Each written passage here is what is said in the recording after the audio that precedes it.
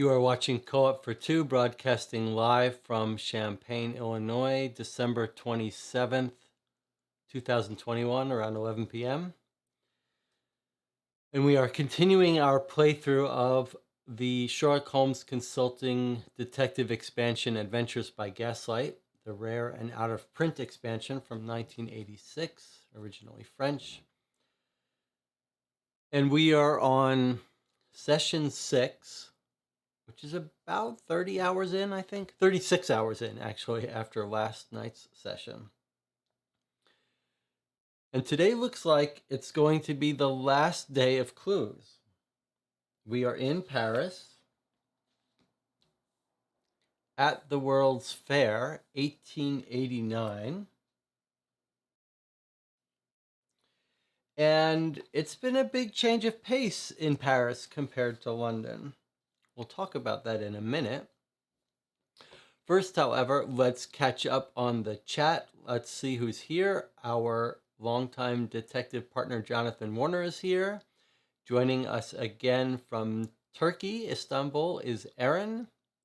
I'm not sure how to pronounce your last name, Aaron. And Michael Bork is here as well. So 36 hours we've played so far. It should go without saying, but I'll say it anyway because that never stops me on this channel.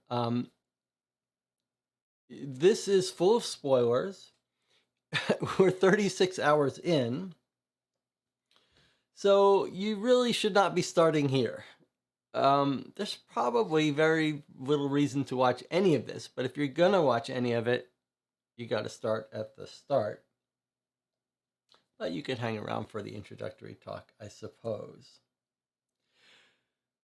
I assume the audio is coming through okay. You'll let me know if there are any problems. Let's talk about what we're going to do today and in the following days, what to expect. We have played this game, this expansion. We've tried to make this as fun for us as possible, as epic and as much of a marathon as we could. So we've played it continuously, day after day, leading up to Christmas, in the week before Christmas. Thought we would finish it sooner than we did. This is session 6, our 6th day playing of 6 to 7 hour live streams. So it's taken longer, but we've taken our time.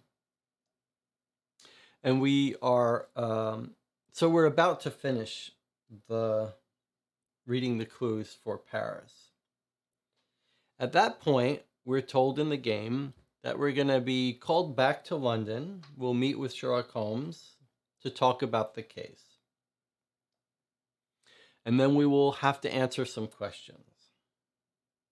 Now, we were told, our expectations we carefully set when we started this campaign, this game, to expect a game that was very frustrating, very long, and impossibly hard. That at the end we would not know what was going on, we would not know how to solve it. And when we read Sherlock Holmes' solution, we would not have come up with that. We would not have figured it out. And we don't expect to beat that. We're under no illusion that we're going to somehow take longer and figure it out. That was not the point. The point was to enjoy the experience of being immersed in this Sherlock Holmes world.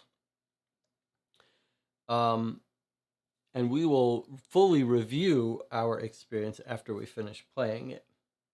But the point is, what is our schedule going to be since we're almost done here? And my proposal to those of you who are playing along with me, Jonathan, Aaron mainly, is that we finish up Paris tonight,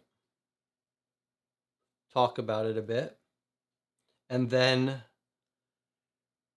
give ourselves a few days before we read the answer and try to come up with our best solution. I have been tossing and turning every night, trying to make sense, connect the dots. And I have also pitched a philosophy for us playing this game that I find useful with Sherlock Holmes, which is, and especially in this game, I don't feel like we have to find the solution. We've been told that it's basically impossible, and we saw the history of this game, how it was designed as a contest in France. So the answer wasn't available at the start. They released it, and then months later, they had a contest and to see who could solve it, which we don't know the history of who won that and with what. So that would be interesting to know. Point is,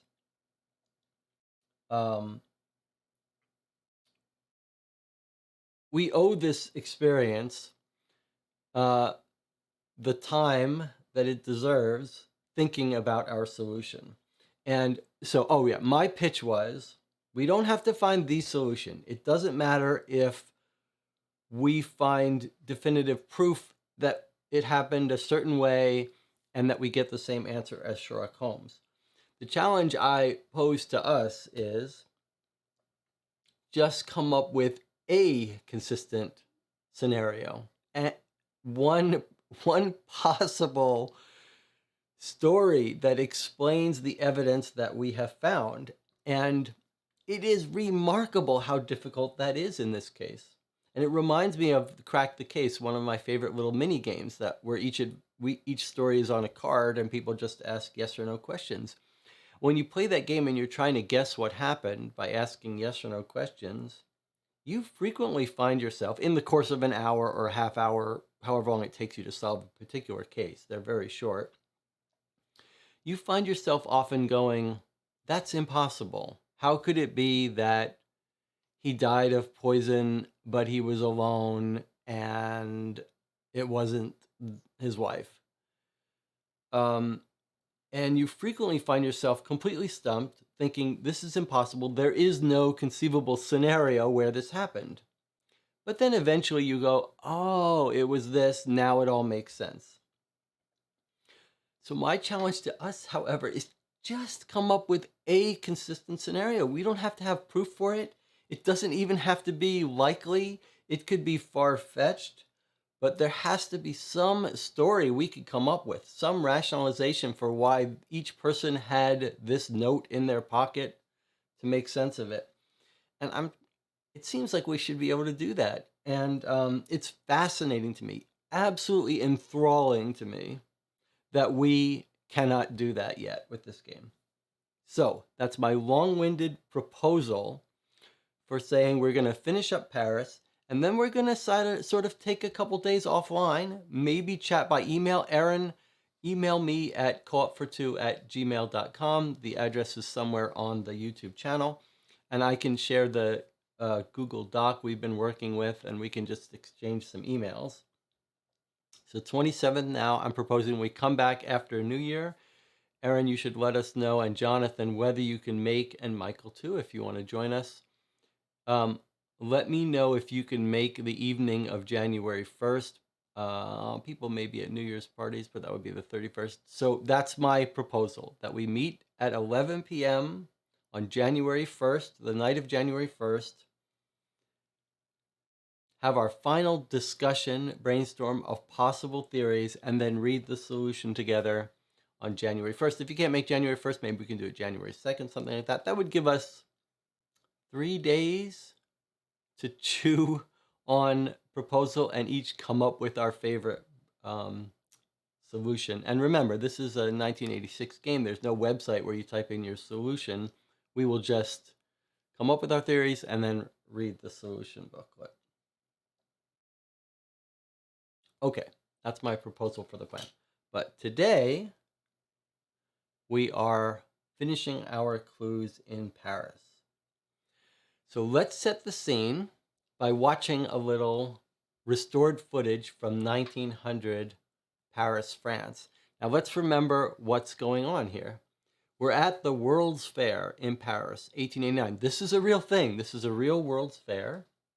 The Eiffel Tower is constructed as the grand entrance to this World's Fair. And there's all kinds of exhibits of the history of man and man's latest inventions. We went up to the Eiffel Tower in this game. We saw the beautiful view. The elevators weren't installed yet. We stopped by Edison's exhibit demonstrating the first phonograph. So let's look at some early film of France, of Paris in 1889. If I can do this. Let's see. I don't want to. Okay. Here's 1900 Paris.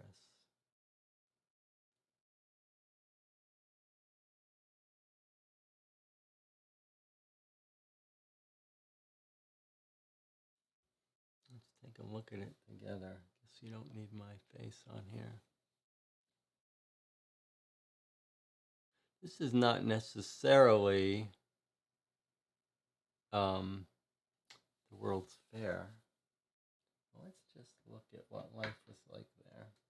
We were there in the game yesterday in Paris, walking around, basically getting a little tour of Paris. So here we are. This must be Eiffel Tower we're up on.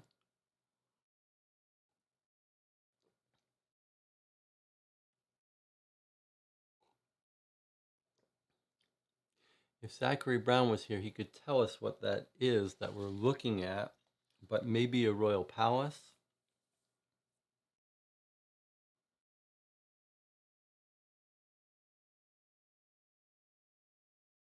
This must be a famous park, because I believe I was here at this park watching kids play with boats. That must be a very famous thing that kids still do. They sure weren't dressed like that. Look, even the kids have hats. Even the boys each have a hat. Look how crazy that is.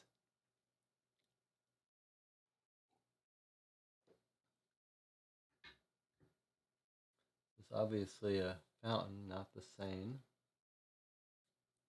See a little obelisk in the background there.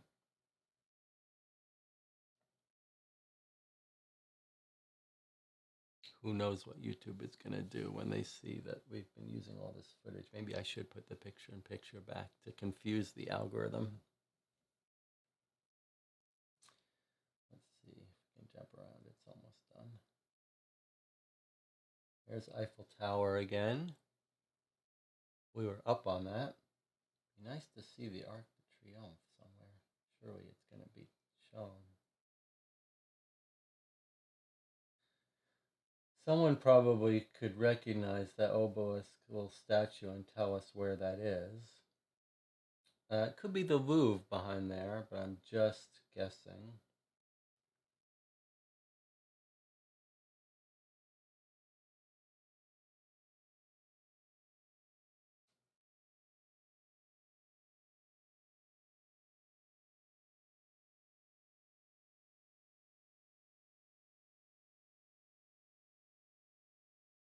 Is that Notre Dame? I don't know. I'm just like throwing out the few French landmarks I know about. Jonathan Clebund has joined the chat. It's like they got some snow there in France in 1889. All right. So that gives us a little picture of Paris in 1900. I thought we might just take a little bit of look at some photos from this World's Fair 1889 that we are at now.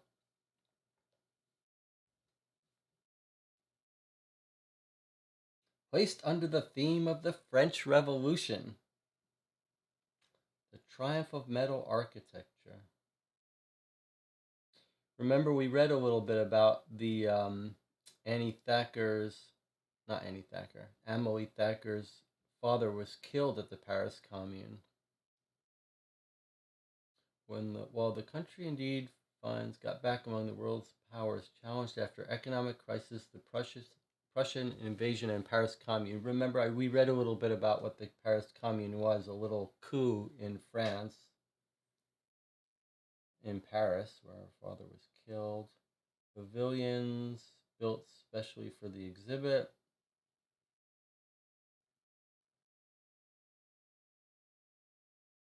Eiffel Tower was built for the World's Fair 1889. Still the shining symbol of the triumph of iron architecture in the 19th century. There it is. There's the Eiffel Tower. So, so look, we went to the first level here in the center of your screen. That was the restaurant, must have been. And then we went up to the second floor, which was the observation deck on the second floor, and looked out at Paris. And then now you can get an elevator up to the very top. But you couldn't then when we were there.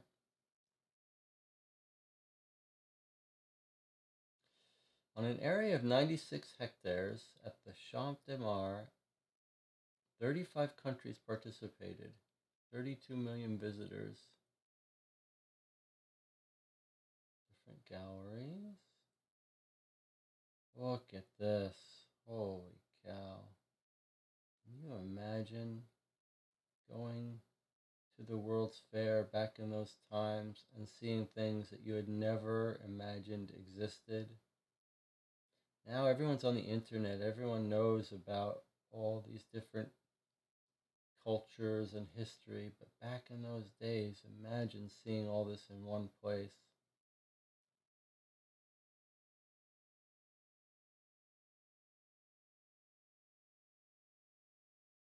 Look at that. Look at the animals up there. So we've got natural history exhibits. We've got exhibits of the triumphs of the technology of man.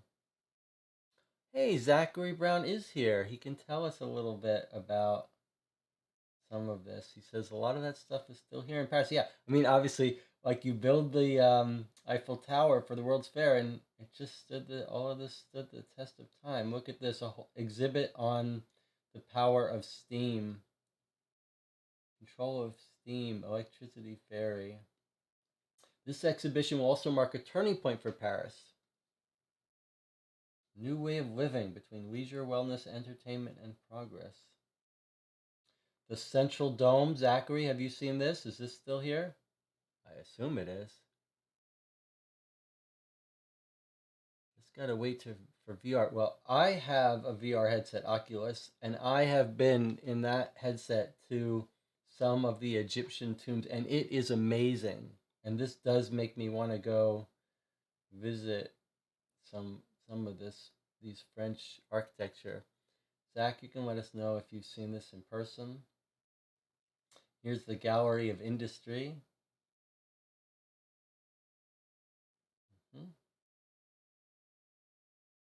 What's this exhibit? More Gallery of Industry. Holy cow, look at this. Architecture exhibit. Holy cow.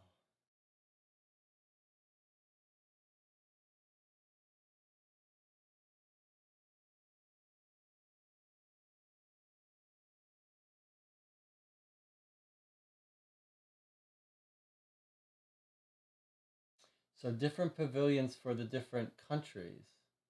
Here's a Venezuelan exhibit, water closets if you need to go to the bathroom. Different exhibits from different countries. Look, here's Mexican. Wow, they really went all out on this, building these things. Chinese pavilion.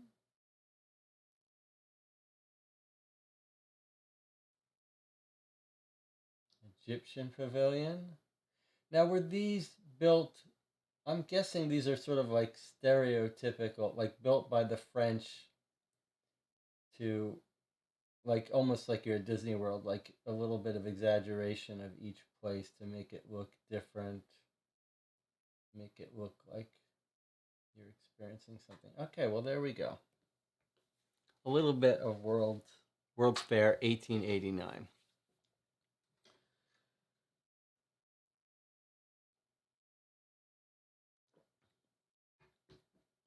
Now, before we jump into Paris, I went back through the newspaper looking for stuff. I really wanted to reread the Paris clues, but I just did not get around to it in time. So we may take some time today, since I think we're going to easily finish everything, rereading some of those important Paris clues. The um the difference between the London part of the game and Paris is dramatic. I mean, there's a change in mechanic. In addition to this change in map here that we've got, the change in mechanic where we've got this legend instead of a directory, where we don't really know what things mean. We don't know, we have to figure out what some of these French terms are. No directory. There are places that we go to when we know the address that aren't numbered on the map, so we can't go to them until we somehow get reference to them. Here's the clue sheet that we've been marking up for Paris. But in addition to this mechanical difference, the whole feel of being in Paris, in terms of the pace of the game, the flow of it, feels completely different to me. In London, it was just this giant sprawling place. It felt like we were reconstructing a timeline of events. We were right in the thick of this event that had just happened. And there were just dozens and dozens and dozens of open clues in all these different directions that we had to, at any point, we had so many clues to choose from. Now we've hit Paris. We've told we have only one day in Paris. We can feel the restriction in our time, but on the other hand, we've gone to an act of this movie where we're investigating origins. We're like looking into the past history of these people rather than the timeline of a specific event. So we're really focused in on one day, one 24-hour period in London. And here we're just hearing about people's histories growing up and trying to find out what kind of person they are, etc. We're chasing down one little thread till its end, and really, like, it feels like we're sort of predators chasing our prey, trying to find this one person who escaped to France and trying to find the one history of this person, tracking them down. It just feels very different. And then layered on top of that is this idea that we're in the middle of this World's Fair and we're sort of sightseeing a little bit.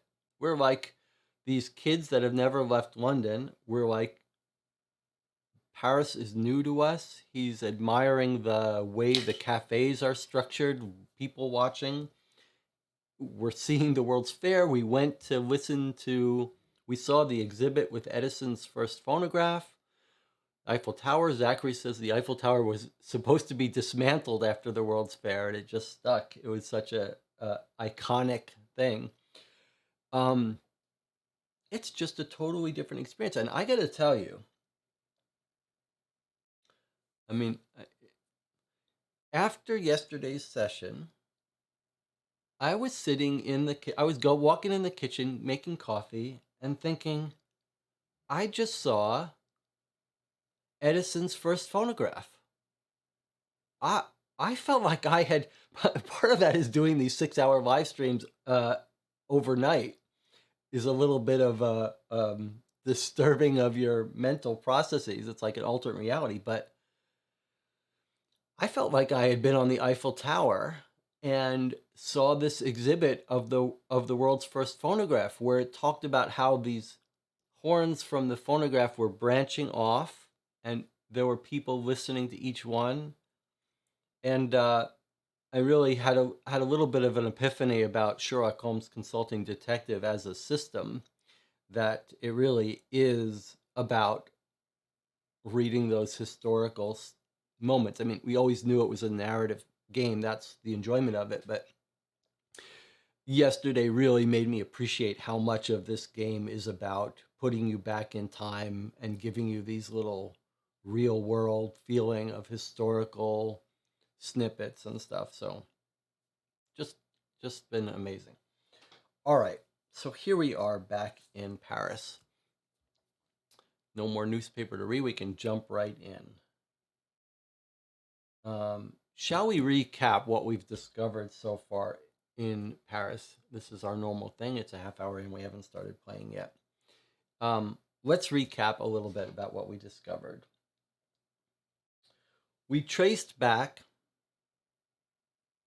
our main person of our story, Miss Emily Thacker, maiden name Doucemons or something. I forget. We've got it written down somewhere. We tracked her family down. We tracked people who knew her when she lived in France. We eventually found her mother. At the very end of that thread, talking to the mother, we learned that when she was 15 or 16, she traveled around the world, came back after 5 years bitter and sad, then met her husband. One of our major working theories, one of the issues around which we've been oscillating back and forth is Amelie Thacker a spy?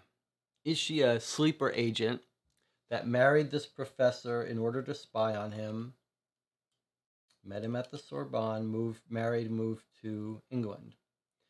We went back and forth of that over the days we spent in London. She seemed like a totally devoted wife. But she was an actress. Was she acting? Everyone who knew the couple says they're in love, and yet her behavior seems very suspicious. We know she's lying to us about the nights of Monday, the 21st of May, the main night of the theft. We know she did these secret meetings where she passed on something, got something. So we know she's lying to us. But the question is she a hardcore sleeper agent spy for French military? As we were tracing her history, it looked very possible. We went back and forth. Was she a spy? Wasn't a spy? Finding that she had these 5 or 6 days out of the country was really making us think, okay, it was a Red Sparrow type situation. She somehow got involved in some foreign intelligence operation where she was recruited, converted to a Jennifer Lawrence Red Sparrow, where she could be planted and gain intelligence, maybe do some bad stuff. Then we found her best friend. It turns out she went traveling around the world with this best friend when she was 15 or 16. They went to America, they were acting, they were paying their way day by day, acting, working in cabarets, etc., traveling. Eventually ended up in Australia, in Adelaide. Now, we've got connections to Adelaide in our case. In fact, I want to write down something before I forget it. So we track her down. She says she went to Adelaide, which we know we've got connections with some other characters in our story. And the best friend, we say, has she ever mentioned Annie Forster or something? And she's like, yeah, of course, Annie Forster. This is the best friend of Amelie Thacker. And we're like, wait a second, how do you know so much about Annie Forster, the governess of this woman who's in London and got this governess when she was in London? And the best friend is a little chagrined that she's revealed something that she thought we knew, and she tells us the story. And the story is that Annie Forster isn't just the governess of our main woman, Miss Thacker. The 3 of them were actually friends in Adelaide. Amelie Thacker, Annie Forster, and this other woman, Bougemet or whatever her name was. Hortense. And in Australia, they were having a rough time of it. They barely had enough money, etc. And Annie, who's the same age as our Miss Thacker, they're almost like sisters. Annie ends up killing a man by accident, she says, who was assaulting her. So the three ladies, young, 17 years old, 18, somewhere in the 17, 19 years old, find themselves in Australia, very little money, and one of them has just killed a man. I don't think we're told much. Oh, he was a sailor. He was a drunken sailor. Um, so Emily, Miss Thacker, who seems to be a very kind woman and is absolutely not drop dead gorgeous, one of the police officers in Adelaide is fond of her. So we're told that Emily approaches the police officer, and we are not told exactly what she does, whether she just pleaded with him and convinced him because he likes her to let them have an extra day, but she basically went and talked to the police in Adelaide and got a favor. And the favor was just basically to look the other way for a day. And during that day, the three ladies escape Adelaide. And they form a new life. The Hortense goes back to Paris. It must be that, it may be that Annie, we might want to reread it, but I think Annie may go to London, and Emily goes back to Paris and stays with the mother, meets Mr. Thacker, and eventually they move after 3 years to London, where Emily Thacker now meets back up with Annie Forster, and they rekindle their friendship, and she's hired as the governess. That was the major revelation from Paris so far, which is absolutely huge because it blows the whole theory of her being a spy out of the water, and now it confirms everything kind we learned about her. But it doesn't mean she's not being blackmailed into trading secrets, although that seems far-fetched since Annie Forster is just her close friend and she's got a husband, so it's not like one is the daughter that she would be protecting. So it's hard to see why she would choose allegiance to the friend that's a woman over the husband, and the relationship with the husband does seem genuine now. Okay. And then we have one other piece of Paris that we're following, or maybe two. One is we've crossed trails with Charles Attard. He was the barrister that we think Emily Thacker met up with and maybe gave something to, and he immediately traveled to France. Well, we've crossed paths with him having a fancy rich dinner with someone at the Eiffel Tower, and we tracked him down. He's left town again, presumably back to London. But we do know he was meeting with this mysterious person that looks like Wiggins and may be connected to the butler, O'Brady from London, and may be connected to the Paris French underworld of crime.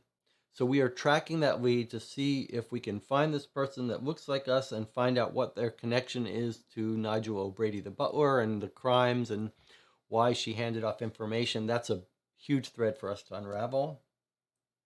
And then there's one more little thread. Or maybe those two are combined. Maybe that is it.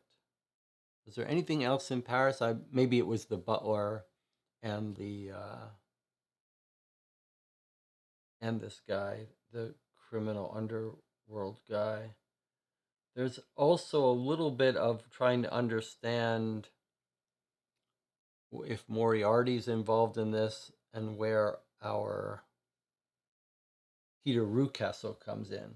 But I guess the other main thread is just this person that looks like us and the underworld and what their relation is to Charles Attard, who has passed information. And then there's a little bit of porcelain birds, searching for, and then we're also just touring Paris and getting a look at the sites. There's more exposition to go see. All right, what have I left out? What have I missed?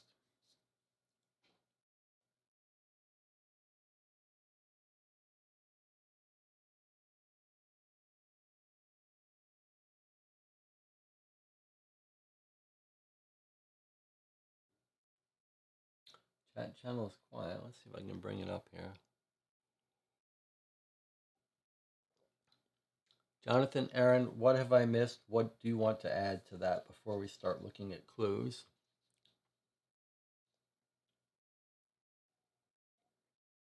I went through the newspaper. I found a couple more things of interest for us to look at.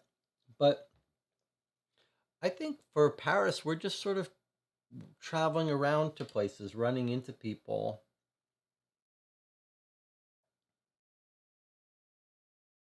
I'll show you what things I marked in the newspaper that we might look at.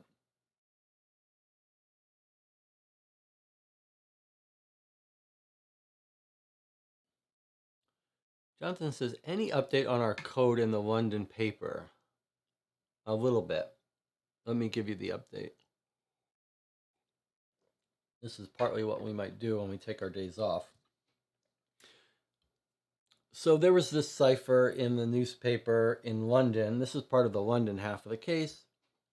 And I felt like we made some real progress. I talked about in detail the approach that we were taking and the sheet I worked up to help me test theories of the cipher.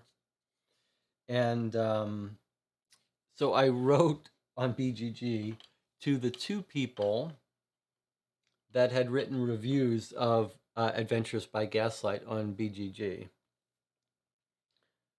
One of them being Dave Neal, the author of the Baker Street Irregulars box, which is over there somewhere, the green Sherlock Holmes Consulting Detective box that I've recommended over and over again as being amazing. He also made the Echoes games that I have, the audio mystery games that I have reviewed on the channel and I'm quite fond of. Sent one of them to my niece for Christmas. Got a reply from one of the people. Those reviews I read on the first session of the first day we played to sort of set the tone for what we should expect. They both said, Dave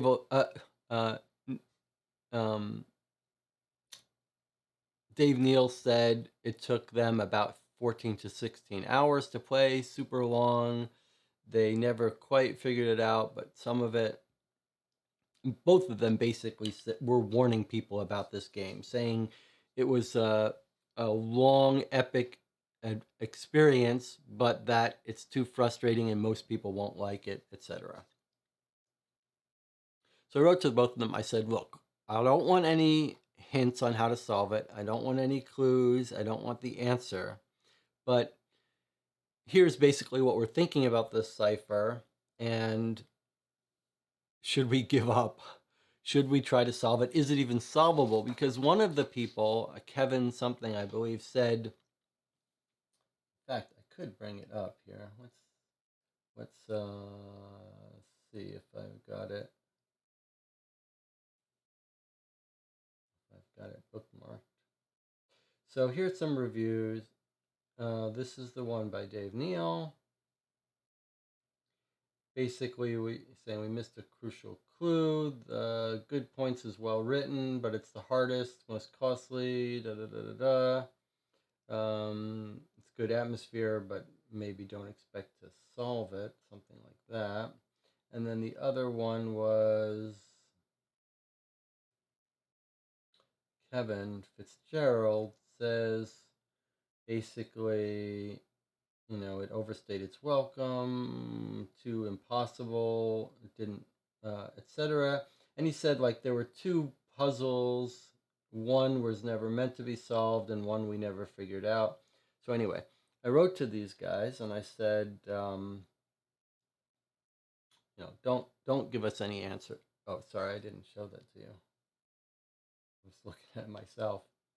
So here were the two. Here's let's see, not this one. Kevin's review saying basically the biggest, most complex case. If you play it to solve it and match wits, you're not going to have fun. But if you play it for the experience, you will. And here's Dave Neal saying they spent 14 to 16 hours. There was stuff that was good, stuff that was bad. Okay. Sorry for the long rant. Point is, they both replied.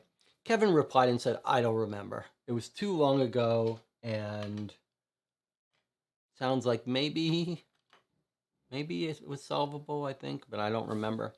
Dave Neal just replied, and he said, essentially, he wasn't sure if he could remember whether they solved it or not.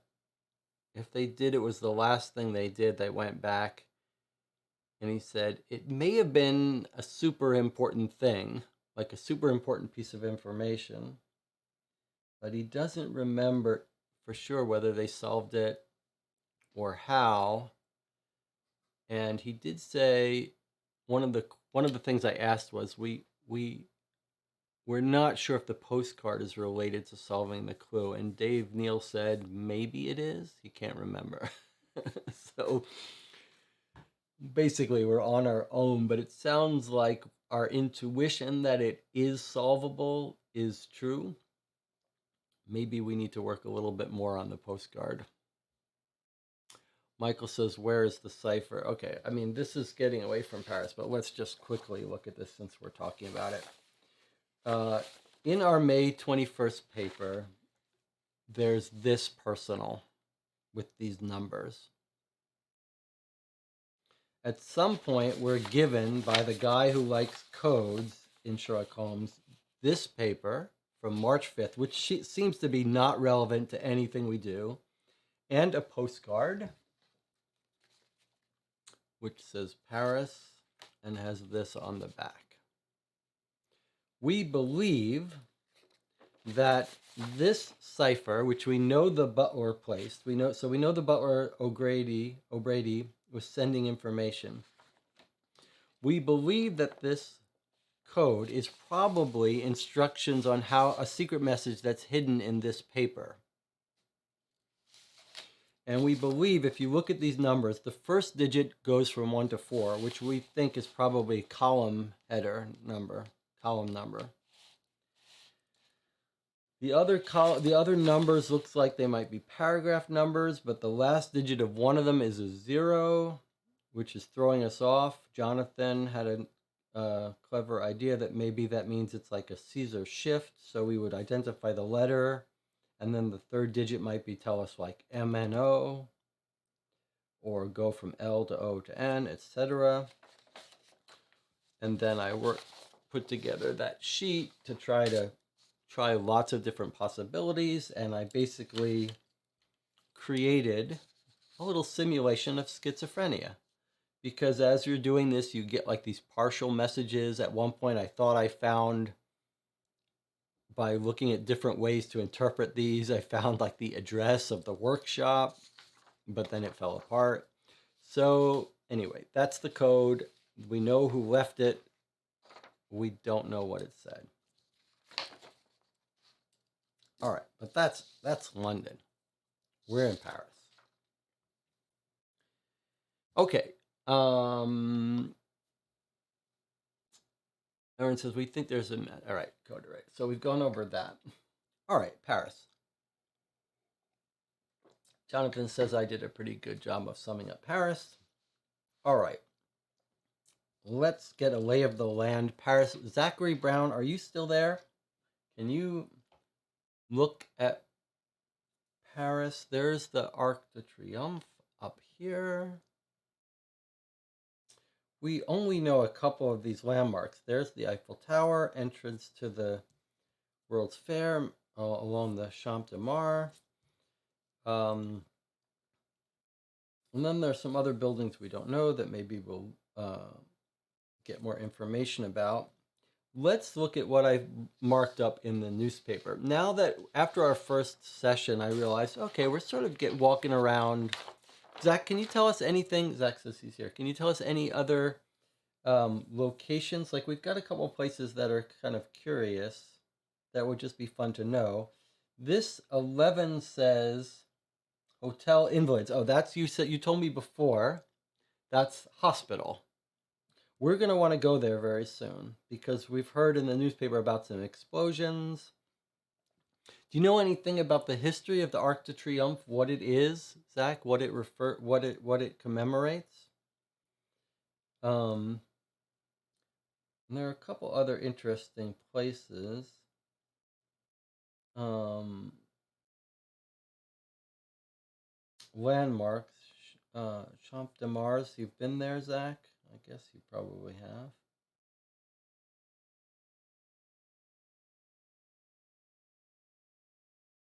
I guess I can't remember any more specific places I have questions about, but maybe as we go to them, we might have questions if you're around.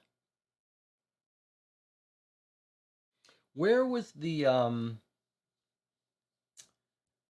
where was the place that almost burned down recently? It was Notre Dame. Notre Dame. Where is that?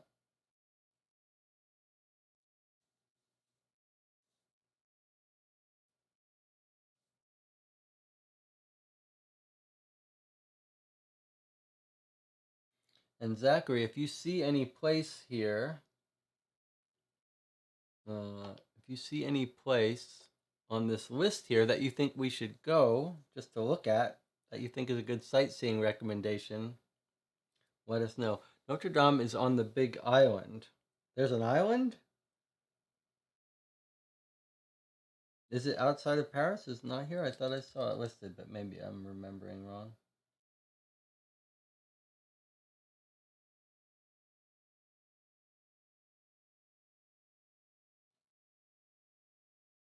Notre Dame, 30. It's on a big island, Zachary says.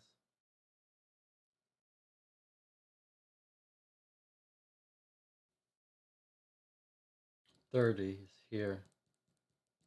Oh, there's the Seine River. So maybe this is the island that the Seine goes around. Does that make sense? That would be Notre Dame there. Zachary says there are two islands in the center of town. Paris used to consist of only those two islands. Here? Is this right, Zachary? One of these? Where would the other island be?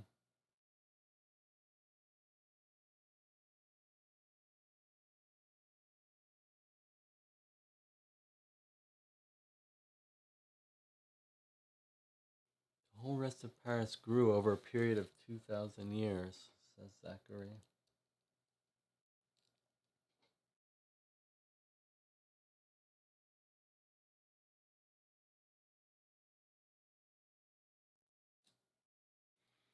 Two islands are right next to each other. Is it here? Oh, here, look. Is this it, Zach? Is this like this is one island, here's the other one? Around the Seine, and then Paris grew up from there?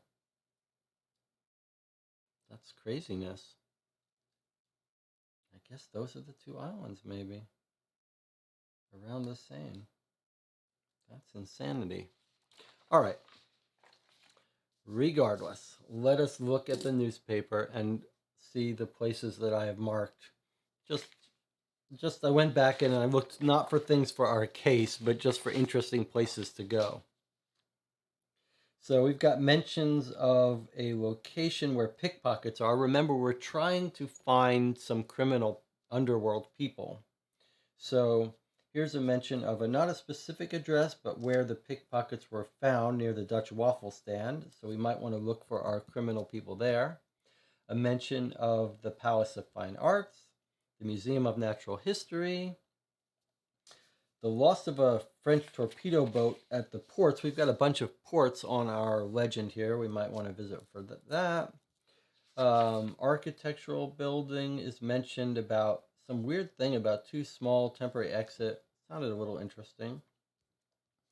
Here's an address for a bike shop. and a place where you can park your bikes. So maybe where pickpockets would hang out or bike thieves. That might be another place to find criminals. This was this weird mention of the Grand Hotel, which we got real excited about having a postal service. Like, we've got postcards traveling back, and we found that in that newspaper with the coded message is a postcard from France. So, like, if we can find anything with postal service we'd like to get our hands on, we haven't found an address for the Grand Hotel, so we can't do that yet. But we've got a couple more mentions here of hotels. I can't remember if we've already been to this hotel, but we should definitely go to all the hotels, I think. A bunch of mentions in the newspaper of hospitals, so we should definitely go there. A horse race is at a specific place, St. Ouen. Zachary, do you know what this is? Does that ring a bell to you? Oops, this is what I wanted. St. Ouen, what that is? Some park or something? Another museum may be mentioned. Then we've got another hotel mentioned, more hospital mentioned. This one's got a policeman. Now here's a policeman who explains this weird band of ruffians attacked. It says the policeman is recovering in his... One of the policemen was badly bruised. He will be confined to his bed. I don't know if that means in his house or in the hospital. We should definitely go there because talking to a cop would be nice. An explosion at a perfume factory. Thought we might want to check that out. There's a bunch of explosions. It would be nice to know if they're related. This was this really weird possible bug in the case where room 41, I'll explain that later, but we saw our guy that we're searching for go get at times in this shop, and we know the name of the cafe that we want to sit and stake out. But this sort of looked like it was it, but we shouldn't have got to it, so it was weird. Maybe we can talk about that later. An accident, train event, and certain train stations we might want to check out. Little mystery here. A man who disappeared, married with 2 young children, disappeared from his home 3 weeks ago. Sounded interesting.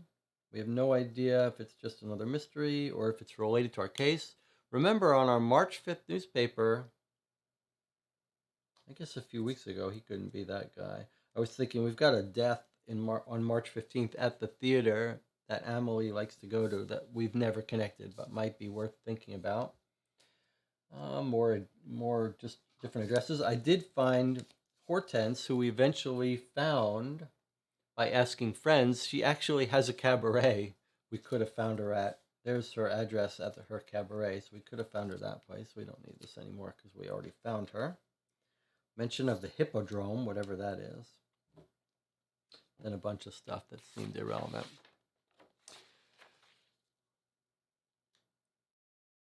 Michael says, I could be wrong, but I don't think Saint Ouen is anywhere near Paris. Well, it very well may be. You very well may be right. A lot of these places may not have locations we can go to. I just marked potential locations.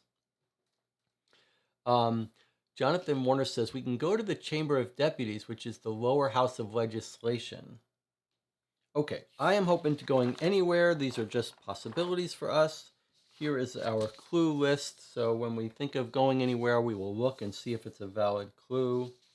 So I am open to going any place. Let's start with Jonathan Warner's first suggestion, which was to go to the Chamber of Deputies. What number is that, Chamber of Deputies? And let's mark it on the map and see if there's a clue for it, first of all. Chamber of Deputies. Zachary Brown, Chamber of Deputies. What is the lower house of legislation? Zachary, can you, just north of Parafique, wherever that is. 42. Let's find it. There it is here. There's 42. Zachary, while you're here, let's go to 42. Let's see if there are any questions we have for you, because we kind of did. There's lots of entries here that say Église something. Église Saint-Sulpice. Église Saint-Pierre. Église Saint-Gervais. What is Église? Eglise. That was one question I had for you. There's lots of these Gare du Nord, whatever. I believe those are train stations, but I'd love a translation for the word gare. Is it station or is it something else? Another translation that let's see if there were any others.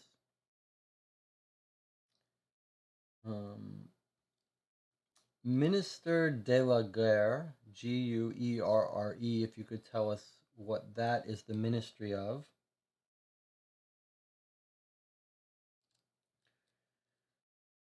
Remind me what Palais d'Elysée, I think that's a government office you were saying. What is Bourse? Bourse? 98. I'm just shouting all these things to you so that we don't have to worry about the time delay. I'll just shout them out and then look up if you have any look up what your replies are. And then magazines, we thought might be a magazine shop, but it turned out to be, that must be the word for just a general shop or store. Magasins, magazines. And then here's another one, Chamber of Deputies. Oh, that's the one we're going to. Okay, Zachary says, Église means church. Okay, so that was one of our theories. So those are the churches. All right, Gare is specifically a train station, says Zachary. Lycée means school. Magasin means store. Bibliothèque means library. Yes, okay, good. It is helpful to have Zachary here. Now, it would just be nice if we could send Zachary out with a live stream camera to give us back live footage of all these places. Okay, so we're going to 42. 42. And remind me, 42 is Chamber of Deputies, which Jonathan said was some sort of parliament. Zachary maybe can be more specific. Chamber of Deputies. All right. 42 is clue 9. Let's read clue 9 together. Maybe it's going to tell us here what it was. Deputy Eugene de Lestang receives us in the offices designated for members of the chamber. He is a large, tall man with a strong voice who speaks perfect English, which greatly facilitates our conversation. I unfortunately cannot give you any details on what you call the Gerard affair, partly because it's confidential, and partly because I know so little about it myself. I will, however, tell you this. Perhaps you are aware that in my role as a parliamentary official, I am particularly interested in military affairs and questions of national defense. A great number of deputies, if I do say so myself, are specialists in certain areas, for it would be difficult to be an expert in all the political spheres. A few days ago, I received a communication from Monsieur Gerard, who said he was prepared to furnish me for a considerable sum of money a document which, he said, would very much interest the top echelon of our military. Oh my God, this is huge. The matter was to remain confidential, of course. I was not surprised. The part about it being huge was me commenting, by the way. I was not surprised that he approached me in this manner. I am aware that many countries operate in this fashion, but I am a staunch opponent of moral turpitude in the matter of politics, domestic as well as international. So I refused his offer. I immediately informed the Minister of the Interior. He, in turn, I believe, warned the Prefecture of Police, who conducted a discreet inquiry. That is all I can tell you. What was the nature of this document, asks Wiggins. I only know what Monsieur Gerard told me about it. He claimed the implication of this material were extremely important. and that it would totally change the conceptions we have about fighting a war. Holy cow.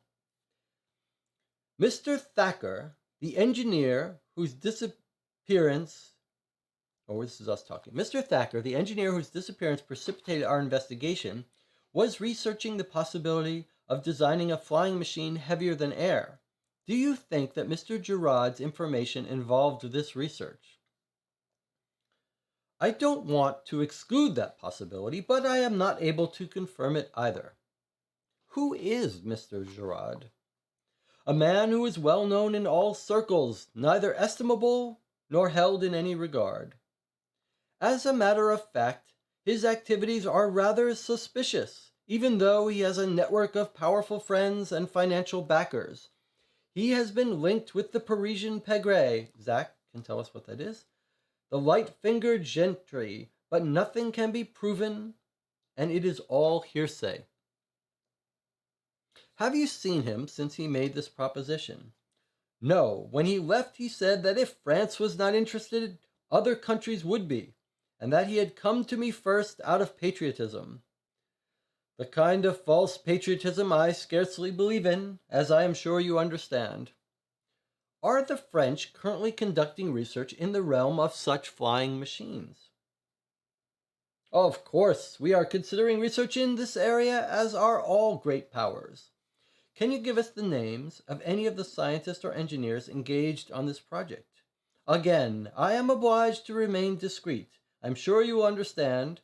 I can, however, tell you that Monsieur Adair, the same man who installed the first telephone system in Paris 10 years ago, is on the verge of obtaining some very interesting results. Would it be possible to meet him? Unfortunately, he is not in Paris at the moment.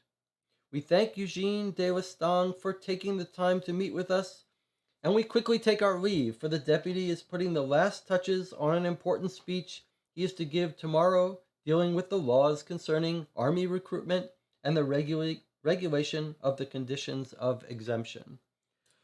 All right. That was absolutely huge. Absolutely huge. So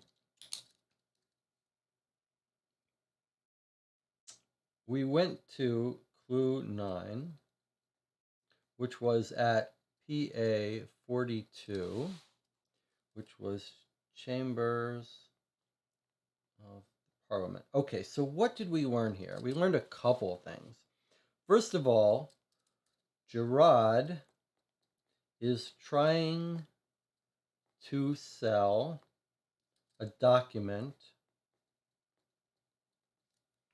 It sounds like the document that was transmitted by Miss Thacker is what it sounds like. On Thacker's work, we think. And we know how he got that now. It looks like it went from Miss Thacker, from their house. She stole it, copied it, whatever, transmitted it to the barrister at the secret meeting in the pub. He traveled to France. He handed over to Gerard's helper. That's how it gets to Gerard. And now Gerard is one of these sort of connected people who knows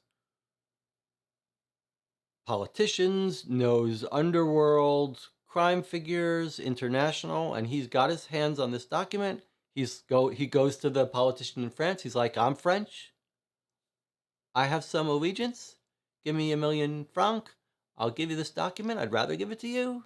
But if you don't want it, there's another country that might want it. He's sort of like, he's one of these international crime big shots with connections that you see in movies occasionally. What was the movie I remember? I think it might have been a James Bond movie where he meets with the French family. The recent James Bond movie. Anyway, okay. That is huge. But then there's some other little details here. So Gerard wants to sell it. Considerable sum of money. Okay. And we know it's military value. change the course of the war. Well, sure, he's figured out how to make airplanes that are going to drop bombs, etc. Okay, now, but there was another piece of that section that was really interesting to me, which is he says that the French guy who's working on this problem, which is Mr. Adair, the French scientist, is not in Paris at the moment. Remember that in our story, 8 a.m., Mycroft knocks on the door. We think it's Mycroft.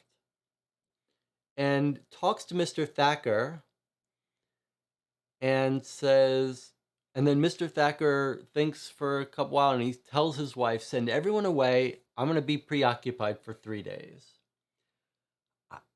I'm getting a little thought that this French guy, like he's arrived in London and they're going to meet for 3 days and like hammer out the final details. Like they're going to get together. Like that may be why he's sending everyone away. Maybe, just maybe.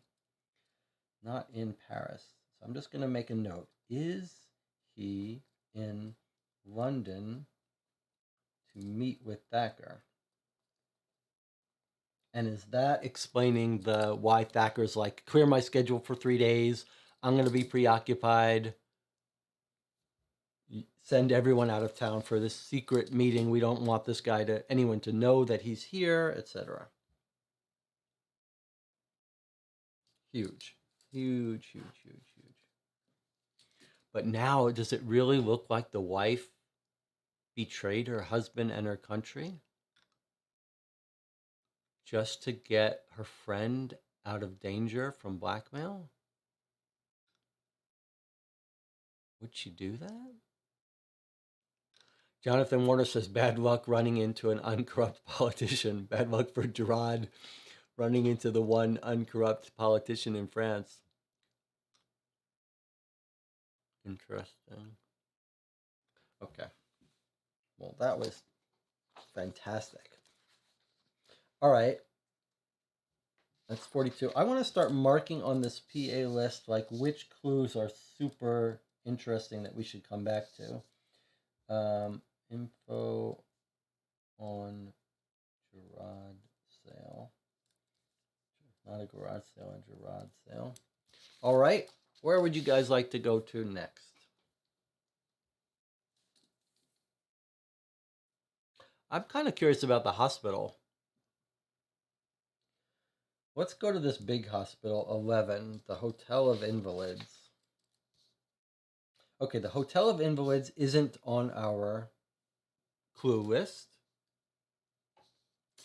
So Hotel of Invalids is 11. 11 is on the legend, but not on our clue list, so that's not there. Are there any other hospitals?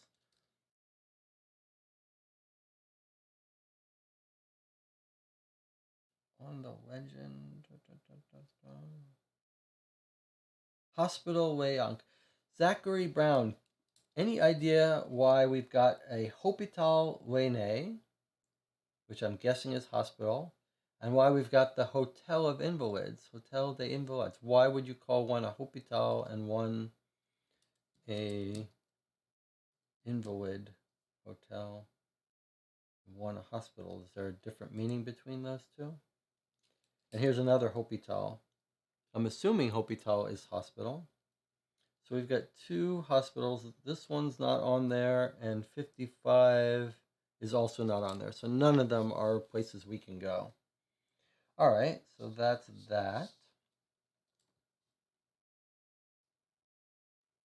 You can always go back to the exhibition and see more of the world there. Any other places? One's rehabilitation, one's hospital, maybe. I think it's likely that the military hospice from London, it's also part museum, I see. Okay, well, either way, we can't go to them. Times of London, we went to this one. Let's read the Times of London entry again to see if maybe she gives us some clue about where to go to get our paper. While we are walking along, Francois Villard points out the architecture of Parisian houses and Natalie designed shop windows for us to admire. What I find interesting, says Wiggins as we stop in front of a store which interests us, are all the cafes with their terraces where one can relax in the sun and watch the passerby. Our pubs have the charm, but I find what you French have here is a thoroughly enjoyable custom.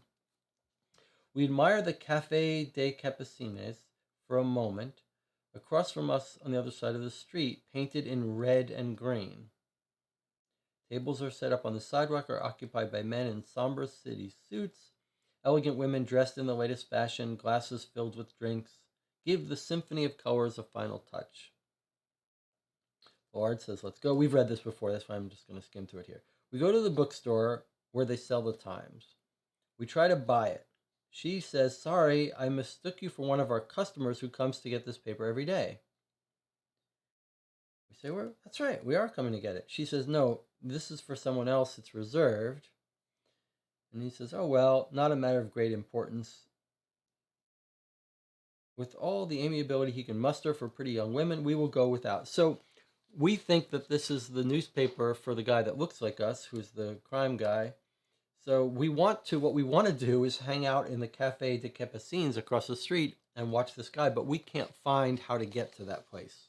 We stumbled on it. We know it's 41, but we're not going to go there because we feel like something else has to tell us that. But it's weird that we can't find it on the map, etc. Oh, if somehow we can track the porcelain birds, I still believe they could be used to hide formulas in it. Okay. Aaron says, is there anywhere else to lack? Yes, there is. Okay, sorry. Good. I found something in the newspaper about that. Another mention of of porcelain birds. It was a woman mentioned in one of the newspaper birds. Yes, here, okay. Notes from the top of the tower in the newspaper. From the top of the Eiffel Tower, I record a few fleeting observations.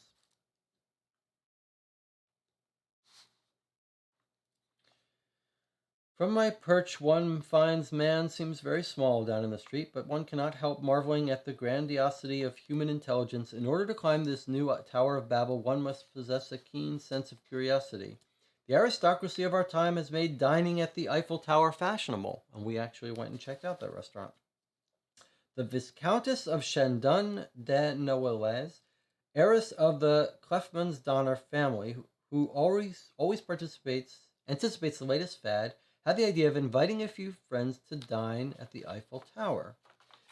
An event to take notice of is the Young Ladies' Ball at Madame Malbuison's Hotel, which is furnished with the finest of antiques. Mademoiselle de Malbuison spends all her energy these days collecting fine porcelains and rare objects. So let's go to the Malbuison Hotel and see if she has anything to say about porcelains that she might be collecting. Malbuison Hotel. Okay, is that a hotel we can go to? Have we written down all the different hotels? We're told about them at some point, but let's just find... In the newspaper, it's got some recommended hotels. Fontaine Victoria, but not Malbuison. It's not a recommended hotel. Let's see if we can find it here. Hotel Dieu. Hotel Crillon, where we are. Hotel Centrales. Invalids Hotel. Hotelville Paris.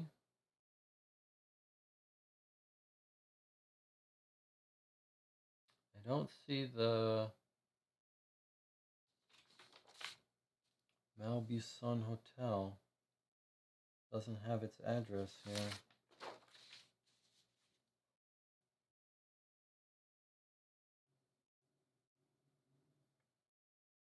I don't see how to get to this hotel.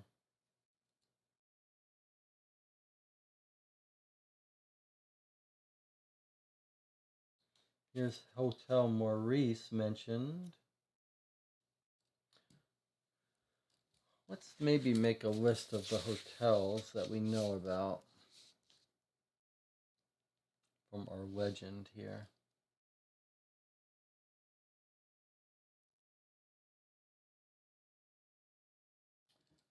Ville Paris.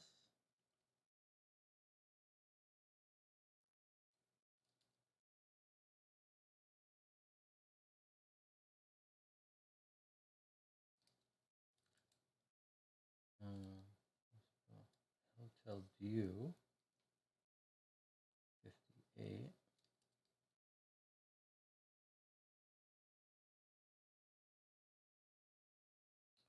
Trillion is 84. We've been there.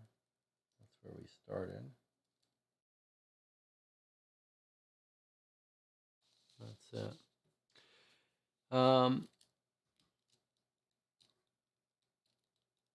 Aaron says if somehow we can track the it's porcelain birds, yeah. 32, 58, 84. 32 is a hotel we can't go to. 58 is a hotel we can't go to. 84 is the hotel where we start. Or Hotel Trillion is where we started. We can't go to. Oh, stop. Yeah, right. Hotel Trillion is a hotel we can't go to, or it's a different address. What was the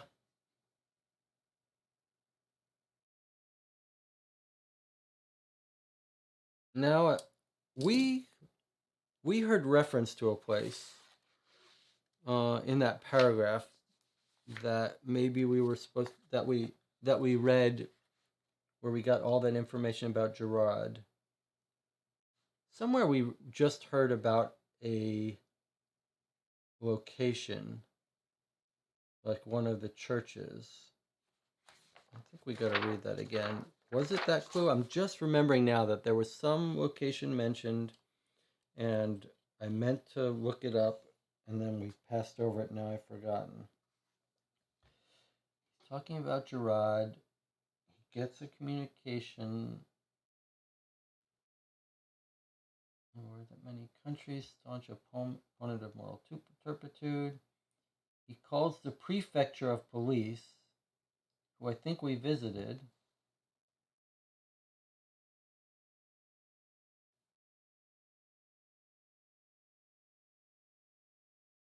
French conductor in research.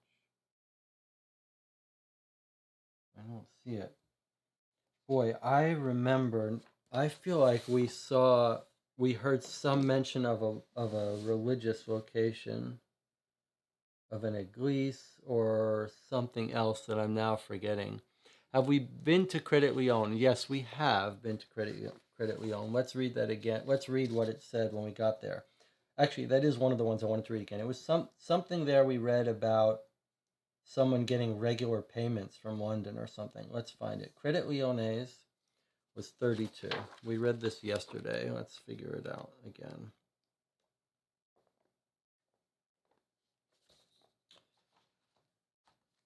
It won't be easy to persuade the director to let me look at his records, but I nevertheless managed to learn this. McGuire's account has a good sum of money in it. The money comes from a regular transfer of funds from an agency in London.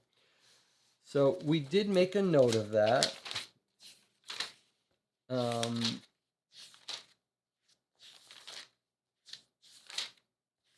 don't see my note, but I'm going to write it again. 32.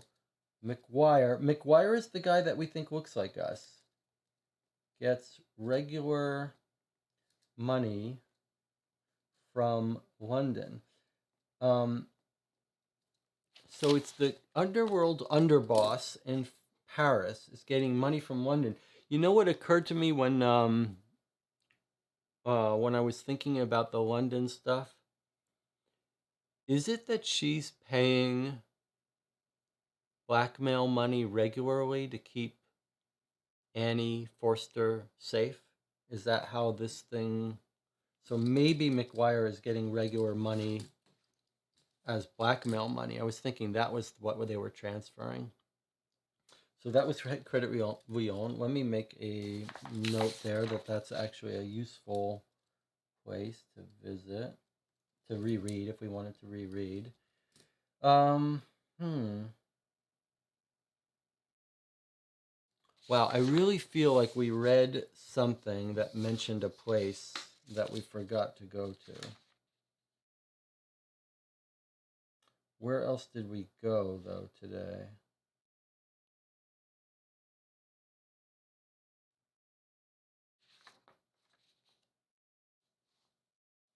Maybe I'm just imagining it. Maybe it was in the news. Eiffel Tower, the Viscountess of Chandon-Noailles, heiress of Clefman's Donner family. Maybe we'll have a different way to visit her, but Malibu Sun Hotel, furnished with the finest of antiques. And yet it's not in our legend and not in our suggested hotels with an address.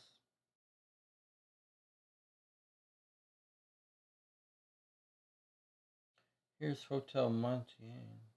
We gotta be careful and remember. Jonathan says, please clarify, is McGuire related to the butler? If he is, could the butler be sending him some of his pay?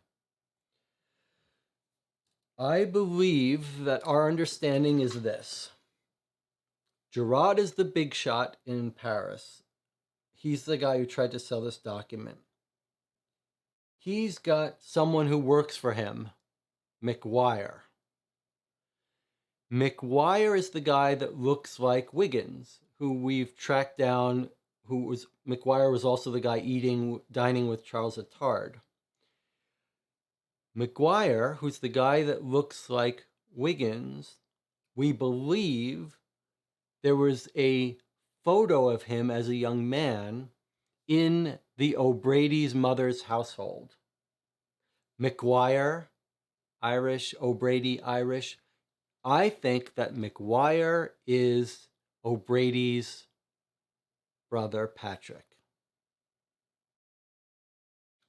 That's my working theory. But to answer your question more directly, yes. If McGuire is the guy that looks like Wiggins, which we think he is, and he's the underboss, and his photo is in the mother's house, if that connection is true, then McGuire is related to the butler. Probably the brother is my guess. Now, I was saying we have to be careful when we find an address here, like here's the hotel mentioned, Hotel Montaigne, 38 Montaigne Avenue. We can't look up here to see if it's a real place. We must look up here to see if it's a place we can go to. We just look up the 38, and it is Hotel Montaigne. We went there already. Let's remind ourselves what that is when we go there, because I don't remember. Yes, okay, so Hotel Montaigne was a place that Charles Attard was there. That was the last stop of Charles Attard. We tracked him down we found that address by tracking the cab ride that he took. So we actually arrived there. He's already checked out. He arrived on Tuesday, Charles Attard. He checked out. Did he have any messages? No. That's it. All we know is he arrived on Tuesday and now left. He's delivering the document is what he's doing. He met with the wife. He immediately left town. He went to France. He delivered the document to McGuire. We know they met in Paris at dinner. He gave him the document. And now that document made its way to Gerard, who's trying to sell it. I think we've got that little piece of the chain figured out. Harry Gould, the American safecracker, is in Paris, who might have connections to Gerard. The hotel has a safe for messages it could be linked to. Yes, that was the hotel, the Grand Hotel. But we don't know how to get to the Grand Hotel. We don't know what location that would be.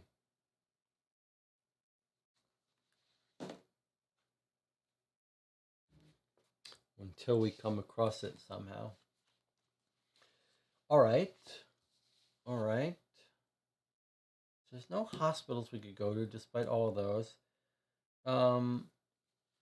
Maybe we should be hanging out around the exposition. That's where all the spies and the pickpockets. What was this location here? This was interesting to me. The guy offering bikes, 42. 42 was already a place we went to.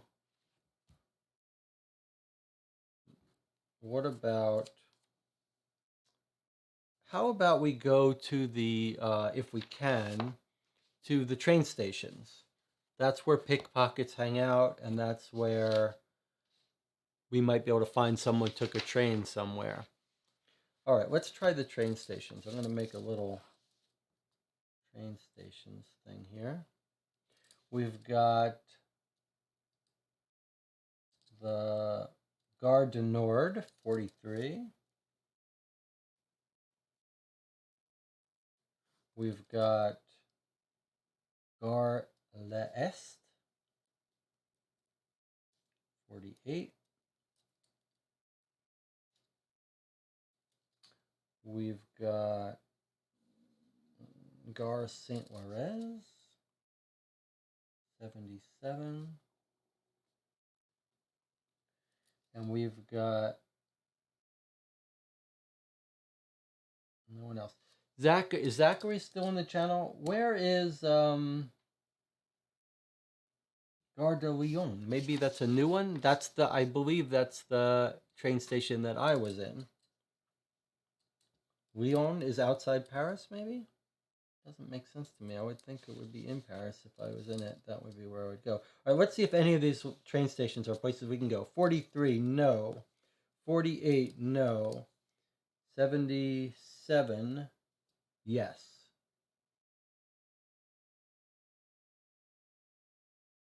77, yes, we can go to.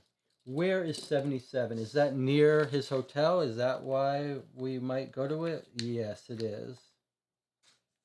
77. All right, let's go to this train station, which is near where our Charles Altard was staying. Let's see if they recognize him or something. Maybe someone stole his wallet. All right, 77 is clue 61. Is it time to take a break? Yes, it's been an hour and a half in. Let's take a break first. All right, folks, we're going to take a 5-minute break. Stretch, get your croissant, get your tea and coffee. We'll meet back here in 5 minutes.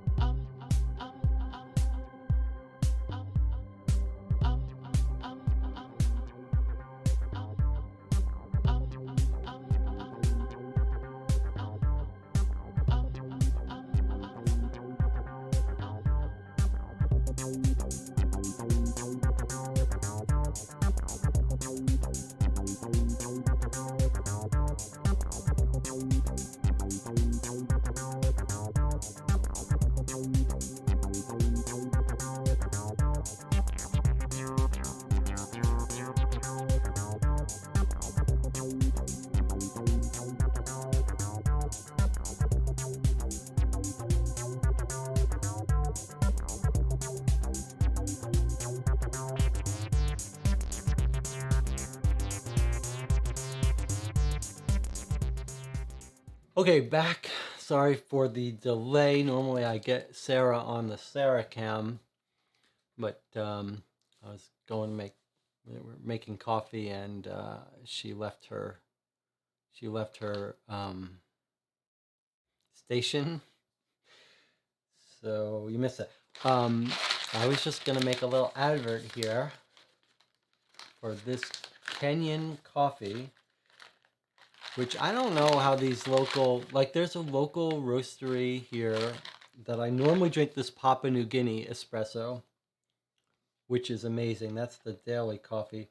But this is the most expensive coffee that I've found in Champagne. Page Roasting Company.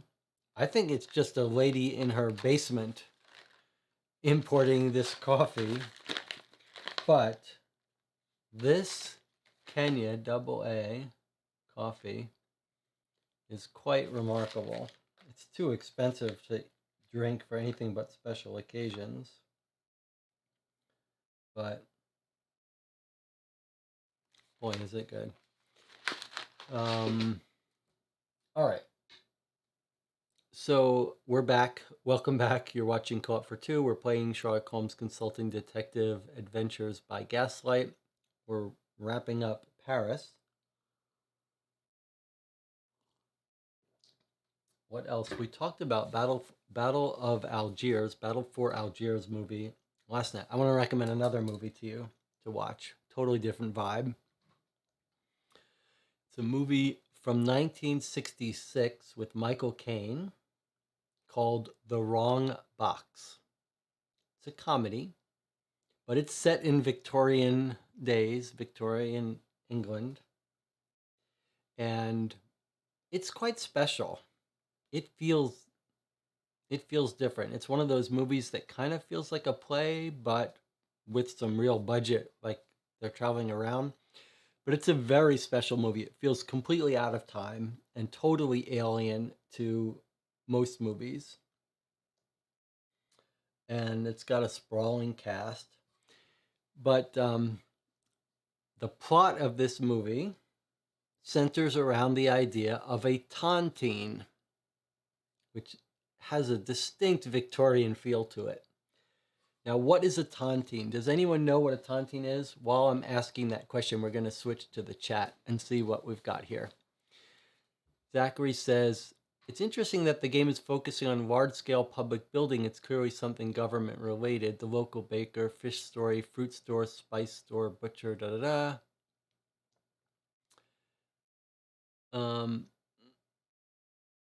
Zachary says, I figured out how to watch these live streams from Paris without the video losing sync. Firefox add-on lets me slightly speed up the video. Interesting. I didn't realize there was a sync problem. I gather this might be, there are people who live stream gameplays on Twitch all the time. And I gather the difference between Twitch and YouTube is much more focused on archiving videos and making them easy to find and search and all of its crazy algorithms. But Twitch may be a better live streaming experience. Maybe they're better at reducing the delay. It is awfully annoying that YouTube live streams still have such a big delay between what I say and when I see a response back. You're watching video that's like 10 seconds old. Tontine, does anyone know what a tontine is without looking it up? Obviously, you could look it up. This movie is all about a tontine. All right, no one has put, and in general, when we do these live streams, I'm sort of thinking partly about, well, what about the person who watches this later? Is it going to be so annoying to watch someone talking to the channel and waiting, paused for the replies? But for these live streams, I feel like no one's watching these afterwards, so we might as well have a conversation, whatever. Okay, tontine is, and it was a real thing. I don't know how many really exist, but a tontine was one of these little games that rich people play, and a bunch of people get together. They all agree to be in this tontine. They all sign it. The tontine says they're all gonna pitch in some money, and the last person living gets the money, or their heirs get it, presumably.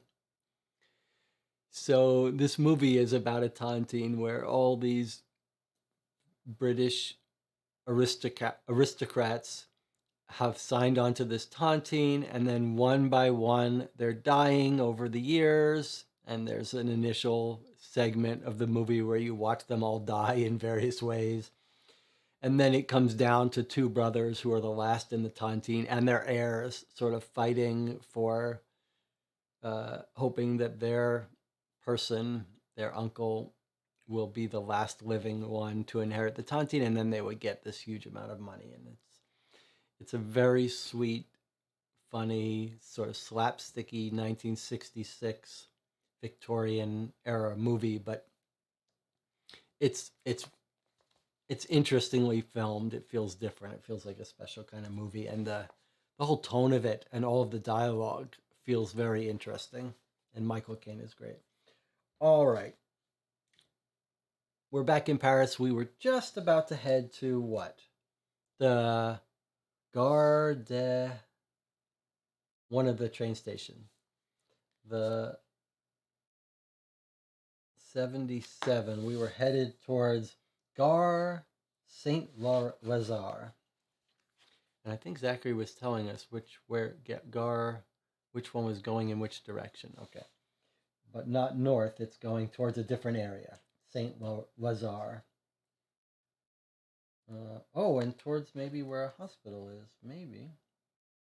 There's a hospital, Saint Lazare. Gare Saint Lazare. Maybe that's just the area. But it's near where the guy was staying, the barrister, Charles Attard. Okay, 61. Finally, let's get to it. Under the arrival board for the international trains, we observed the arrival of the train from Marites for a few moments and watched the activity on the quay as a small maneuvering machine with 3 low wheels begins the uncoupling of the train and brings the wagons onto the changing tracks.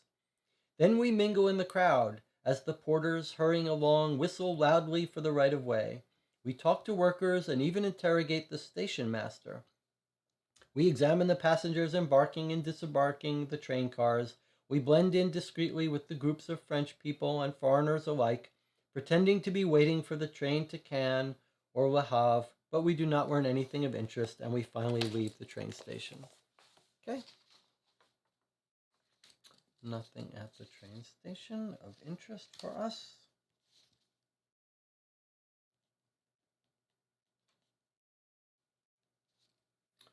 All right. Any ideas where you'd like to go next?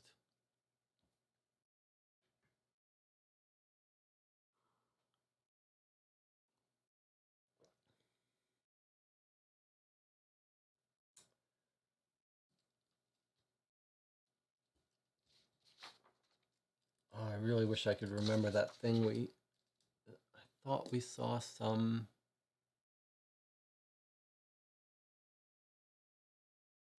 Thought we saw some mention of a statue.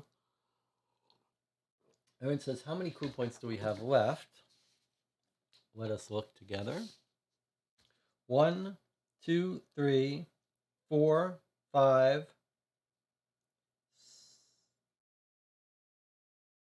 6, 7, 8. 8. And I've got one that I should have circled. That was the Brazil. I'm sure we went there. That was the one Oh, I guess that was, let me just look that up. So 145, sorry, 125. 125 Clarice Brazil. That was the one who broke the story wide open for us.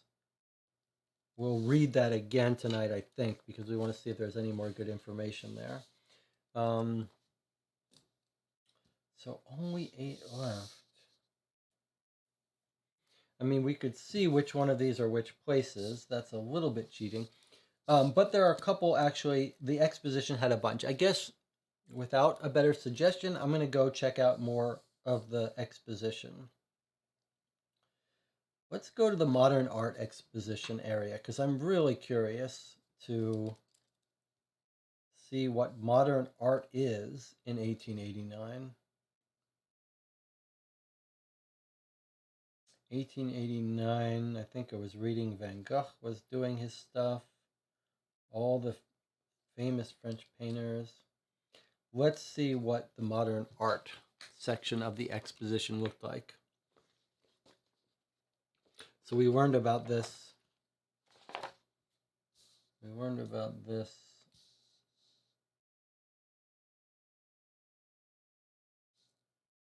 when we went to the main exposition. This is modern art 43. Did I get that wrong? 27. We went to the exposition and it gave us options. Modern Art Palace, Clue 43. Fine Arts 138. From here, we went to the Machine Exposition, which was 114. That was where we learned of the phonograph and saw the first phonograph. Now I tried to go to the Modern Art Palace, 43.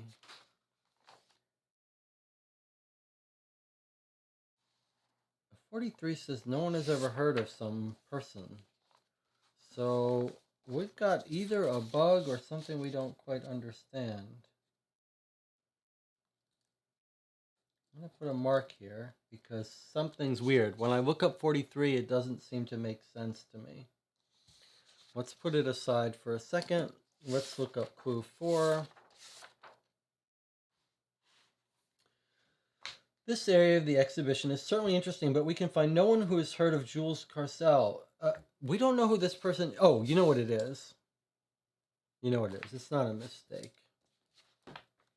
It's the names of the criminals that we're looking for.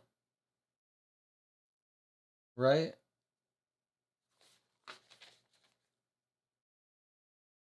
Is it? They're not in my list. I thought for sure it was going to be that we were looking for the criminals at the exposition. 43 was Adriano Gardelli. Yes, okay. So when we went to... So it wasn't a bug. All right, let's see if let's make sure we get on the same page. We're given at the Interior Ministry a list of criminals, persons of interest related to possible spying. And so we're going to the exposition asking around for people and whatever. We went to the modern art one. And we're told no one's ever heard of Adriano Gardelli. I don't know why we picked him, but he was Adriano Gardelli. We checked for him at 43. And then we went to 4. It says this area of the exhibition is certainly interesting, but we can find no one who's heard of Jules Garcel. When are we told about Jules Garcel? He's not in my list here. We got 2 lists of people. We've got Jules Romberg, Pierre Martin, Thomas O'Neill. That's weird. All right, I'm just going to put that we heard mention of him. I'm not sure. Obviously, we would have gone to the exposition. Occasionally in these games, you go to a place that probably most people are not supposed to go to, and then maybe you'll see something early. But Jonathan says, it sounds familiar. he'll check the newspaper. Good. Maybe it's someone mentioned in the newspaper that we're looking for. All right. So that was the fluvial and maritime. So that might have been in one of the maritime articles, maybe about the torpedo boats. Don't know. I don't see in the torpedo boats. Okay, let's go to the miscellaneous group. No, fine arts. Fine arts. We're going to the fine arts exhibition. Let's see if we're looking for someone else there. We visit the Centennial of Paintings, Sculptures and Engravings, where we admire a fountain by M. de Saint Vidal entitled The Night Trying to Stop the Genie of the Light, Trying to Unveil the Truth. Then we discreetly ask a security guard if the name Hans Grossenberg brings anything to mind. I don't think he has anything on display, but I'm not familiar with all the artists, he answers. We leave the Palace of Beaux Arts without having really made any progress. So, Palace of Beaux Arts, B-E-A-U-X, I'm guessing that's fine arts. Fine, Beaux, makes sense. And we asked about another one of the criminals, Hans Grossenberg, who were given as one of the names, are we? Not really, but it must be one of the names. It seems like maybe the game got confused and changed names. We can talk about that. But it sure seems like we're asking about some of these people that were mentioned. Listen to this piece of art. This is probably a real piece of art someone could look up on the internet. A fountain by M. Saint Vidal, M. de Saint Vidal, entitled The Night Trying to Stop the Genie of the Light, Trying to Unveil the Truth. How's that for the name of a fountain? All right, that was the fine arts, Beaux Arts. Now let's go to the miscellaneous groups in the exposition.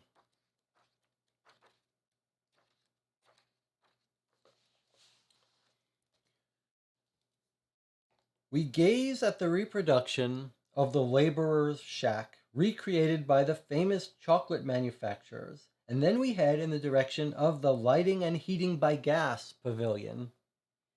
From there, we go to the goldsmith and Morocco leather tanning pavilion. We then visit a typical Portuguese home, reproduced exactly down to the last detail, an exhibit of the living quarters down through the ages, which includes Roman, Gallo-Roman, and Athenian homes. That sounds cool. A Russian peasant building a log hut, and his Asian counterpart wearing a pointed hat and pulling a group of visitors in his rickshaw. If we continue like this, says Wiggins, as we approach the Turkish tobacco pavilion, we're going to waste the day and then learn very little. I think we would be better off leaving the exposition. Okay. Wiggins is like, guys, I know you want to do some sightseeing, and it is fascinating, but we kind of got a mystery to solve. All right, so we finished up the exhibition hall without having found much. We are still hunting for our cafe where we can spot our guy.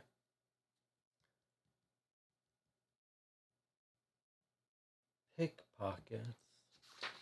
Pickpockets like the exposition. Rue de Care.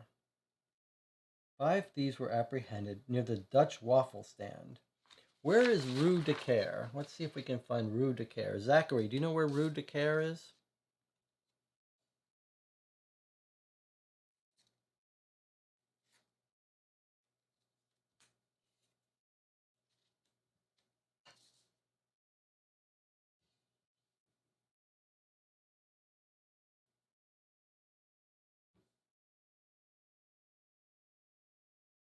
This is quite a bit harder than having to find things by number.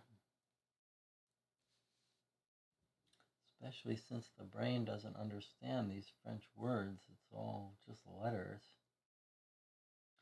So if we found Rue de Care and we found a specific location associated with it, then maybe we could investigate the criminals there. Where was the other French crime thing that happened? A cop along the Poniatowski Boulevard near Damasnil Avenue and the Quai de Bercy. So if we found any of those locations, that might be nice to look for too. But I'm going to look for Rue de Care first.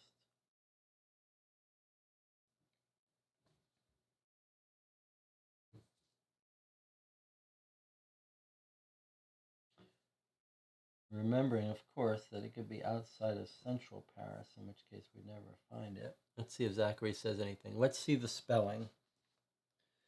The spelling is...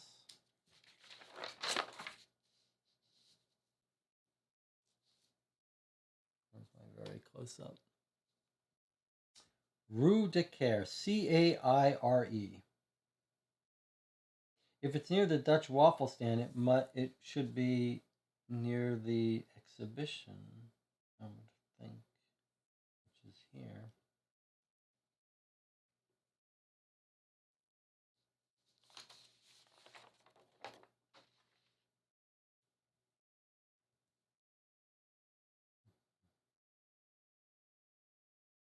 We'd also like to find, possibly, if we're looking for cops, these locations.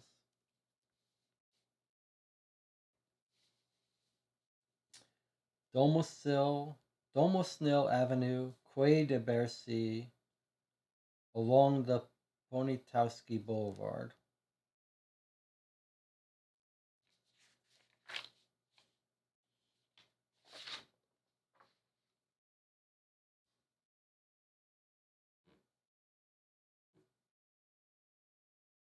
I mean, look, part of what we're doing here is doing this to have fun. If we wanted to quickly find these places, we'd just look up what these clue points are here and jump to those. But we're sort of trying to have fun and stretch it out a little bit. Zachary says Rue de Care is directly north of the Big Island. Okay, so if Zach's islands are here, then directly north, there's the Quai de Ber, oh, that's Quai de Bercy. Directly north. Zach, if these are the islands you're talking about, which I never quite fully gathered, directly to the north, not too far from a great vegan burger joint. Well, that's great. You keep saying the big islands, but I don't know where the islands are. I thought they were here. And if they're here, I don't see the Rue de Care. You gotta do me better than that. Here's the quadrants. This would be upper left, upper right, lower left, lower right.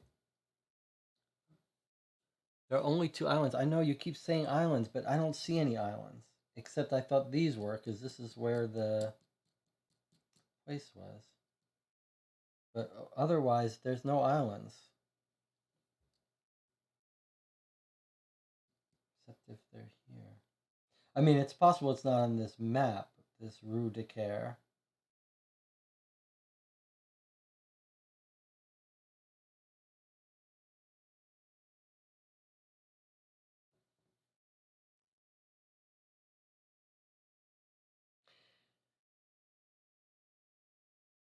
What does this word QUAI mean, Zach? All near adjacent to the river, adjacent to the Seine, are quay. Quay to what? Quay to what? Is it like the bank?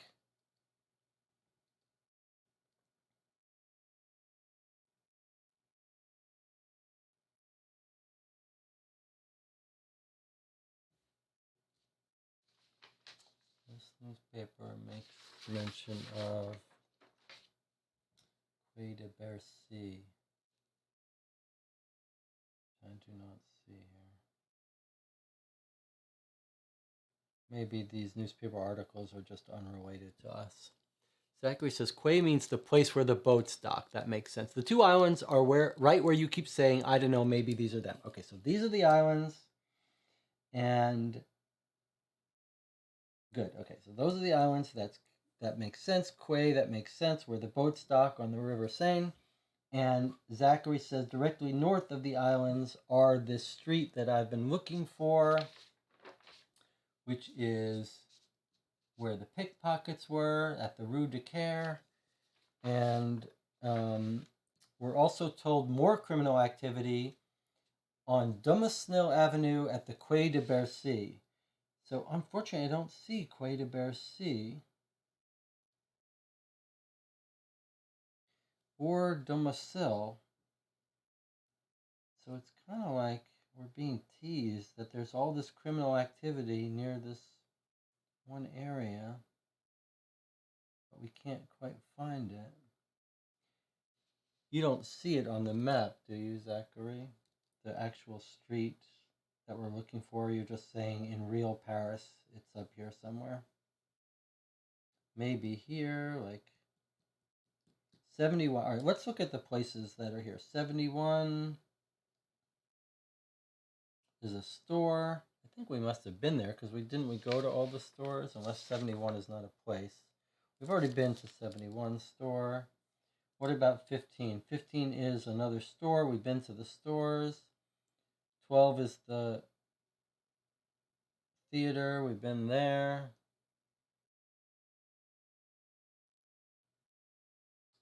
78 is more theater. We've been there. 93. Tour of St. Jacques. I don't know why we would go there unless we have a reason. We can't really just walk in. I'm looking south. Well, this is north. Up is north. You're saying I should be looking south? Or you're saying I'm looking south. What's 39? St. Julien Pave is a place we can go, but we don't have any reason to go there. Palais Institute, we could go. Oh, not necessarily that we could go there, but it's here. 24, Église Saint-Germain. I still don't see any of these places.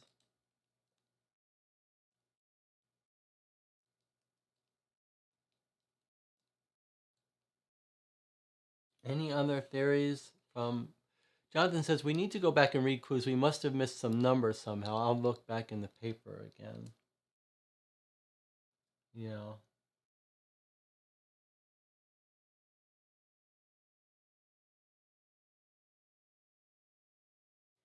We followed the guy. He was last in his hotel. Nearby places are 92, the Elysee. Can we go to the Elysee? Palace of Elysee, that's government, right? Okay, we can't go there. That's not a place. It would be nice if we could check off places we can't go because they're not on the list. That would save us some real time. Maybe the next break we take, I will put a piece of tape so I could keep track of that.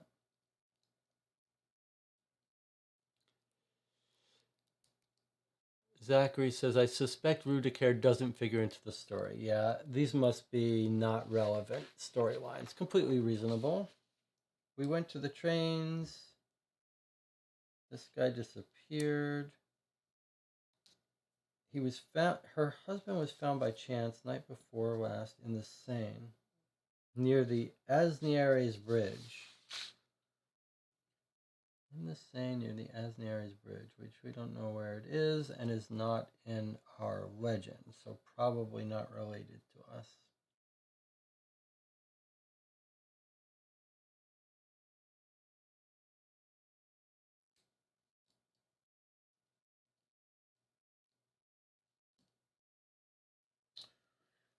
We tried going to the bank.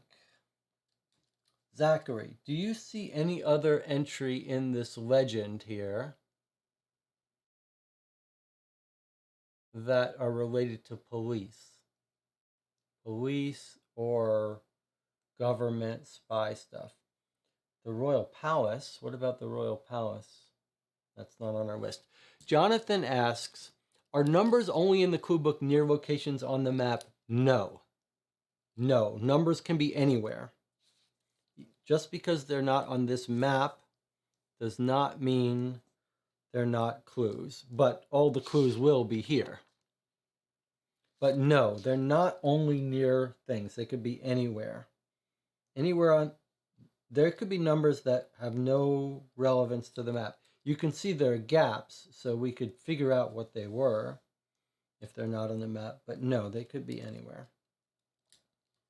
They don't have to be near numbers. Let's think. We're trying to track down this criminal underworld guy. We saw that he last went to, he was actually, we got a location for him actually. His cab dropped him off at the Arcade Street. The cab left from the Eiffel Tower, went, drove, dropped off one guy at his hotel, which was here. No, which was somewhere. Where was his hotel?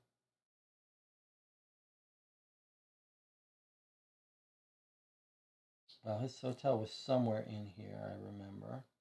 And then it dropped off the next guy at the arcade. And then our guy went and got on his train at St. Lawrence. So here, 60 somewhere. Now, where did our other guy, our criminal that we're trying to track? He went to the Arcade Street. Where was that? Somewhere here.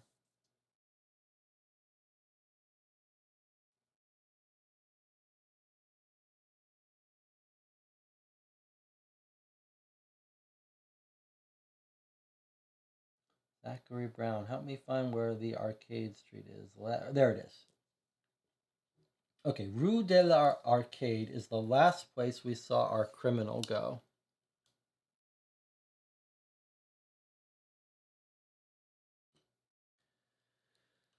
Might our criminal, Jonathan says, let me try to rephrase.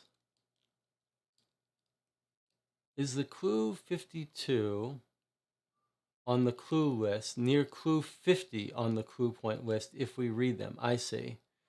I don't know the answer to that. In general, numbers seem to be grouped near each other, so that you would imagine 50 would be near 52 if one was on the map and one wasn't, but I'm not sure.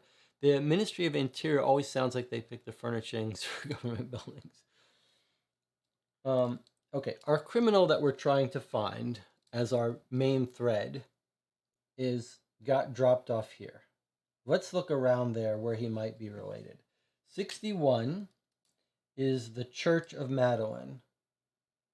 That's not, we don't have an entry for that. 77 was Gare Saint Lazare. We didn't gain anything much from there. 84 was the Hotel Crillion. We can't go there. It's not on our clue list. 45 is a store of printemps. That was actually quite useful, that store. Led us to someone. 79 was the Church of Trinity. That's not a place we can go to.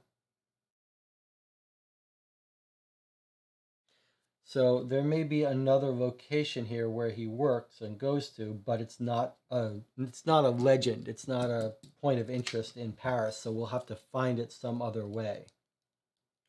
Okay, I know someplace we can go. The perfume factory explosion. 23 Avenue Raoul at New Lily. Zachary, is New Lily a town outside France? Neully? I'm starting to get a feeling that these newspaper things are not really the places we go to, but they're somehow entries to help us in case we get lost. It's a weird thing. Neully.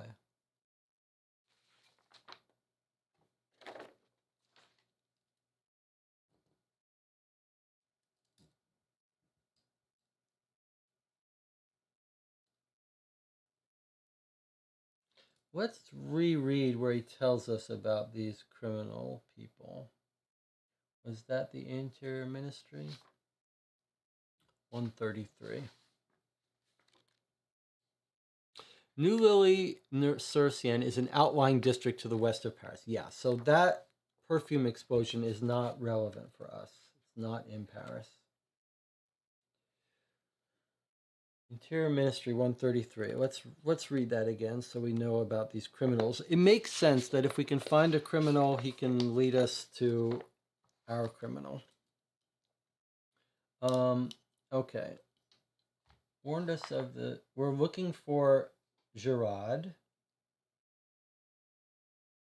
They offer their services to the highest bidder. We're wary of them. This is the guy that's investigated Gerard that the other guy in our recent one told about the guy trying to bribe. Okay. He says, are there many foreign spies working in the capital? He says, espionage is a big deal with the exposition going on. This is a good time for foreigners to be in the country because they won't be suspicious. Makes sense.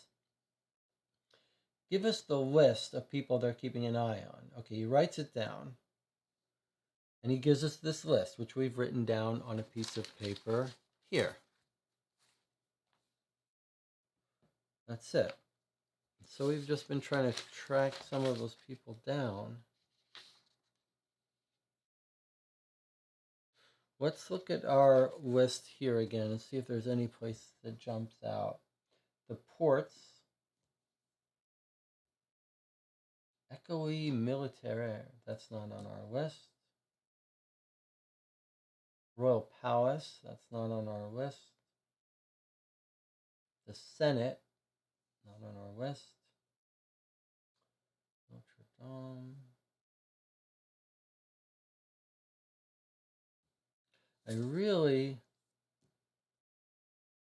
Why do I feel like there was a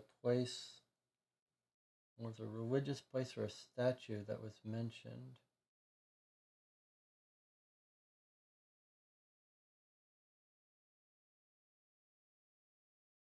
We should remember that there was one major clue that we stumbled upon. This cafe that we cannot figure out how to get to.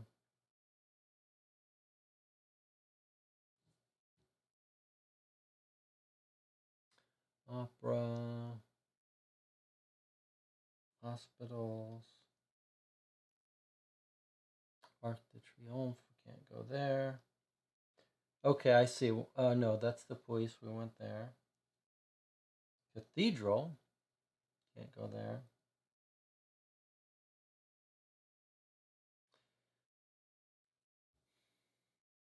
Bank of France doesn't exist. We went to churches, aren't relevant. Theaters we went to. The Pantheon, nope. Central Hall, nope. All right, so I think maybe there's no more places here of interest. Which cafe are you trying to find? Okay, let's revisit this because this seems like the best, most promising lead for us and one of the cool elements of the story. Let's retrace it because it was actually a pretty cool thing, and it would be weird that the game has one of the most fun parts, mystery. We ran into a dead end and we didn't understand. Okay, is everyone ready for this? So our London Times, we remember seeing on the paper, it says, the Times may be purchased in Paris at 8 Rue des Capucines. 8 Rue des Capucines. So we went to 8 Rue des Capucines. It's not a numbered place, but it is a clue point. We went to the Times of London in Paris. When we went there, we get this cool thing about how Wiggins notices that the cafes in Paris are great places for people watching, etc. All right. We admire the Café des Capucines for a moment, across from us on the other side of the street, painted in red and green. So we see a cafe, Café des Capucines. It's very noticeable, red and green. Wiggins notes how cool it is that people are sitting there, sipping their glasses, watching. Then Villard says, "Come on, let's get a move on. Let's do what we came here to do." So we go into the bookstore to buy the Times. The woman says she's about to hand it to us, and she says, "Oh, sorry, I mistook you for someone else. That's the person. That's probably the person we're trying to find." She says, "I can't give you this copy. It's reserved. It's reserved for this guy, this other guy." And we say, "Oh, well, it's probably not important," and we leave. So what occurred to us is, let's go to the Cafe Capucines and watch and wait and watch for our guy to come pick up his newspaper. Zachary says, "I've actually eaten at the Cafe de Capucines. It still exists." So we said, "Where is the Cafe de Capucines?" Well, maybe Zach can help us out here. It looks like Rue de Capucines, the street we were on, is right here. Although it does go up, maybe it continues this way. Anyway, and maybe it continues this way. This is where this guy got let off. So it makes sense that it's near his office. He's the guy. So we looked at the Rue de Capucines, and we're trying to find where this cafe is. We need its address. It's not important enough to be listed on the legend of Paris. So we need some other way to find its address. If we look at the Rue de Capucines, we see it passes 61, which is the Church of Madeleine, but she's not on our clue list. And it comes down here, passes 28, which is the National Library. We might go back there to see if maybe there's mention of it. And maybe it keeps going up here. So it passes 59, which is the Church of Eustache. There's a lot of churches here. But the point is, we don't know how to get the address. Zachary says four, but that doesn't help us. We can't look it up like that.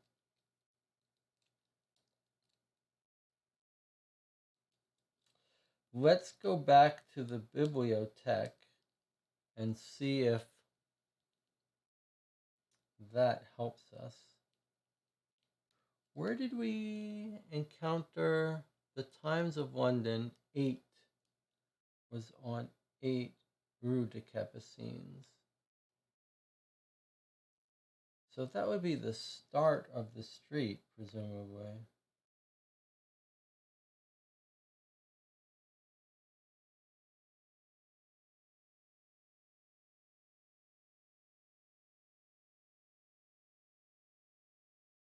Rue de Capucines.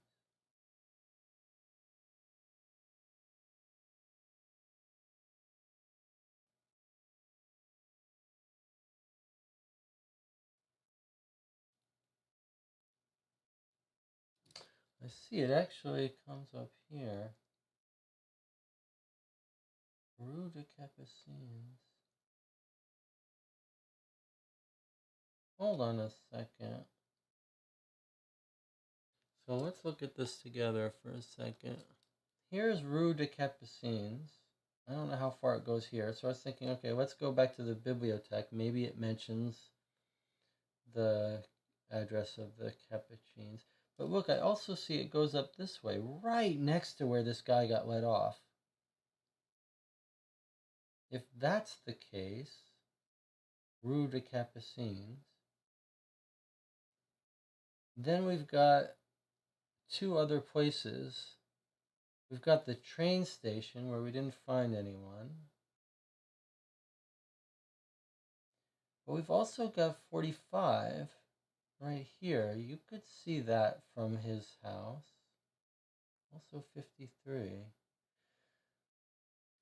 That's not a clue point, but 45 is a clue point. Sorry, you almost can't see that from there. 45 is our most important clue point where we talk to her best friend. Is it possible in the best friend clue, which we want to reread anyway, she mentions the cafe? Do we talk to her in the cafe?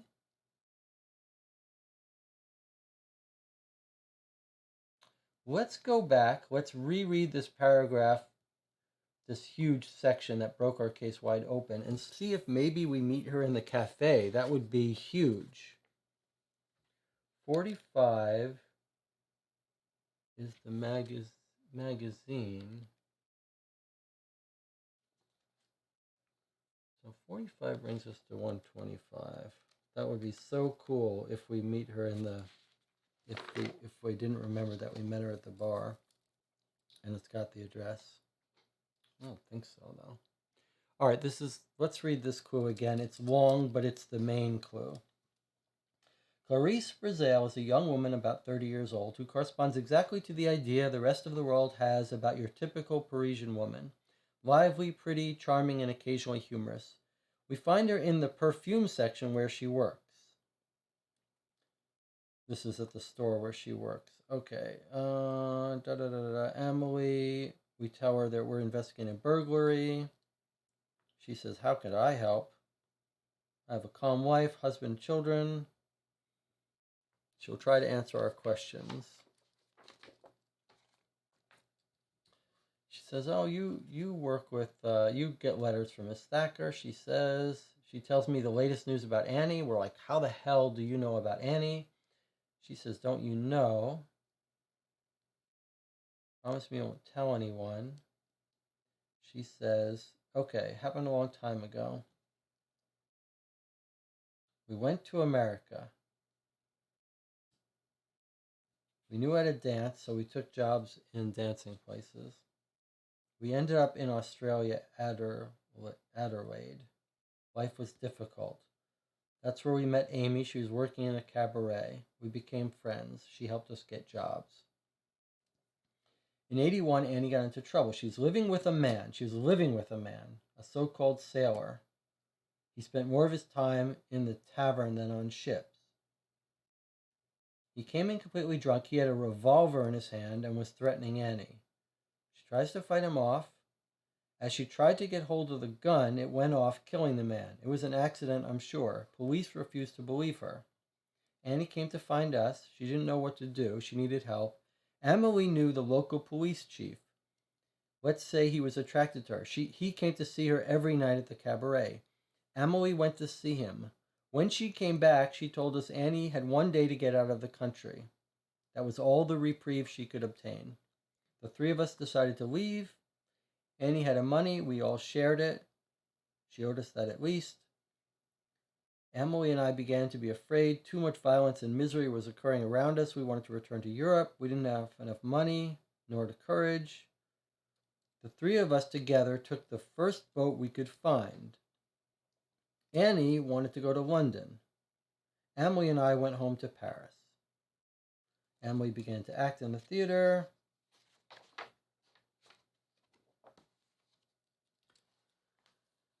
When Emily moved to London, she hired Annie to work in her service. That's all I can tell you.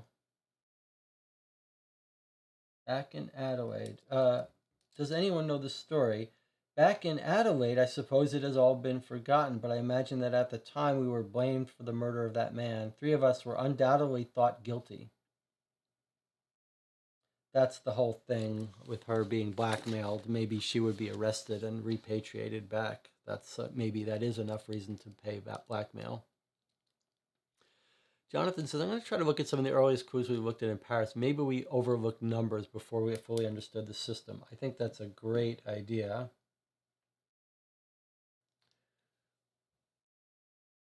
I also wonder if it's not a bug in the game, that 41 location. I mean, we figured out where we want to be. We want to be at that cafe across from Rue de la Arcade on this Cappuccines, but we don't know its address to go to. And it doesn't seem to be mentioned in the newspaper. Is it possible?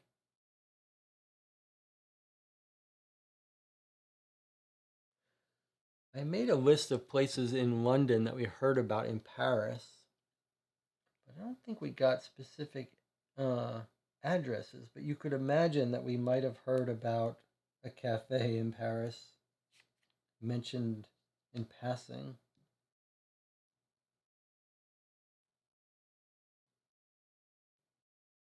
It would be the perfect thing to find in the paper, though, a little mention of a cafe.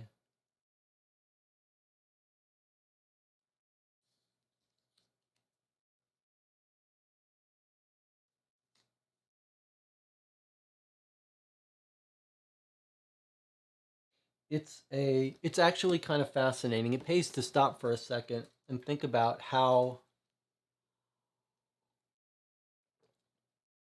this small difference makes all the difference in this case. On the London map, every place you can go is on the map. So if you wondered, can we go to the cafe across the street? You just look at those numbers and you look at maybe there's 3 numbers nearby and you look up those numbers. Here we've got a very bizarre situation where Paris is being represented to us as a much more opaque place, so that there may be a cafe right across the street, but we can't look it up by its location anymore. We have to have a different way of tracking it down. And there are some locations in Paris that are numbers that aren't on the legend, so we have no way to backtrack and figure out what they refer to. Jonathan is going back some of our Paris clues. I think that's great. That's helpful. As you point out, in the beginning we didn't quite know what they were. Maybe we should look at our first clue. We were told to look up 52 Vagabond. I mean, we could just go through our Paris clues together. 127, that's our guide. Let's see what he says. I'm going to sort of follow behind Jonathan, looking at some of our old clues in Paris and see if we're told any locations quickly. Would you like to see the exposition? No. Are you familiar with Paris? Go to the cop, Alphonse Bertillon. He's at police headquarters. Where we'd find birds, porcelain birds. He says, check in the paper. Okay, not very useful. And we found Hortense.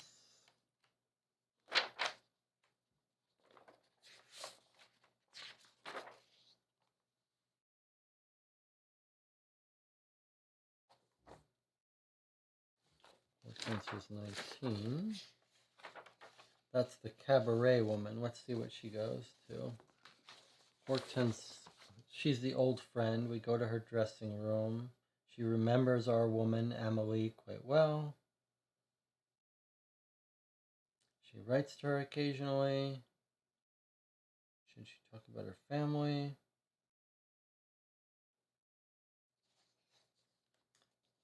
She belonged to the company of Philip Arnaud. These are just different theaters. We tracked those down. We tracked the cab driver. Let's see if the cab driver, didn't have more information for us.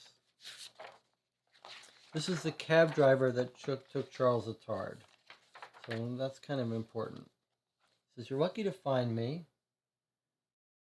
I picked them up at the Exposition Tower.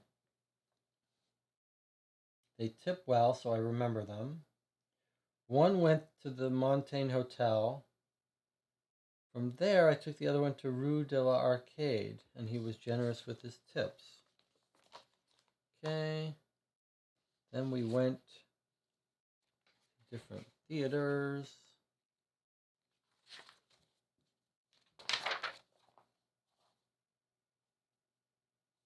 Dressing room of the theater company.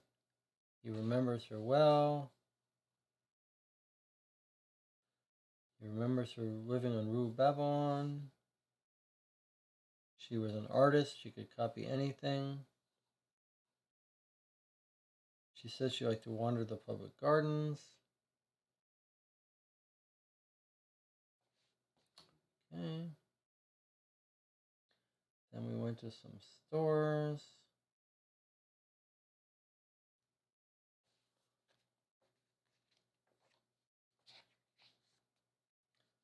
Another acting company. He tells us where we can find her Hortense's Cabaret.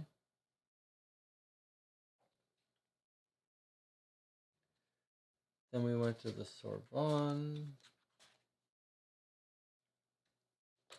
He remembers Professor Thacker.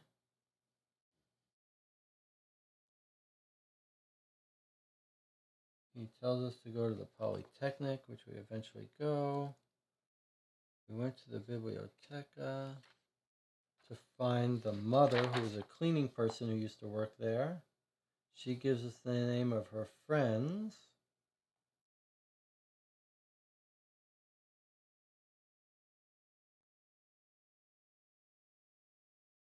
You don't think one of the friends' houses that we glanced through happens to live like across from the cafe? They don't seem, none of the addresses seem to match that. All right, we go to the stores.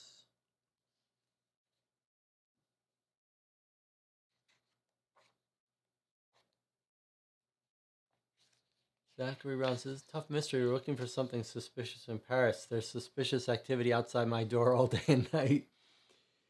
Jonathan says, we'll try to check the London papers quickly again. Otherwise, we might need to take some quick peeks to see if there's a bug. Yeah, I sort of agree with you in terms of, well, there's an interesting thing that happens with games after you hit a roadblock at some point. You start saying to yourself, I have to take matters into my own hand and fix some problem in the game. In this case, we see the cafe across the street. We want to go to it. It feels like we should be able to go to it. So I'm okay with saying, we've stumbled on it, we're going to it. Even though the game seems like it might have some... Well, here's an interesting thing. Let's go to the places that are right next to it. There are two places right next to where we want to go. Let's look at those. First, there was the friend. Madame Zachary passed away 6 months ago. Okay? And we went to her funeral at some point, one of the friends. But right next to, I'm looking at this location is 35 PA. So where is 35 PA? Maybe we are misunderstanding where we are. Maybe, oh, because they aren't there here. Okay. Let's do it this way. The Chamber of Deputies is 42. The store of the Louvre is 40. Where is that?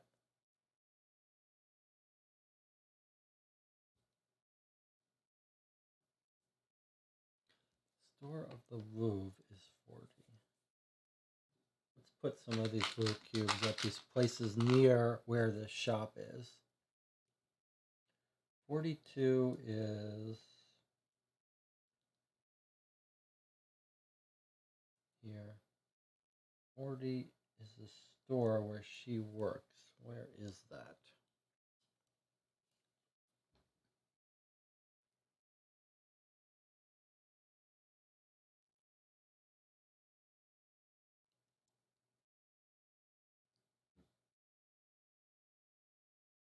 $40 is here. Okay. And then 42, we went 40 and 42. So somewhere between 40 and 42. Those are pretty far away for that location, but I was just trying to think, like, we know the place is 41 by sort of a luck. We stumbled on it. But I was thinking, if we look up 40, this other store, 85.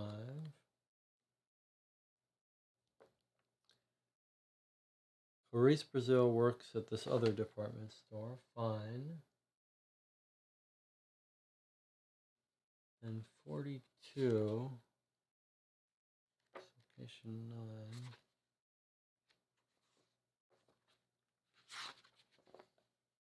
This is where we ask about Gerard. He can't tell us anything. He's working in Parliament. He's not surprised.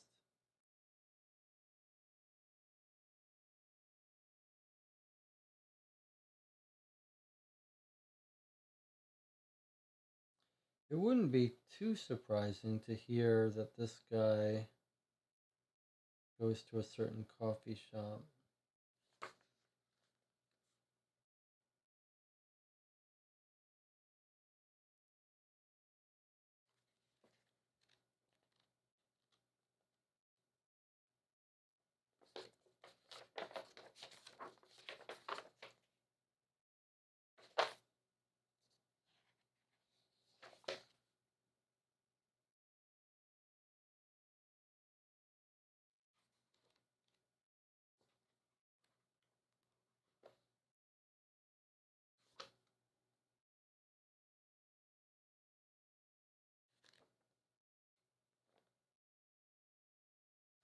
Just looking at various places we've already went.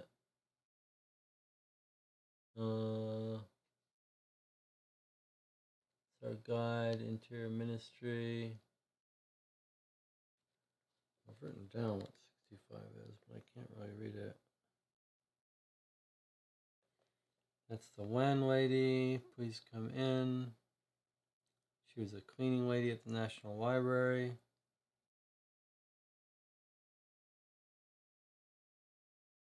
It's where she tells us the husband died at the Paris Commune.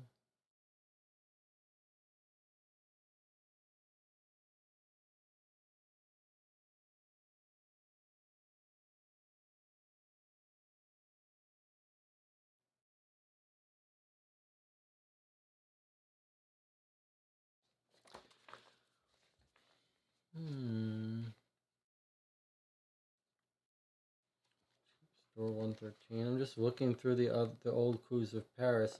This isn't really a hard part of the game. It's just one of these little weird parts of the game where you get a little roadblock.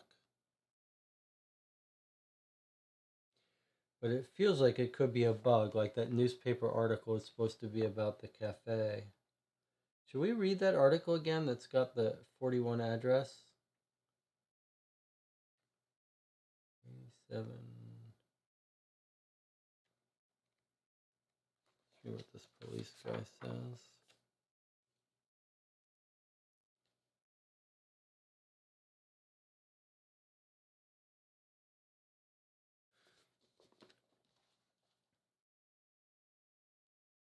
Let's read this again. I think we need to read this one again. Jonathan says, what if we need that code from London paper? Uh-oh. Whoa, that's an interesting idea.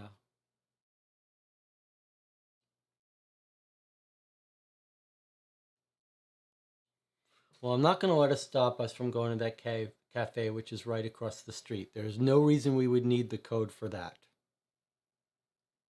Let's read this. I want to reread the section where we talk to Bertillon because it's long and it talks about these people we care about. Okay, so let's read that. Francis Villiard presents Alphonse Bertillon, a man about 35 years old with an energetic demeanor. Mr. Holmes, at whose request Mr. Holmes, at whose request we are conducting this investigation, has mentioned your methods. Can you explain your methods? He says. It's not clear why we care about these methods, but maybe we do. So let's think about it. The main principle is quite simple. It took many years for the merits of my system to be recognized. This might be a real thing. He's talking about when you entered my office, I was immediately struck by your resemblance to one of your fellow countrymen, a certain McGuire. Okay, we just learned something new that we overlooked. McGuire is British.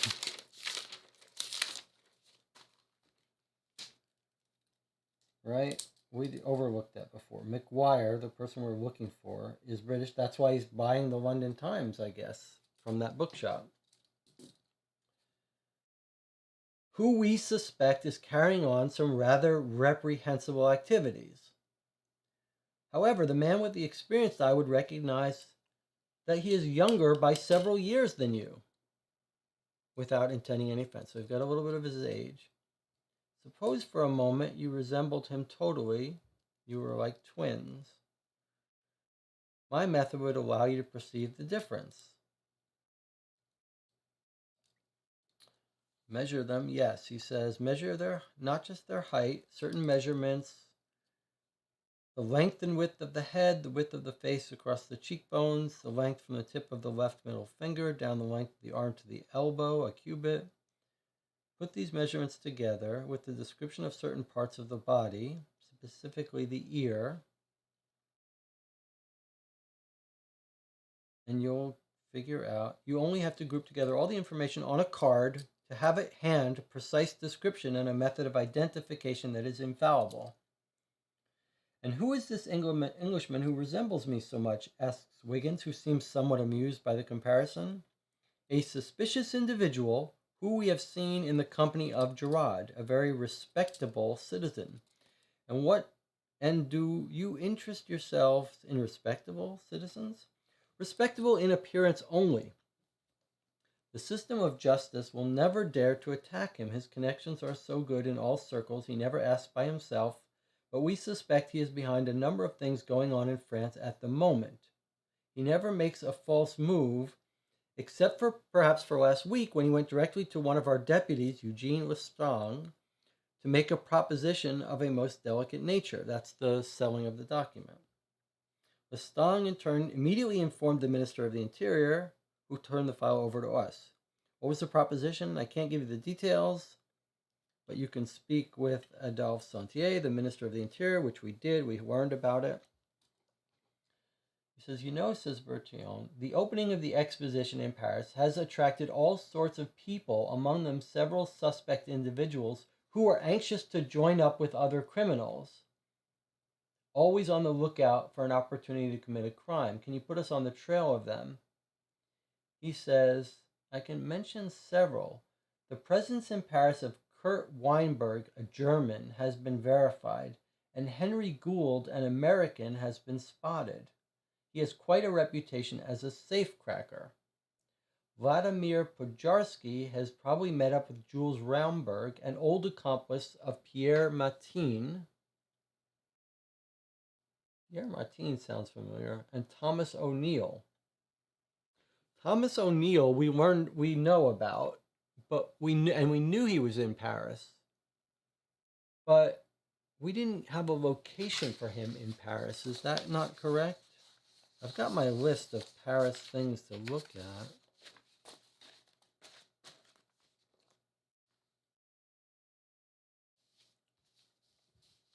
But O'Neill we knew was in Paris, but we never had a location for him.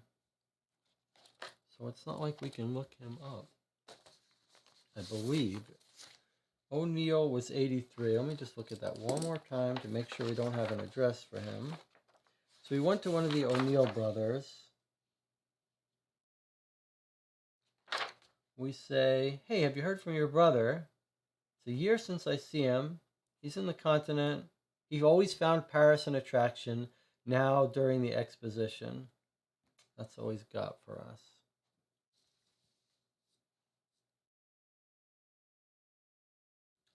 Porcelain ad in the news. I'm just looking at more French stuff. I mean, I'm okay with going to that cafe across the street.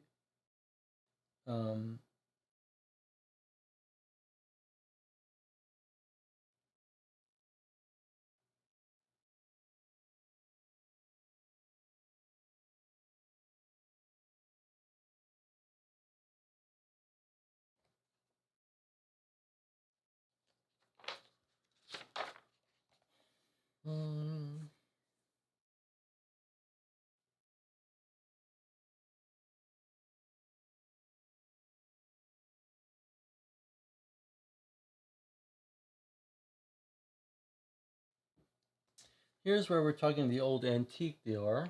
He drops the two names of people we're also looking for. He's like, who would buy illegally stolen porcelain? He says, I think a man like Jules Ramberg could be interested in this sort of thing. I've also heard of a German fellow by the name of Weinberg. But those are just rumors. And no way to find them. Jonathan is checking in the old newspapers. That was helpful, but he doesn't. Aaron says, I was looking at the code, trying to connect the spy names to it. Nothing yet. I think our best bet for what we're missing from the code might be this postcard. I don't know how to use it, but it does make sense that we've not had anything else refer to the postcard other than the news. So something about this maybe.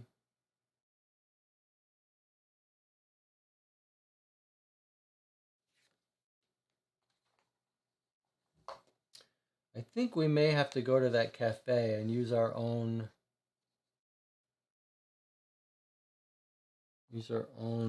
judgment to say that we would know where the cafe is, whether it's a bug in the game or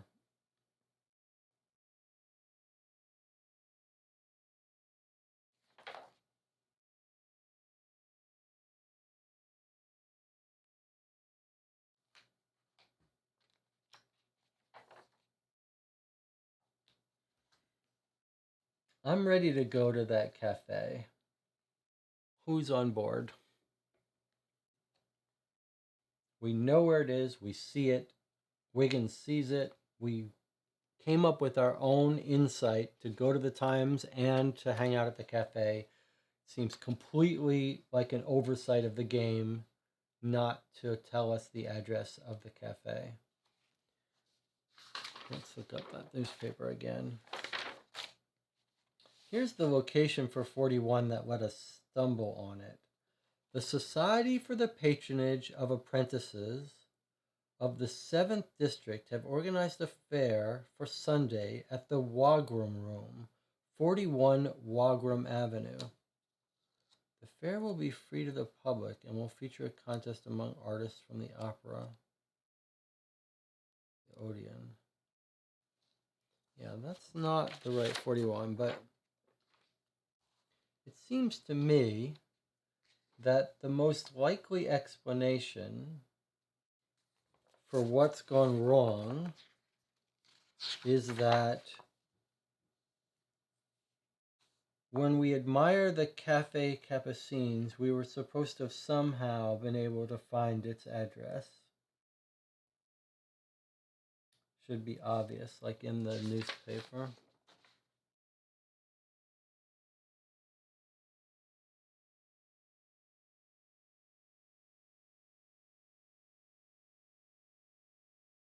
All right, who's on board with going to the restaurant, the cafe, because we can see it across the street and we know that we want to go there?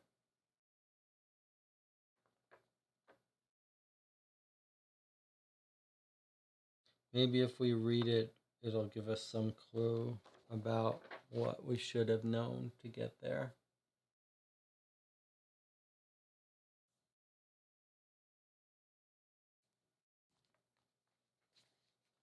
I feel really good. Jonathan says he's in on it. I feel really good about it because it was a non-trivial little deduction that we made to go to the Times and then that we should watch him across the street. So I feel like we figured out the cool stuff. All right. Here we go. We're going to it. Everyone, take a deep breath. We're going to the cafe, which we will talk about in our review. Why it's so weird that we couldn't find its address. 41 PA, which we think is at the Rue de Capucines.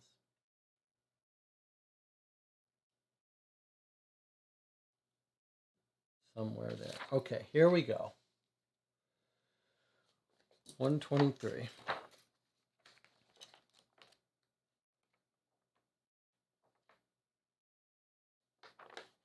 Let's read this carefully and see if there was another way we could get it. We sit down at an empty table on the terrace, to Wiggins' great satisfaction, and each order a beer. He's just sitting down at the cafe. It really sounds like there was nothing we were doing except choosing to go to the cafe. How unfortunate. You serve the beer so cold, says Wiggins, putting down his glass. I like your coffee, but I prefer our stout to your beer. And why do you leave so much foam when you serve it? We continue to chat in this fashion, taking advantage of these few moments of reprieve to watch the spectacle of the street. We suddenly notice a young man carrying a bowler hat.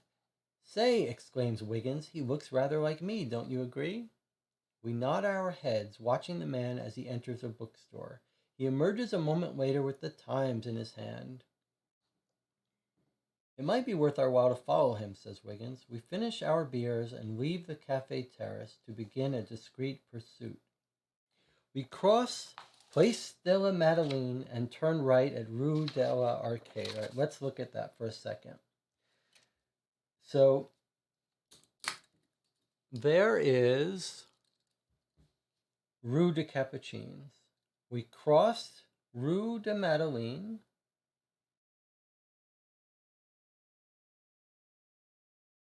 And we head right on Les Arcades, which is where we saw the cab drop him off.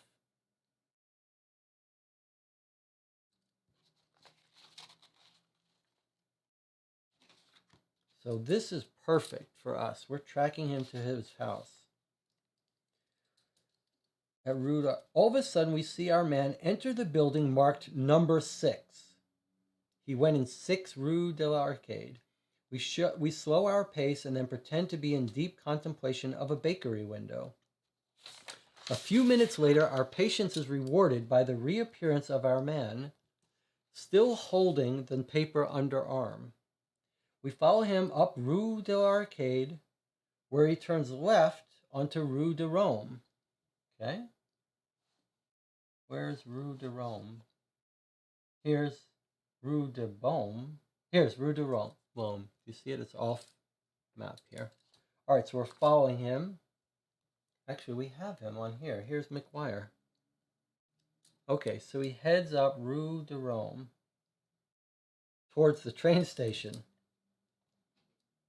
We are now at Saint Lazare train station, says Villard. The man enters into the train station. We hurry forward, but as we arrive at the entrance, we lose him in the crowd. We wander around in the station in vain for a few moments, but we don't find a trace of the man with the bowler who looks so much like Wiggins. So our main quarry, or however you say that word that I can't remember anymore. Quarry? The thing you're hunting for is your quarry? Quary. Someone can let me know. Okay, so we find him. He got into the train station and disappears. But we got his address. So let us keep note. In clue 123, which was from PA 41, the cafe that we were staking out. We're going to talk about this. I have a feeling there was a way to get to that cafe by chance, maybe, without knowing about the Times. The Times was the clever clue that we figured out from London. Maybe there was another clue in London taking us to that cafe. Anyway, when we read that, we learned that he emerged from 6 Les Arcade.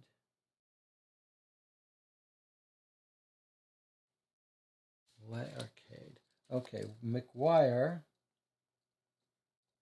leaves 6 Les Arcade. Okay, so now let's go to 6 Les Arcade, where we know that the cab let him off. Okay. Let's hope that's a clue. Where's our thing? Okay. So I'm going to mark that 41 was useful. Okay, 6. Well, there's a clue point at 6. Right there. Here we go, guys. We're going to 6. Let's write down McGuire. All right. Now, he's just escaped, so if we don't find anything in this house, we're back at square one. Right? 6 is clue 59. So if his house is empty or locked and we can't get in, then we are back at square one. Okay, well, it is not empty. It's a column and a column long. Here we go. All right, don't read ahead. Don't cheat. The landlady is a big lady, big woman armed with a broom, busy sweeping the staircase. It's not possible, dear God, she says, turning towards Wiggins, her eyes as big as saucers. You must be the brother of Monsieur McGuire. The family resemblance is amazing. We prudently content ourselves to acquiesce silently. If you are looking to see him, you are out of luck. He came by a while ago, but he left almost immediately. Perhaps you could open his room for us, asked Wiggins, through our intermediary Villard. I have a package to leave for him, and I would also like to leave him a little note. Would you like me to take care of that? Offers the landlady. That's very kind of you, but I wanted to surprise him. Ah, well, he's not expecting you then. I thought the letter he received yesterday was from you. It's the brother. It's the brother. Oh, Brady. There it is. It's the brothers. I was right. They're brothers, and he sent him a letter. I thought the letter he received yesterday was from you. Brother or cousin, I guess. What does she say? You must be the brother. Yeah, it's the brother. Okay. The landlady is visibly hesitating to let us enter the room. You see, she says, your brother is a very unfriendly and taciturn man. Oh, I'm not complaining. His room is kept perfectly clean.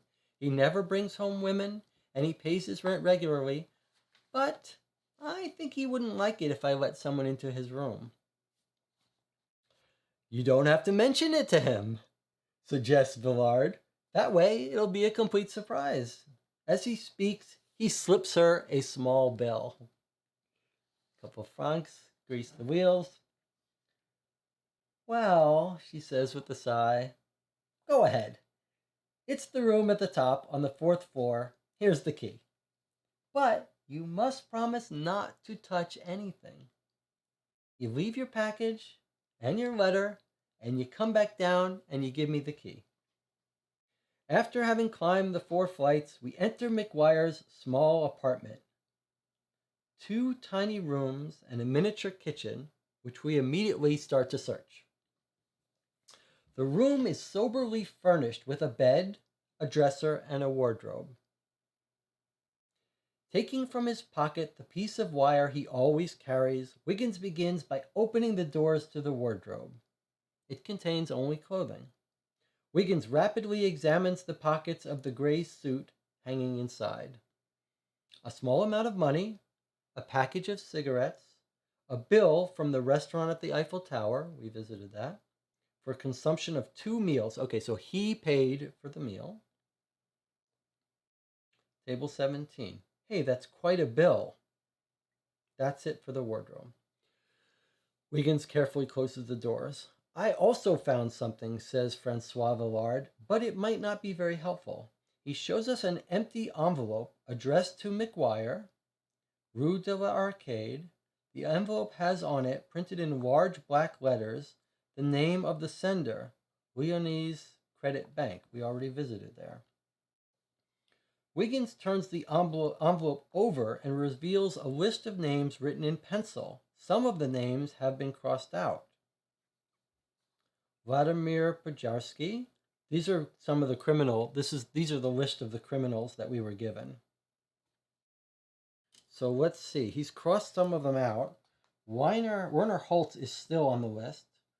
Nicolai got crossed off. Let's cross those names off our list as well, or at least mark them as probably unrelated. I guess, okay, let's finish reading first. All right, so what has he got also? In addition to the names, he's got locations where they can be found. Adriano Gardelli at the Arts Library. Federico Suarez at Saint Lazare. Hans Grossenberg at Beaux Arts. This is why we went looking for them at these places. But now what's this?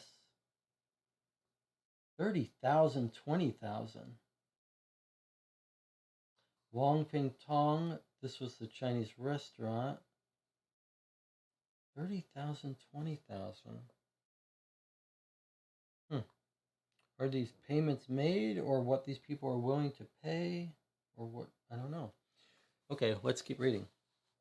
We finish searching the first room without discovering anything else, and then continue our search in the adjoining room. Is the landlady getting curious?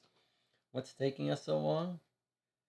He was clever to say he wanted to leave him a note. That's a clever trick to buy yourself some time to investigate a room.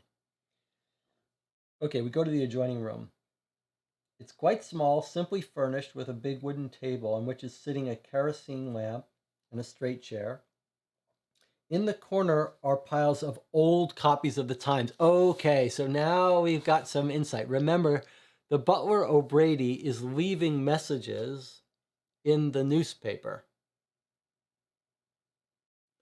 in the Times, old copies. So maybe this guy this is who he's sending messages to. That makes sense why this guy's getting the old copies of the Times. But he said he also got a letter or maybe a postcard. So I feel like maybe this is the clue that maybe this is going to give us a little more information how to decode those messages if we're lucky. But this is why he has old copies, because he needs to keep the old copies so he can decrypt the codes. Okay. He's got in the corner are old copies of the Times. Miss McGuire seems to have the soul of a collector of old newspapers, not unlike our friend Mr. Holmes, comments Wiggins. We carefully examine the room. Look at this, exclaims Simpson, pointing at the newspaper on the top of the pile. This item from the agony column in Tuesday's Times is circled. It looks like a secret message. And stuck inside the paper is a page from an old issue from the 5th of March. This is our ciphered message. This is not clear at all, says Wiggins in frustration. I wonder what it means. We finish our search without discovering anything else of note, go back down the 4 flights of stairs and return the key. You didn't touch nothing, did you? We succeeded in assuring her without blushing too much. Okay, so the good news is we understand that the secret message is encoded in the newspaper, that you decode it with March 5th, but that's stuff we already figured out, and we got no new help on how to decode the message.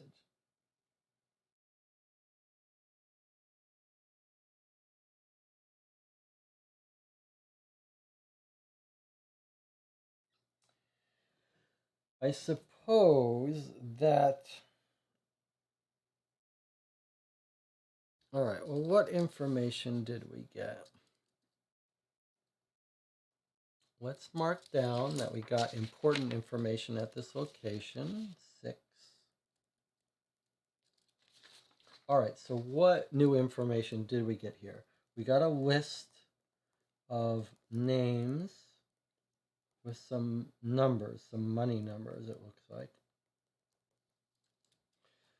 So Werner Holtz is at this location. What is this location? Suos Hours. Let's write down these names that are here. Werner Holtz. It looks like Sue or Hugh. I'm not sure what this letter is. Maybe it's not an S. It's something else.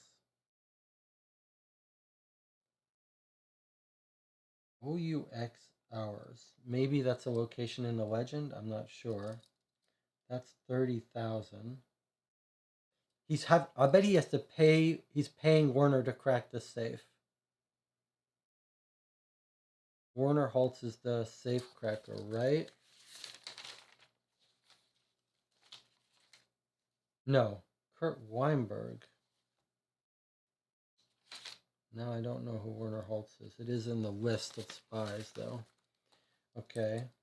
Then we've got Wong Ping Tong for Mo Bert.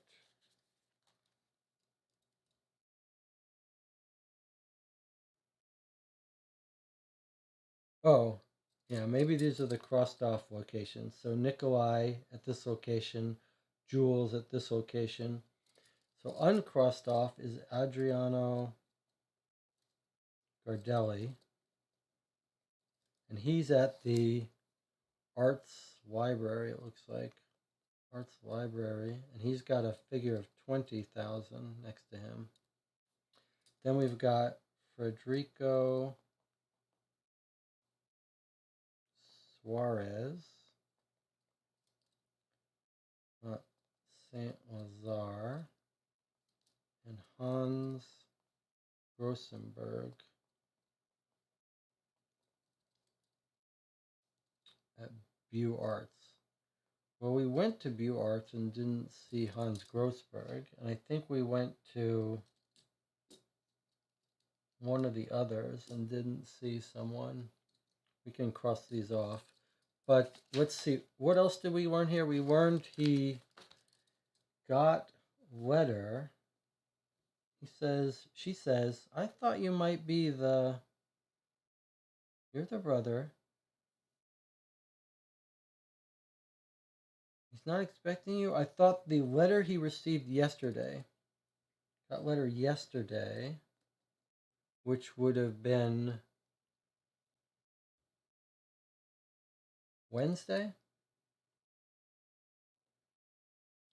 May 22nd.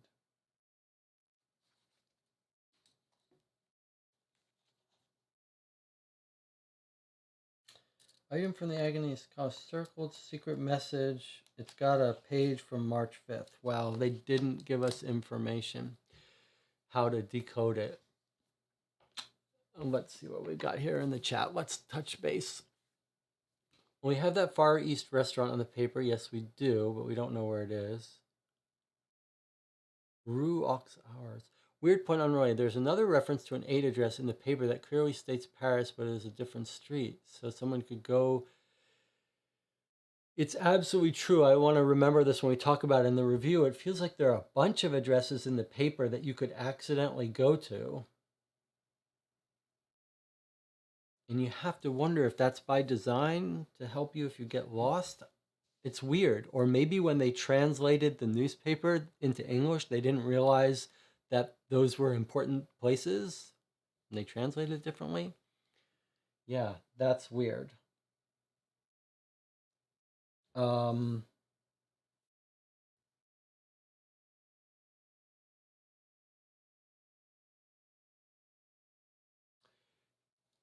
can we go? Now, we have no more locations, right? We haven't opened up any new locations except for the leads on that list. So I want to remind ourselves by going back to, we went to the View Arts. When we did that, it says,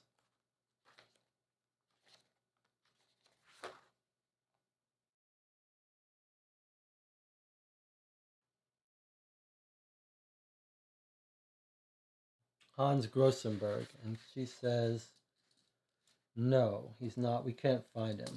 And then Saint Lazare, was that the, yes, when we tried to go to the train station at Saint Lazare, and it did mention that we were looking for that guy, I believe. 77, 61. So we go to Saint Lazare.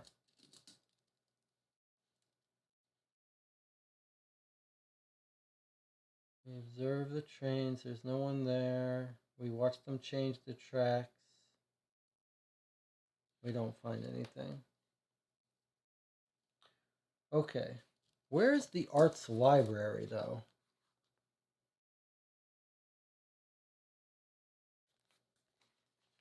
Is that on our legend? Is there an art library on our legend? Is that the Louvre? Do we try to go to the Louvre?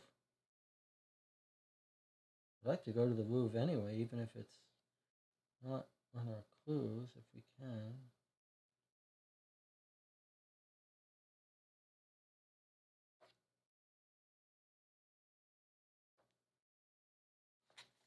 Let's open that up again. So, libraries, bibliothèque. Yeah, we went to the main library, but is there an arts library? We went to the National Bibliothèque. That's where the mother cleaned up. But is there a... Here, let's read this together. Let's make sure it's not something else. It almost looks like it's auto library. But arts libero. Arts libero. What is arts libero, Zach? Maybe it's not library. What is it? Arts libero. Libero. Is that in our legend, or is it mentioned in any newspaper?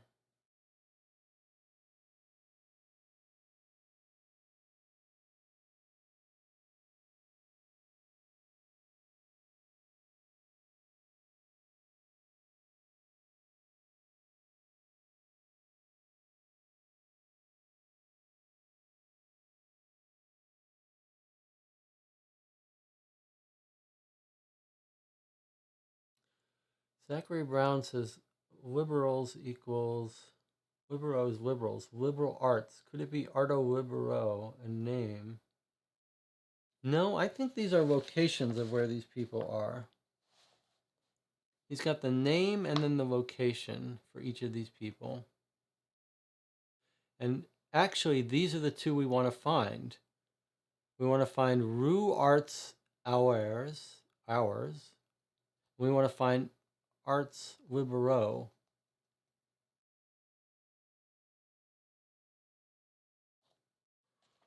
Arts Libero. Or what's this other one, Zach? How do you read this?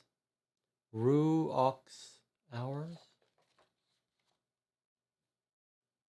I don't see any of those in the legend, and I don't remember any of those from the thing. I think what we need to do now... Jesse, look at 54 on the map. Rue Aux Hours is to the right of it. Okay, let's see. Where's 54 on the map? There's 53.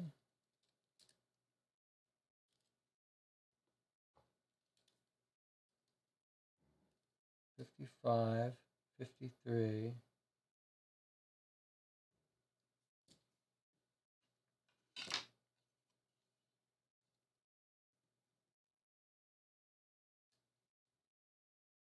I'll keep my finger on it so that when you see this, if I'm still here, you can tell me where to go. Okay, here's 54. Okay, here's 54. 54 is Église Saint Louis, the Church of Saint Louis. Ah, Rue Aux Hours. Okay, Rue Aux Hours. That's the location where Werner Holtz is, on this street somewhere. Okay, well, we've got a couple of locations on this street. Are any of these in our list? 54 is not. 95 is not. We'd need more of an address to find him. Unless we've got a number.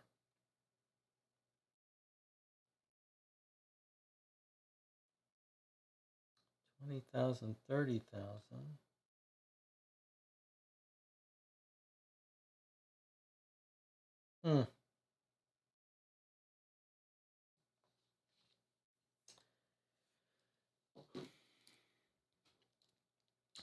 Zach says it's pronounced Rue Azurs, north of the Big Island. All right, well, we found the street. We found a couple of places on that street, but they're not in our clue list. I think what we should do now is because Paris is so confusing, I'm going to mark the locations on our clue list that are legends that we haven't been to. So haven't been to 18 or 19, that's not on our legend sheet. This is what you would call soft cheating in a way. 33, no. 57, no. 72, no. Make sure we know we haven't been there. 86, no. Okay, good. So confirming what we all sort of knew already. There are no more known legends, maps, locations on our clue list. In other words, none of these numbers are relevant for us anymore. None of this is relevant for us. The only remaining clue numbers are places that we will have had to found mentioned in the text somewhere.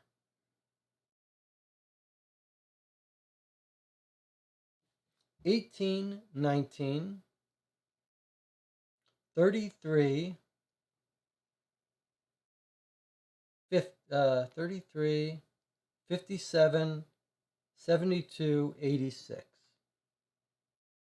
1, 2, 3, 4, 5, 6. There are 6 locations that we are going to have to find that are not numbered on our map and are not places of note in Paris. We will have to find them elsewhere. We might just need to find one, which opens up the rest. So let us write down these numbers. 18, these are PA numbers. 18, 19, 33,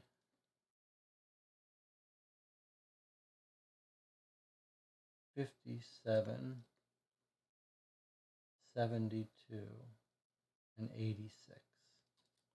These 6 places are unknown places to us. Are there any we went to here that I didn't record what they were? Yes, 27. I didn't record what we found at 27 in my notes. Let's see. 27 was the exposition.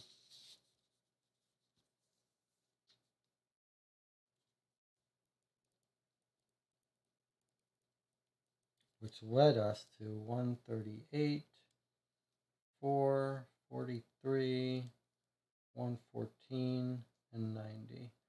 Those were the exposition places, which were mostly nothing. We did see one early on, which was Edison. Maybe it's worth reading that again. Was that 114? Just see if something else was mentioned in there that we overlooked in our enthrall of Edison's machine.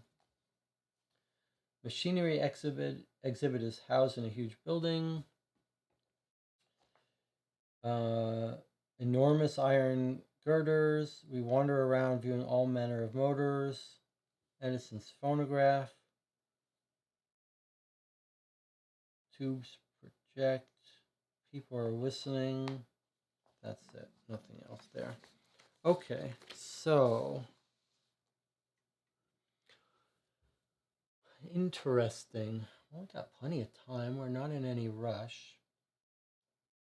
Here are the location numbers that we're looking for. We've got to come across these in the newspaper, in our readings.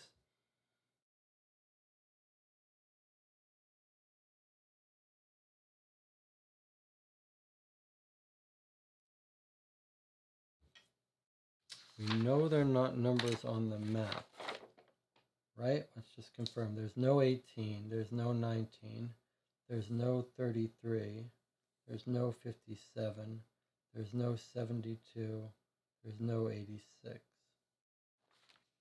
Let's see if we see any of those numbers here. 18, 19, 33, 57, 72, 86.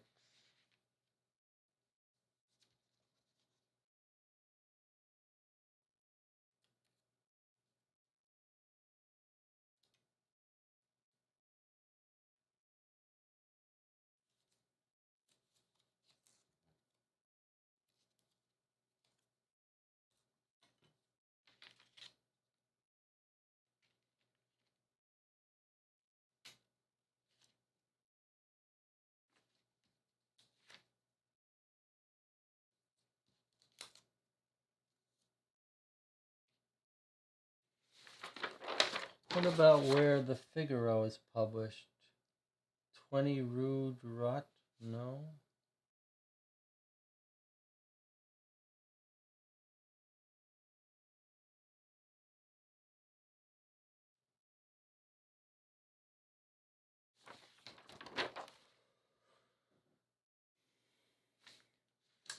How interesting this is. It does make you worry, though, that with that 41 bug, whether there are more bugs of locations that we're supposed to know about. We should check our London papers for a mention of a location. What about, Zachary Brown says, Holmes would be injecting cocaine and playing violin at this part. At this point. Okay.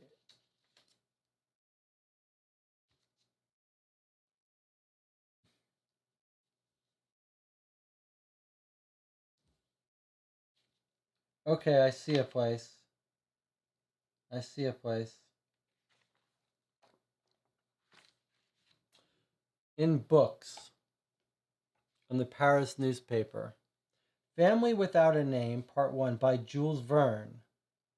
Education and Recreation Bookshop, J. Hetzel and Company, 18 Rue de Jacob in Paris.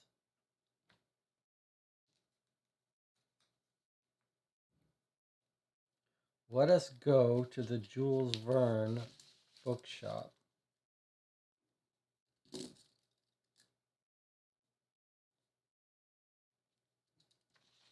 Rue de Jacob.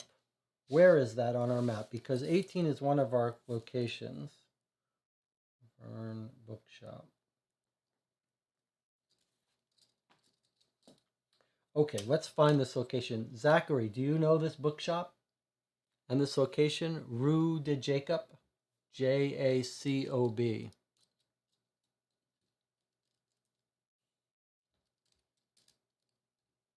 18, where would it be?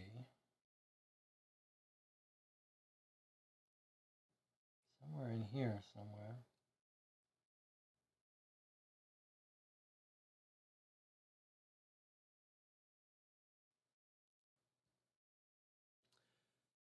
Zachary says Rue de Jacob is just south of the tip of the Big Island. It's a furniture store today.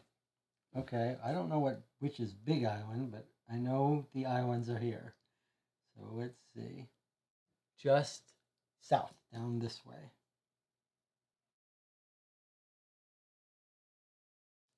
Rue de Descartes. Rue Jacob, found it. Okay, here's Rue Jacob. Let's use our things. There's a bookstore.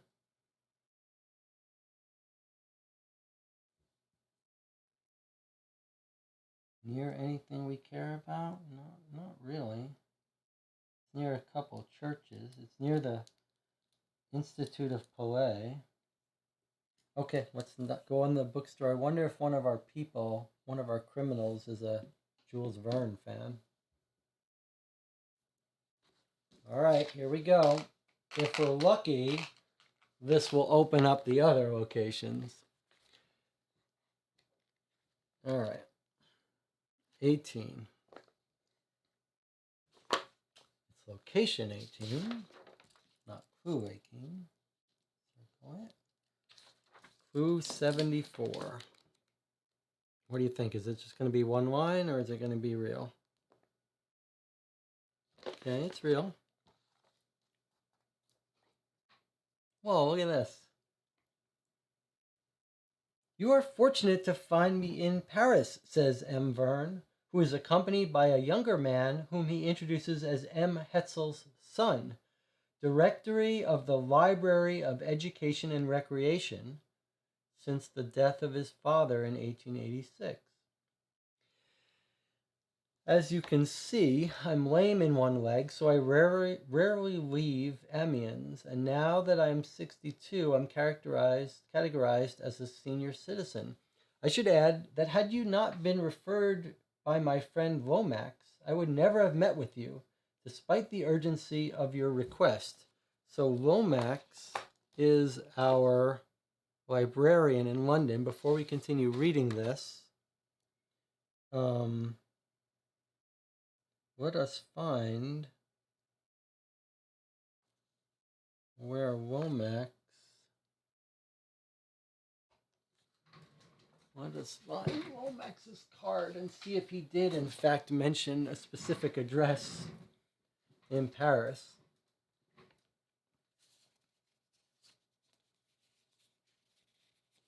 So Womack's is S West 5. That's the librarian. Southwest 5 is clue 18. Let's see. Whoa, wait, what? What? How can... Oh, that's weird. Southwest 5 is clue 18. And when we went to location 18... is this something that we're just realizing we should have been doing? That's weird. Let's read 18. So we go to Womack's. Look at, pardon me, he says. I didn't see you come in. I've just received a letter from one of my French correspondents, Mr. Verne, member of the town council of Amiens. I didn't know you were so interested in French politics, says Wiggins. Let's see if he gives us an address. Okay, that's weird. Okay, oh, I see. Okay, so we learned about Amiens, and we learned about this person, which, if we remember, he's talking about Jules Verne's writings.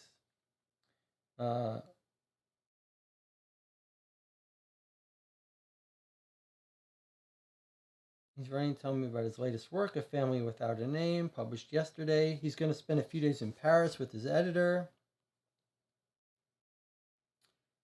He's a well-known playwright. We can't help but admire Womack's cultural knowledge, but you probably haven't come here to discuss the continent. We're asking about our case, Thacker and porcelain. Okay, so Womack mentioned this writer in Paris, and now we've stumbled on his advertisement, and now we are there. Okay. Continuing. Now that we know why we should have kept an eye open for that article, let's write in here. Burn books. Okay, let's continue now. Sorry, I just wanted us to back up and see what the connection was.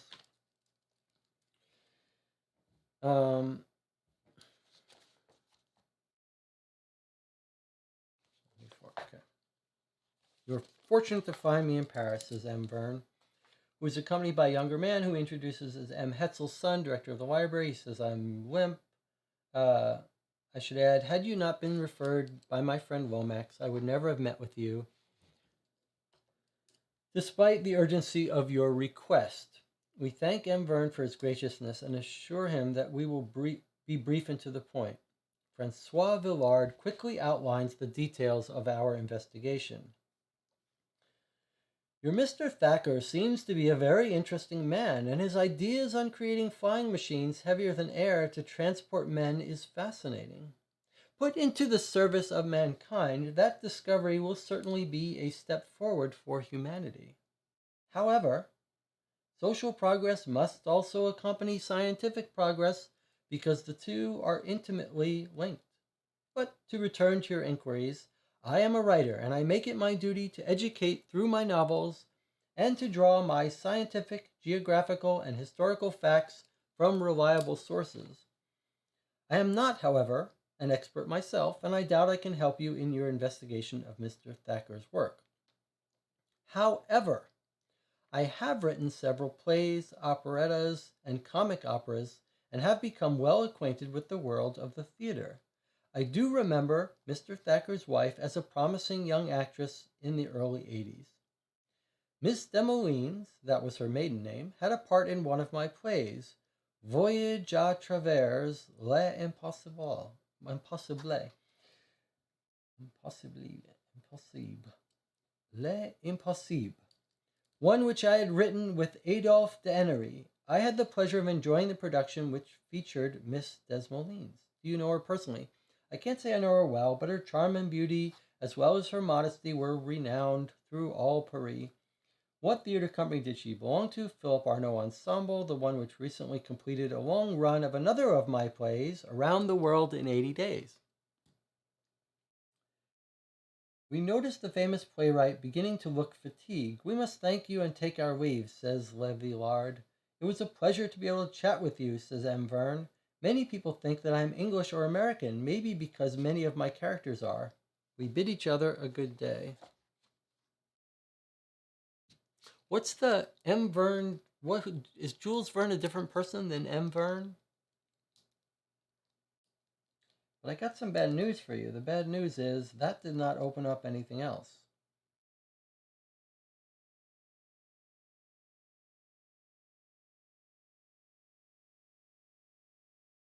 He just referred to us to her job, but now we know. Okay, well, let's keep looking in the paper. That's 18. We've got 5 more left. What else can we find in the newspaper? Let's take a 5-minute break and come back and then try to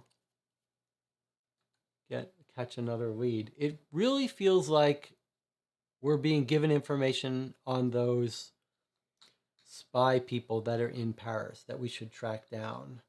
One of them has to be roaming around Paris, and we have to have a way to find them. But we'll take a break. We'll come back in 5 minutes.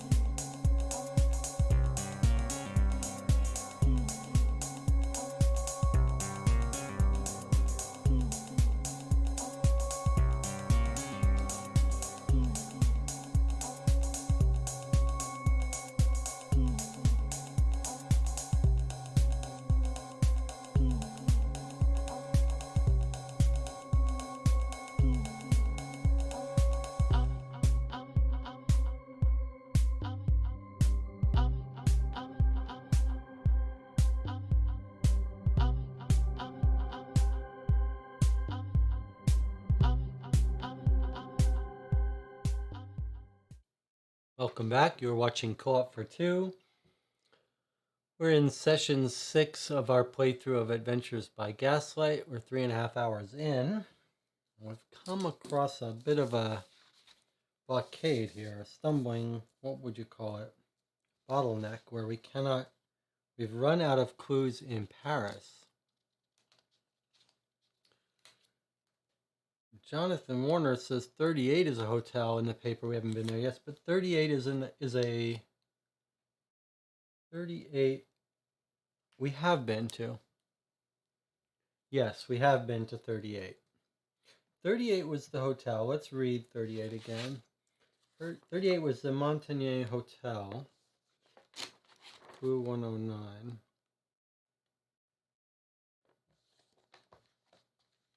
Small sign on the counter. They speak English. This is where Monsieur Attard stayed. And we missed him.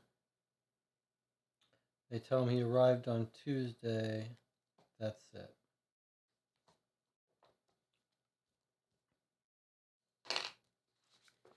So we are at a very interesting situation here where we have only 5 places in Paris.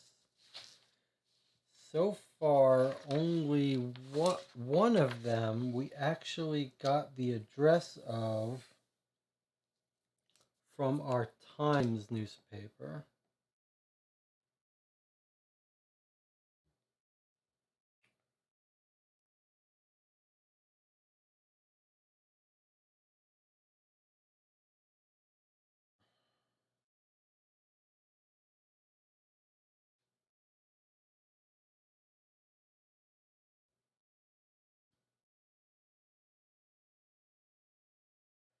Our problem is now, because of the nature of Paris, it's not clear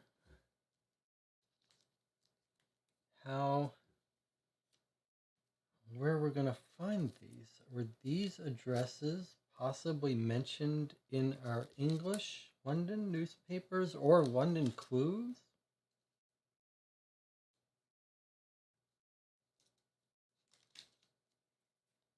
Is it possible any of them are bugs in the system, like that 41 seems to have been?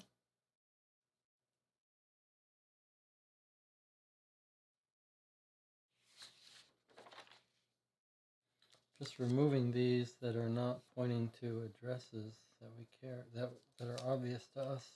We know that these locations are not points of interest, so they have to be addresses off the map that aren't included on the map. And I do not see any.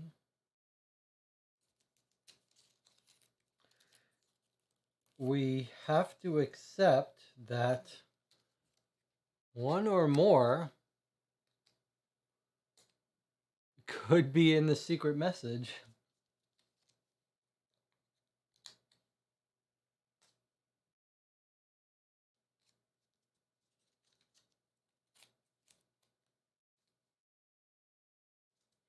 All right. This is kind of a mess. Get this out of the way.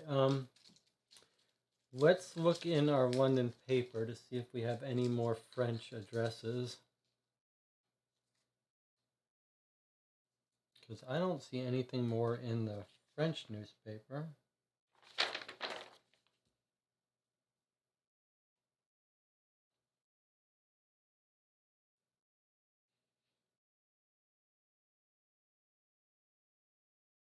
Fascinating.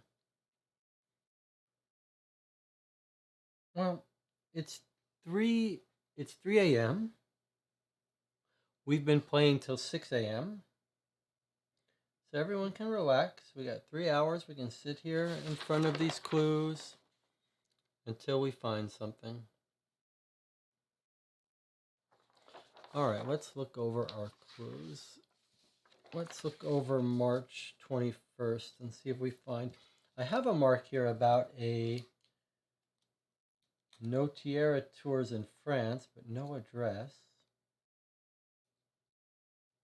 We're looking for addresses in Paris. Oh, let's take a look at I did reprint out my notes of mentions of Paris. places in Paris that we might want to find while we were in London. The O'Brady brother, that's the guy we've been tracking this whole time. The O'Neill brother was mentioned in London and here, but no address for him. Mary Flanagan, the cook who went to Chester, she doesn't seem relevant. Her address is not. We do have an Airplane University book that we might try to read that paragraph because it mentioned different researchers in the history.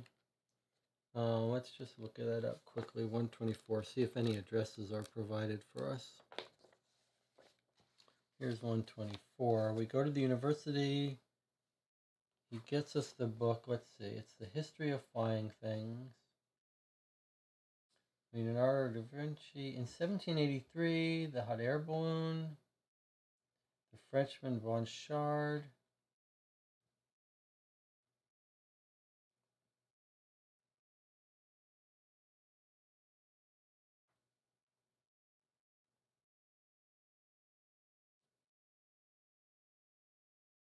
No addresses.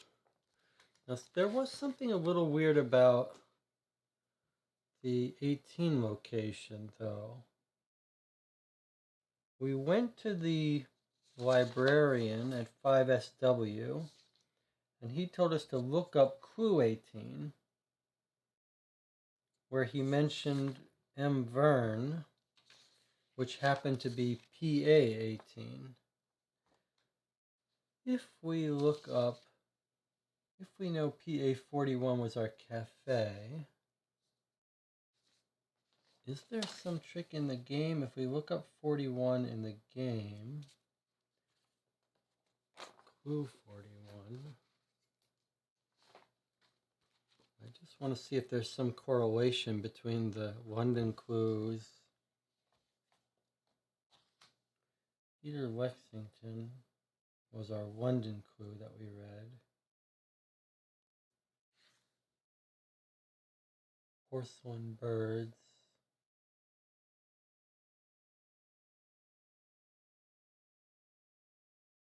No, totally unrelated.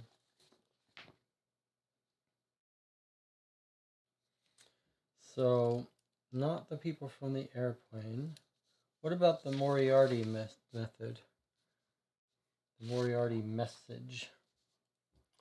No.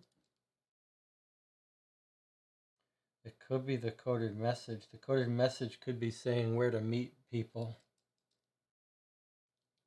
for contacts. So we have to accept that the coded message might have these locations that we can't find. Can people in the chat channel check in? I feel like I've been abandoned. Are you guys working on the cipher? Are you working on looking for places?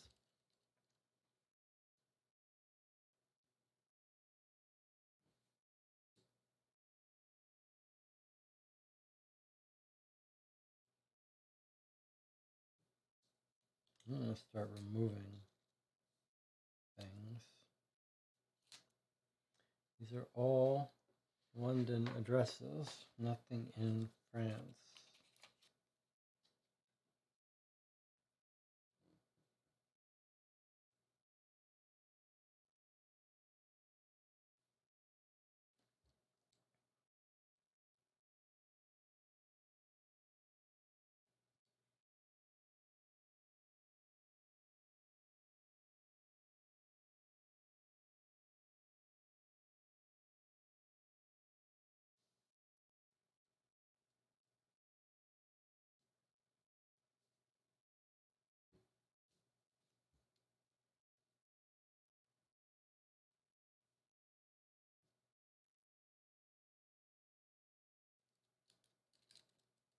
This guy is selling stuff in France. This Dubarry Food.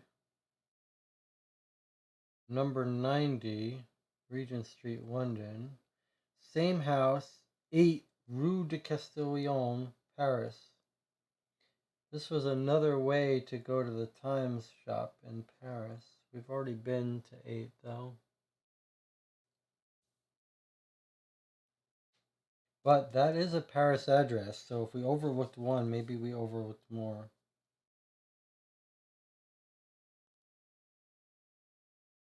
Chess set. Zachary, if you were still here, there was this interesting thing about Staunton chessmen. Do you know about Staunton chessmen? Because they still make chess, Staunton. They must be famous for making chess sets, because I saw on eBay people saying, like, this was a genuine Staunton chess set. Here's an article on the Paris exhibition. Paris exhibition of the Lord Mayor's Committee of the Fund for Sending a Number of Working Men to Paris was held at the Mansion House. £900 to stay in Paris.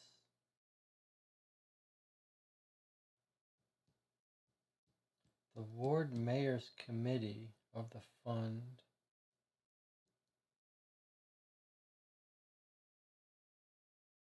I don't remember reading anything about that.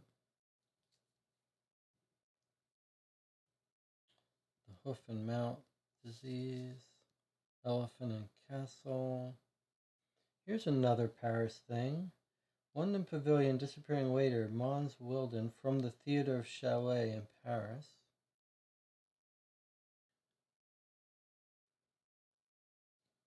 Theatre Chalet. Seems to me we saw that theater. But it wasn't important. It was just a tie-in. London to Algiers. Melbourne. That was the Aberdeen people. News from the United States.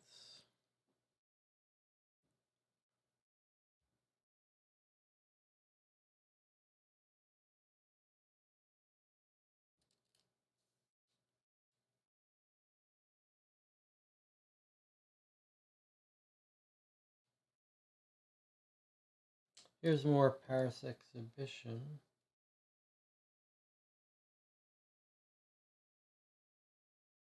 George Innes, landscape painter, Commission Art Association for Winslow Homer. No address though. There's our theft. Minister to France. No address.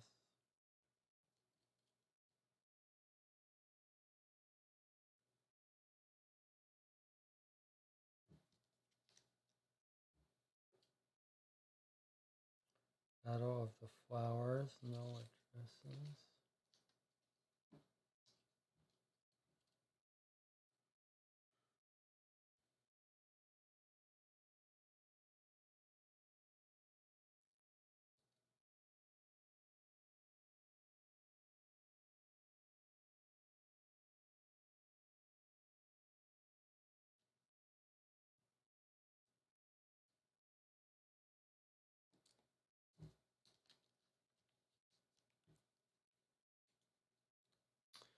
Here's someone writing in, talking about there needs to be more writing about the exposition.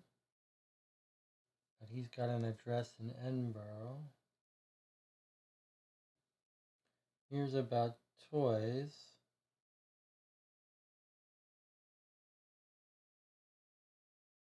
Paris Toys in Paris, special factories.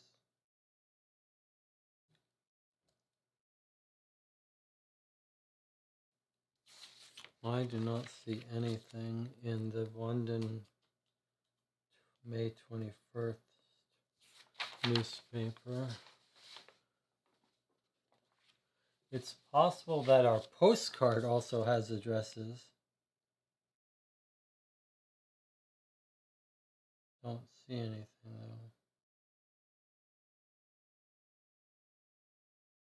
though. And we should consider, does this have any address of relevance to us? Doesn't look like it.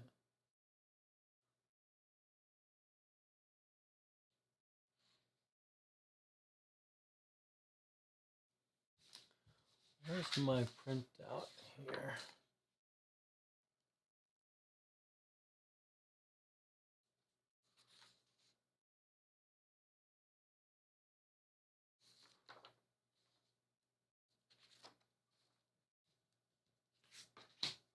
All right, let's go through the 5th and see if we have any French addresses.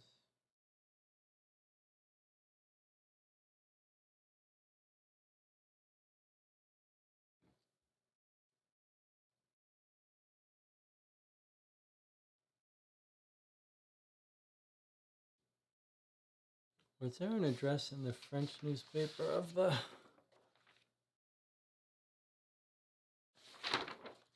What was the Chinese restaurant? Wong Ping Tong.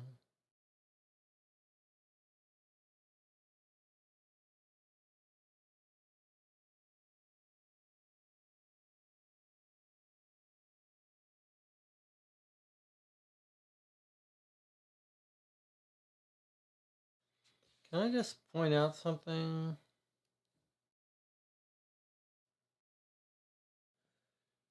Look at this address for a second of the Chinese restaurant here.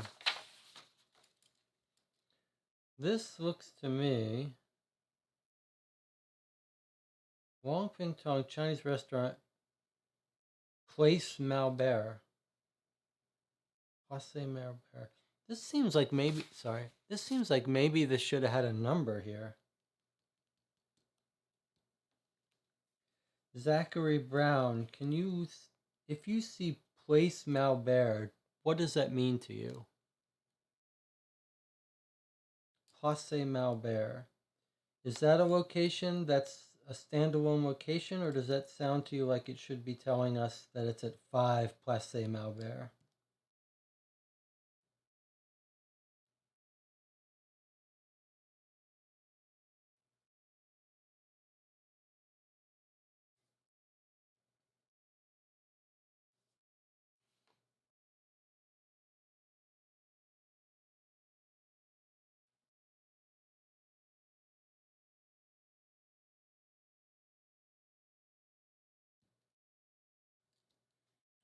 And meanwhile, I want to point out something.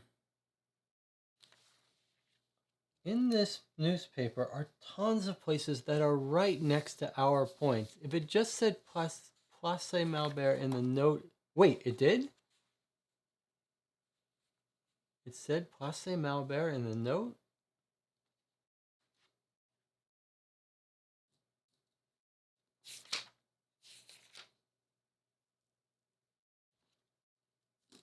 '59.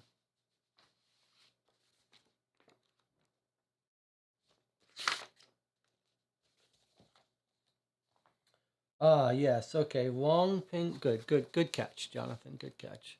Wong Ping Tong, Place Malbert. Okay, good. He's already crossed that person off.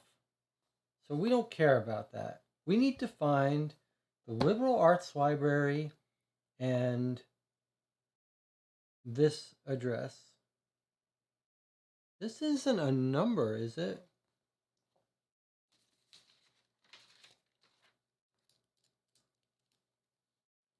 Is this a coded number? 30,000, 20,000? I don't know how we could...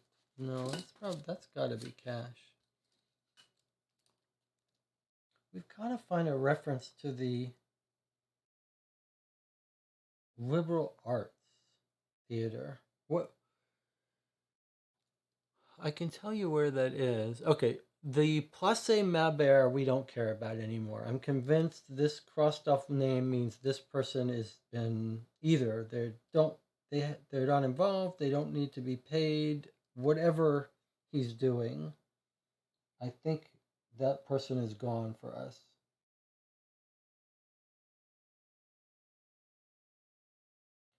But these people not. Hans Grossenberg isn't crossed off the list, and he's at the Fine Arts. When we went to the Fine Arts, which was 138, what did it say to us? We visit the Centennial of Paintings. We see this cool fountain, which is probably a real thing, by M. de Saint Vidal. We ask a security guard if the name Hans Grossenberg brings anything to mind. I don't think there's anything on display, but I'm not familiar. We leave the Palace of View Arts without having really made any progress. All right, Zachary, can we get at least a clarification? Okay, this is Rue All Hours. We found that on our map. It didn't help us much. And then the other one was the Arts Liberaux, the liberal arts.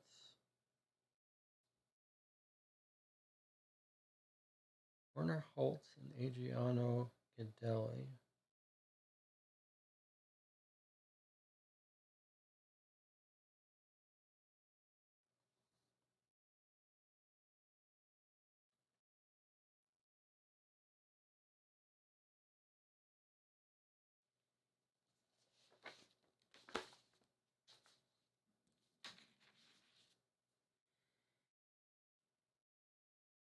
In the French newspaper are places like shops all around on either side of the places we care about. English Saddle at 87 Rue Mébert.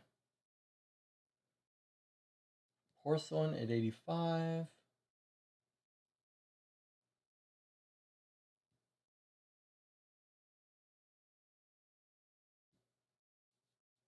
Marriage at 22. Widow 32.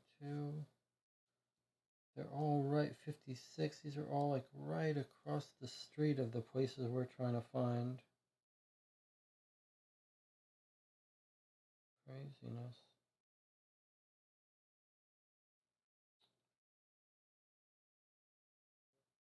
$32. We needed to go to 33.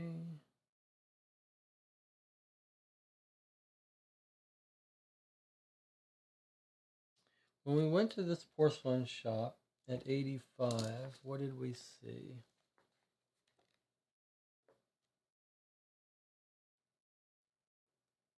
It was Clue 80. Okay, we walk in. He's selling porcelain.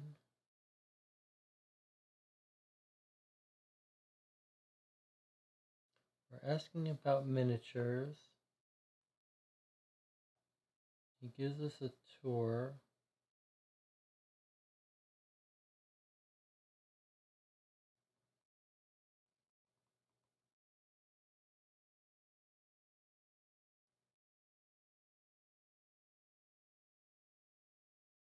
He sends us to Albert Frank at 25 Enfer Boulevard. We go there.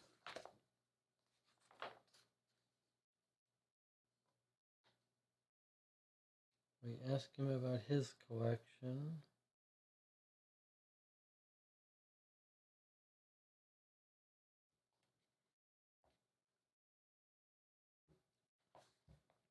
He says the police come. They verify his books. He doesn't want to give any names, but he says Jules Ramberg might be interested and a German fellow named Weinberg, but those are rumors.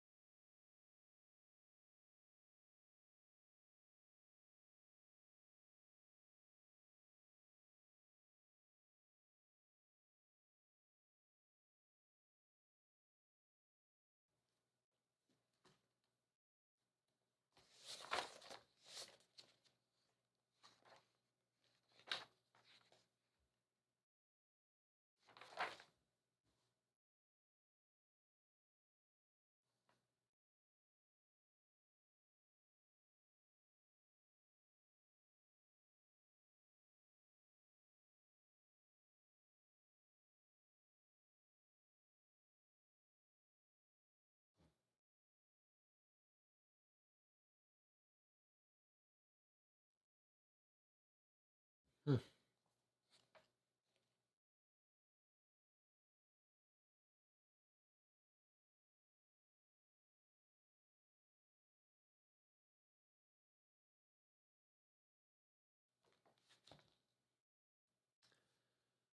Jonathan says, I'm in for some peeks to see if we can see if there's a bug. I don't know what else to do.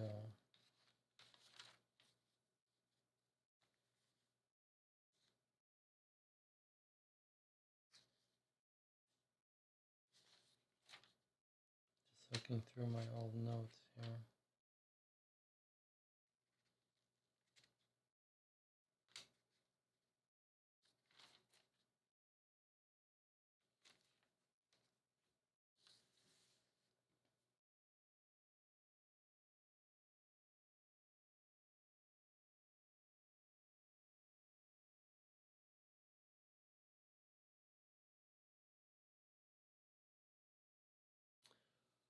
Where was the statement about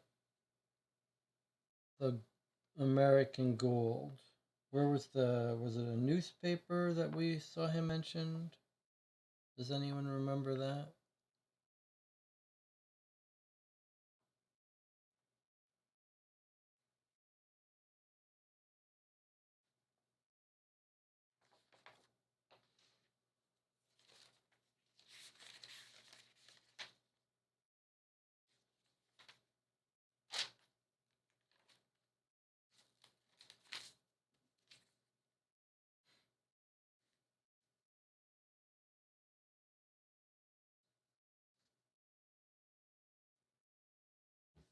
I'm a little confused about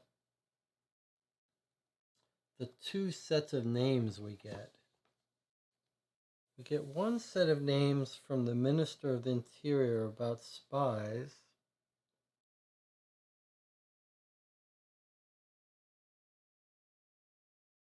And then he says, the expedition has attracted all sorts of people, suspect people. Can you give us a few names? And he says, Kurt Weinberg, a German, has been verified. Henry Gould, an American, has been spotted.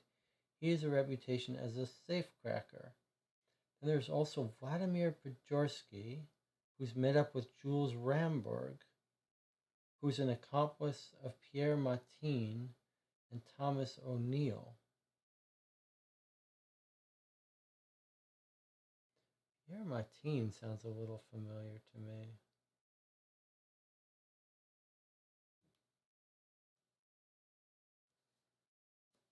Let me look at our London clue list and see if anything jumps out.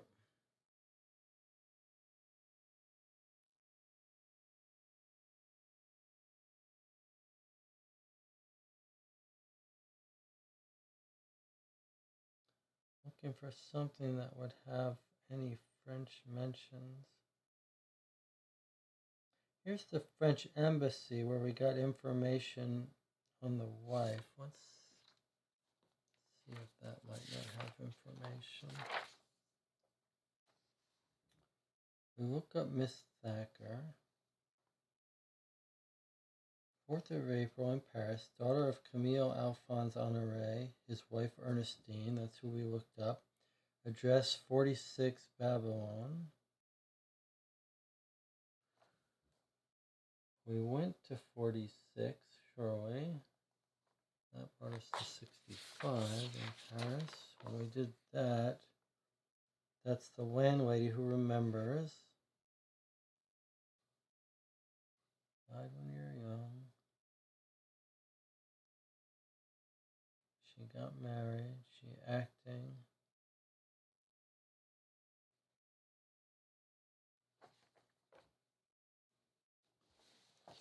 We went to the French.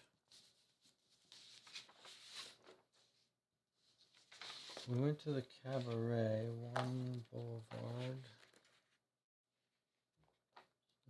19.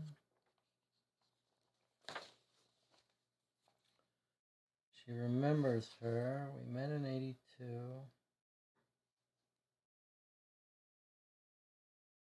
Father died. She belonged to the company of Philip Arnaud. Alright, we went to Philip Arnaud at some point. Philip Arnaud, chalet around the world in 80 days.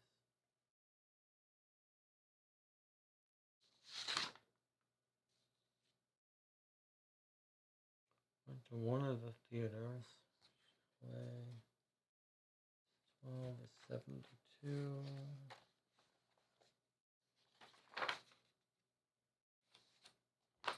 Philip Arnaud. He says he knows her.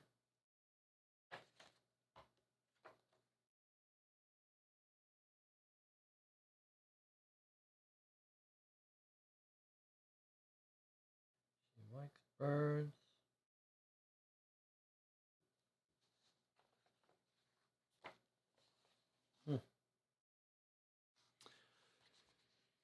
Okay, so Erin is answering my question about where we saw Jay Gould. 5 March, second column under the United States heading. Jay Gould arrived at the island of St. Thomas on the route to Florida.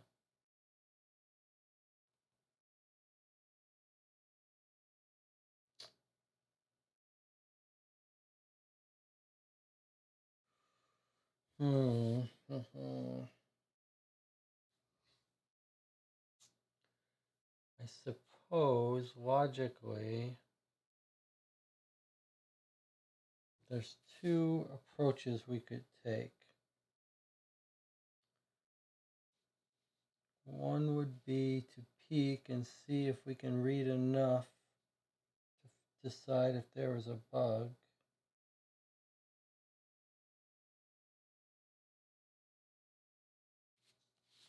Which is risky, awfully risky. And then the other one would be to decode, to assume that what we're needing to find is hidden in the message.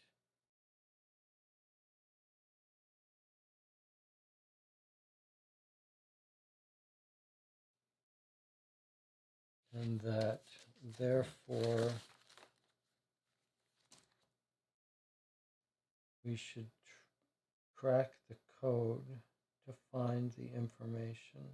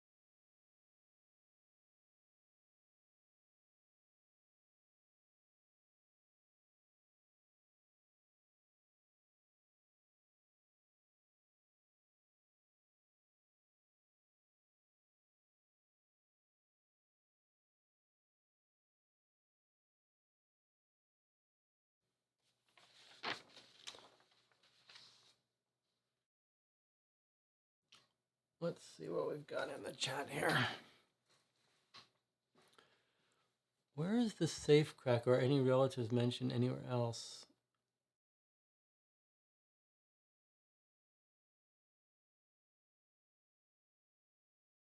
Not really. On 5 March, that's Jay Gould. Could we get a number from the message? Can we list all the missing clue numbers? Okay, here are the missing clue numbers.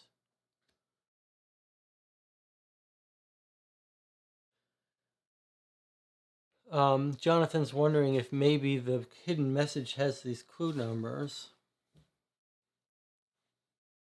But then, as he points out, that would be, that's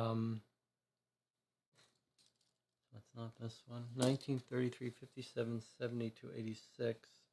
It seems unlikely because they'd have to be spelled out. Otherwise, you couldn't rely on being able to find numbers in a message as a system for communicating information. I'm trying to remember if the safecracker was mentioned. I have a memory of the safecracker being mentioned in London.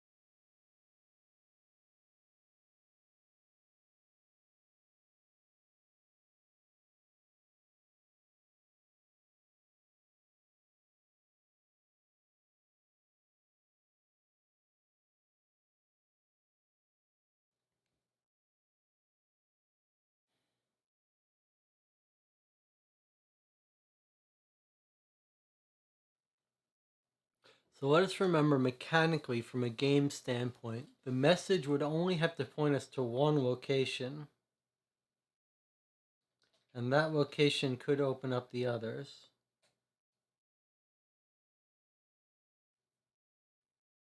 Aaron says, what places are we missing? Anything you remember that we could go to, like the hotel? Yeah, if we could get to some post office, that would be a place we would like to see information about possibly the letter that was written to him. But what we really want to do is to track down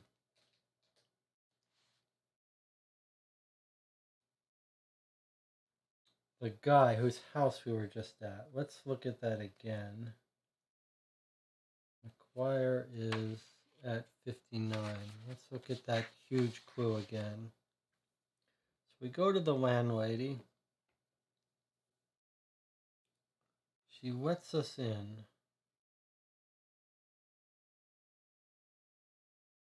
Where have we lost him? Where did he go? He went to the train station and disappeared. Okay.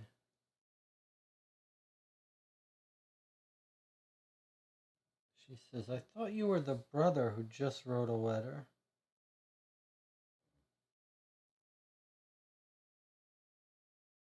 Here's the key. He's got tiny rooms. We open up. We find money, cigarettes, a bill from a restaurant at the Eiffel Tower. Is there any place that we didn't go to?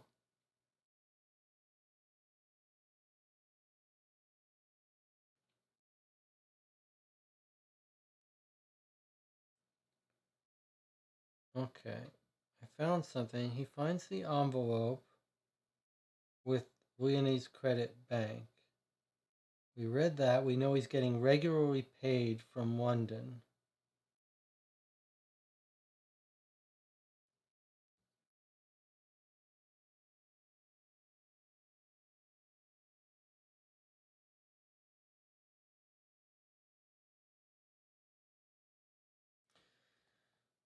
Here's an idea, theory. They're trying to sell. We could have some theories for what we think this note is. They're trying to sell this document. So one possibility is these are the offers they're getting for that document from these foreign spy people. $30,000 Warner Holtz is offering. Adriano Gardelli is offering $20,000. That's one possibility. One possibility is this is what they're owe these people. But if these are the foreign spies, that's what we're told, that are in the country, I think it's not a bad guess to say this is what people are offering. And he's crossed off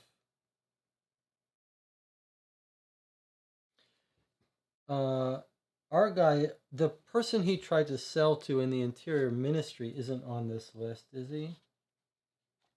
That would be a huge solve that problem if so. Let's take a look at it. You're interested in garage, says Saulnier, a man of 50.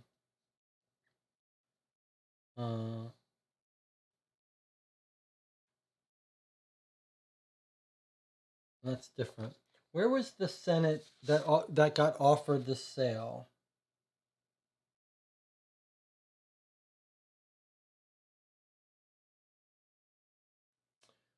Clue 9.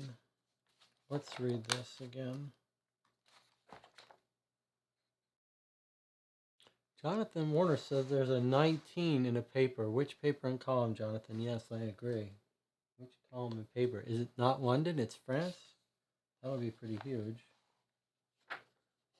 Clue 9 is where we're told about this. Okay, let's see. Eugene Lestrange, give you details. Confidential. A few days ago, I received a communication from Monsieur Gerard.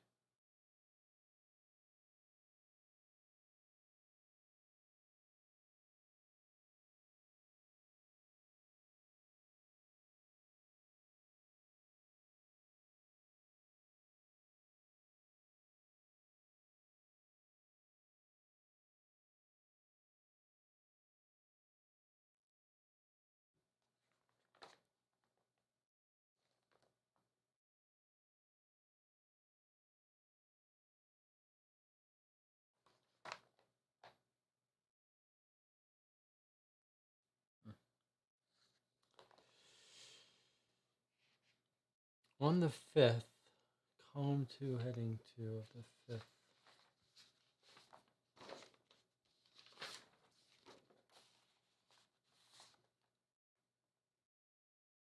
Telegraph from number 19, London. No, that's not us. We're not allowed to. We can't look at London in France, in Paris.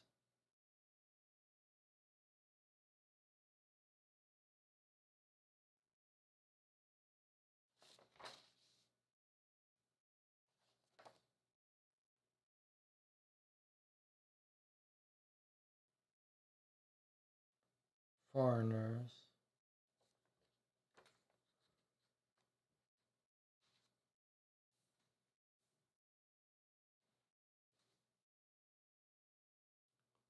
Also a 23 in column 3, heading 1.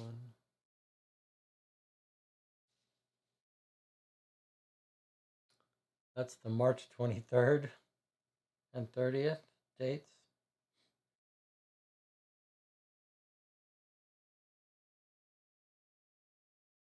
Oh, you're saying if there was a coded message. I see. If there was a coded message, it would be referring to that. The thing is, the message can't say, 33. It has to say 33 Rue de whatever. If it was in a message, you can't just send a message that says 33. That's not going to specify a street address for the recipient.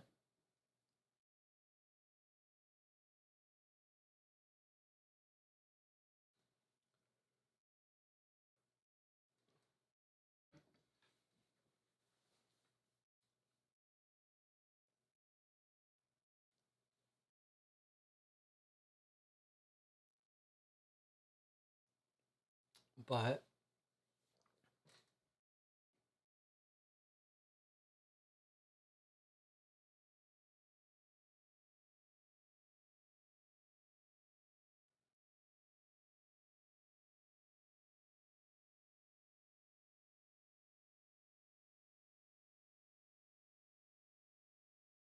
if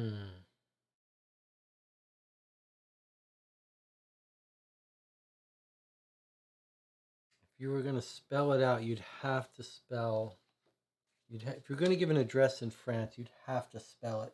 You couldn't combine words. Yes, I get it now. You're talking about if it was revealing.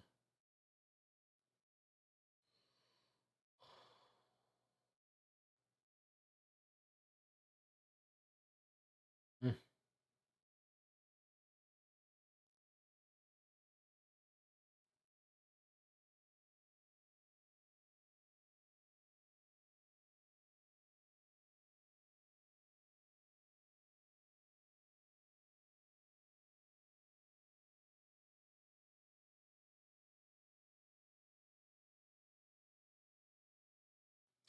So what are we surprised that we don't have locations for in France? Let's go let's take a breath for a second. We might do some peeking in a second, but so what are we kind of surprised by that we can't find locations for in France? The first thing I'm surprised by is that we're given two sets of names. One is the names that are on this list that we found in his house of French spies that Gerard seems to be trying to deal with. I get that. I get that list, and I get that he's working on it, crossing people off it, and maybe he's found people who are willing to pay for this document, and maybe he's selling them to all of the people. Jonathan says if it's spelled out, it's probably around 11 letters, so that doesn't seem like an address. It would be hard, but yes, it would be hard to get a full spelled out address.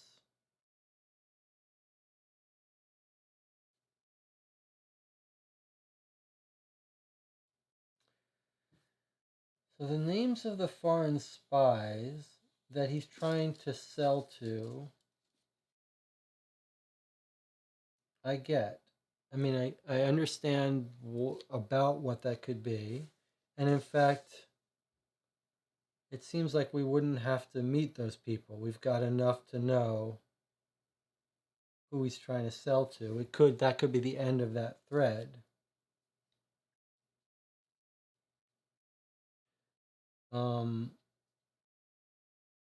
But then there's a second set of names that's given to us by the different police officer. That's the set of names that I'm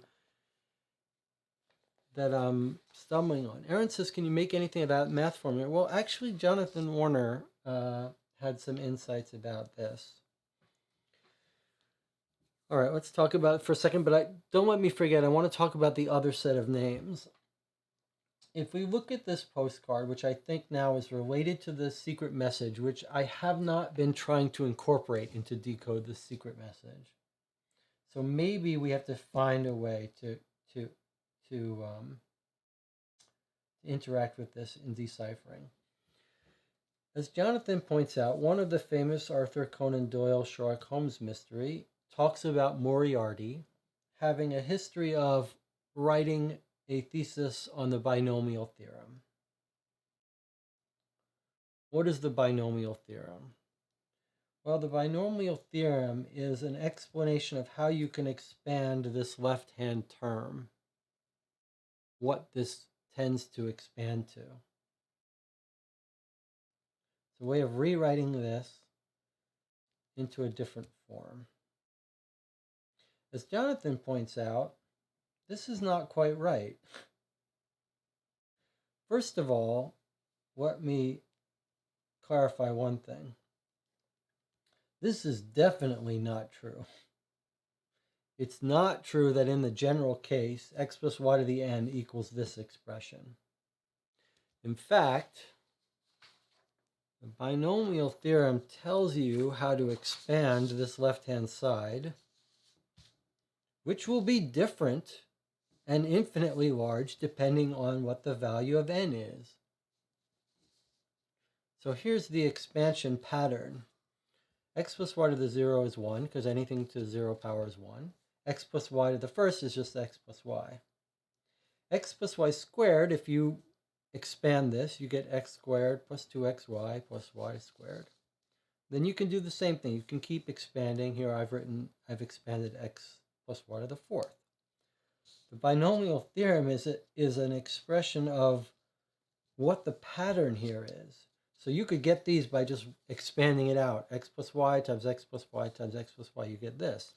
But you'll notice it has a similar pattern as it expands. There's always an x to the this term, and then other coefficients, the 3, the y. And that expression makes use of Pascal's triangle, which tells us what these coefficients should be, what these coefficients and exponentials should be. And here's an example of how you would get a plus b to the 7th. It's this, you would look at this 7th expansion of Pascal's triangle. You would see the first term is a to the 7th. The next term is going to be 7 over 1. It's 7, choose 1. I forget how you get this. 7, here are the coefficients. 7, 21, 35, 35, 21, 7, 1. You'll notice those are these coefficients. 7, 21, 35, 35, 21, 7. And then the exponential powers are here. This would be 7 minus 1 to the 6th power. And 1 would be the b exponential. And the next term would be 7 minus 2 is a to the 5th, b to the 2. Then 7 minus 3 is to the 4th power, b to the 3rd, 35 to the 3rd power. Anyway, the point is it's just a way of expanding this. So I know that's just not a lesson that you can absorb through me speaking. But the point is that this is wrong in two ways. First of all, this is only true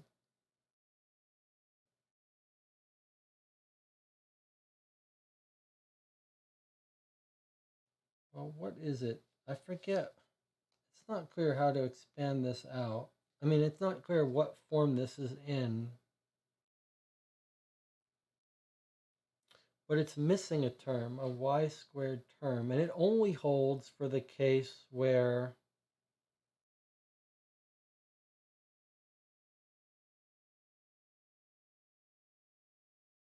n is 3 is what it was. I think I worked out. Like it's only got the 3 terms.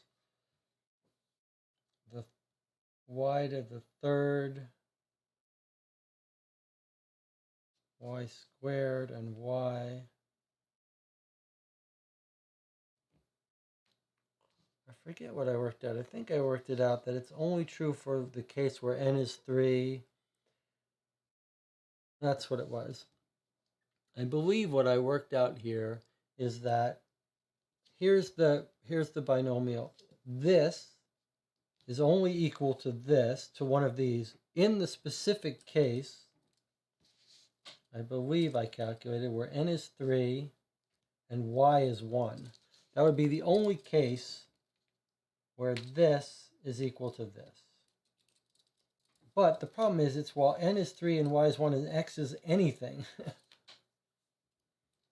So any value of x, I believe that was what I figured out.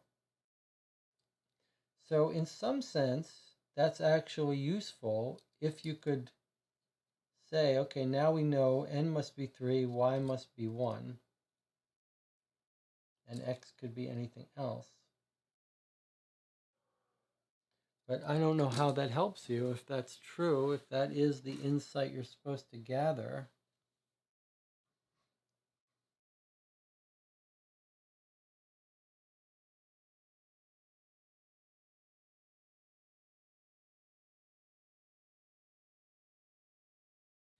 Maybe it pays to look at that again to see if I misunderstood that from somewhere, but no matter what, no matter, even if you got exact numbers for n, y, and x, which I don't think you get, I don't know how it helps you decode.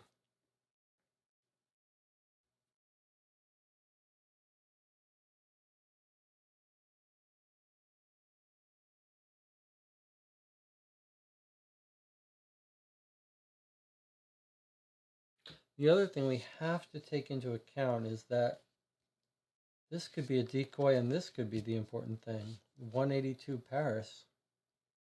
I don't think so, but it's always possible that that 182 is an important clue. We can work on this a little bit. We can work on deciphering the code.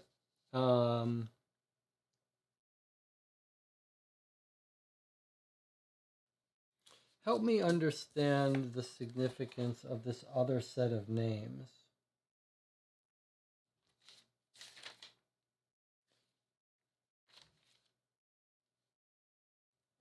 Because it's a little weird that they don't come up again.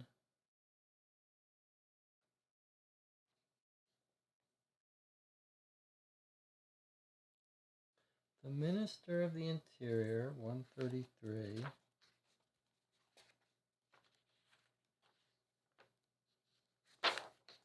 He gives us, the Minister of the Interior gives us this name, this list, which is the same list of these foreign spies, which is the same list that we find on McGuire's list about where he's got the 20,000 and the 30,000. I get it. Okay, I basically get that list. But then when we go to the police officer, he tells us different people. All right, let's look at the people he tells us. First of all, he tells us this whole thing about how to how to measure people so that you could figure out who's who. Maybe that's a real thing, a little history lesson. And then he talks about Gerard doing bad stuff. He never makes a false move, but he made one mistake. He went to Eugene Lestange to try to sell the document.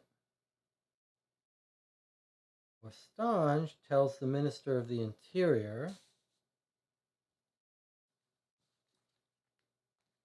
who tells us.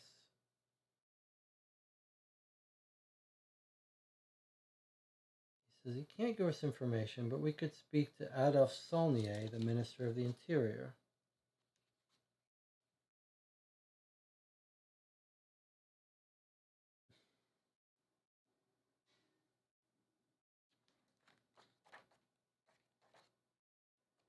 I was really hoping to find on this list the guy in the French politician he tried to sell to with a name crossed through it. That would help.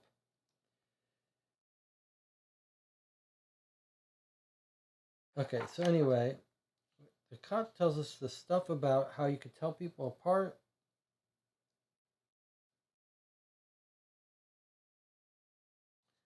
And then we tell him about okay, let's read this. He says, the opening of the exposition in Paris has attracted all sorts of people, among them several suspect individuals who are anxious to join up with other criminals, always on the lookout for an opportunity to commit a crime. Can you put us on the trail of some of those? Give us a few names. He says the presence in Paris of Kurt Weinberg, a German, has been verified. Henry Gould, an American, has been spotted. He was a safecracker. Vladimir Podjarski has probably met up with Jules Ramberg, an old accomplice of Pierre Martin and Thomas O'Neill. All right, let's stop for a second. Thomas O'Neill is someone I expected us to be able to find. Aaron says, how about applying 182 to the theorem? I thought of that. I couldn't. Oh, I see. To that theorem. Yeah, it's not. It's not a. Well, that's the thing. When you say applied to the theorem, that's the thing. Do you mean you don't need any of this for that? If you're saying it's 1, 8, and 2, 1 plus 8 is 9. 9 squared is 81. What do we do with that? Okay, let's do this for a second.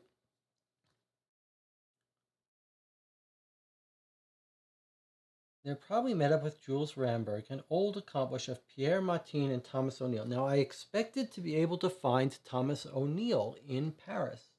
We have this noteworthy conversation with his brother, and he's like, my brother's in Paris.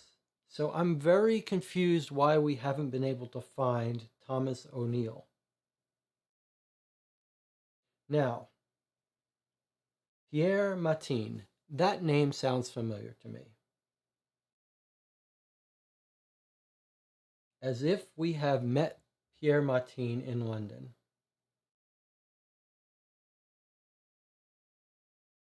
Is it possible we've met Pierre Martin in London and learned about him being in France and we are forgetting where? Does anyone else remember Pierre Martin?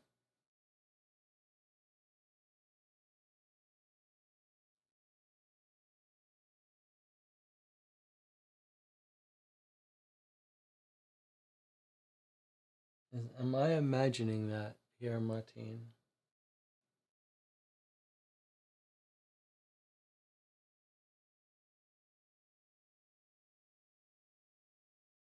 The problem is it could be anywhere in any of the clues in London, any of the newspapers.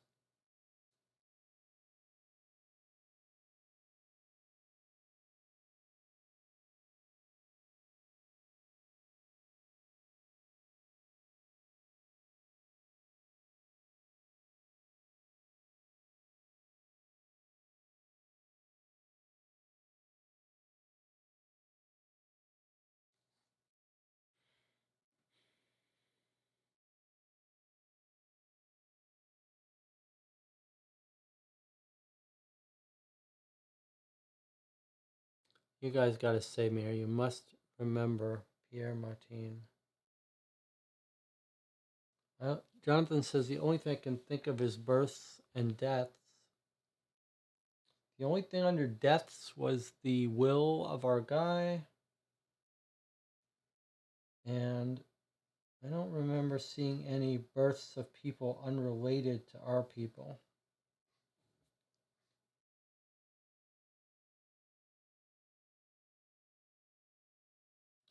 And my memory is bad, so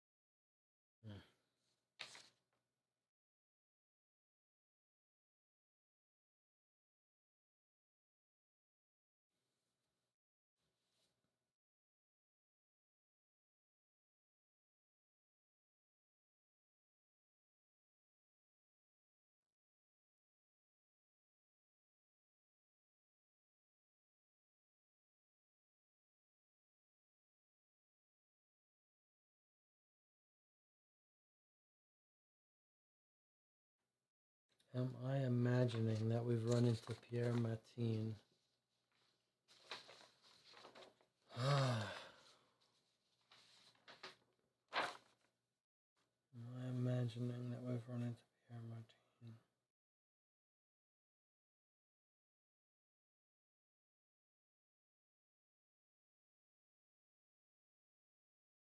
For it to be important for us, we'd not only have to have run into him, but been given his address.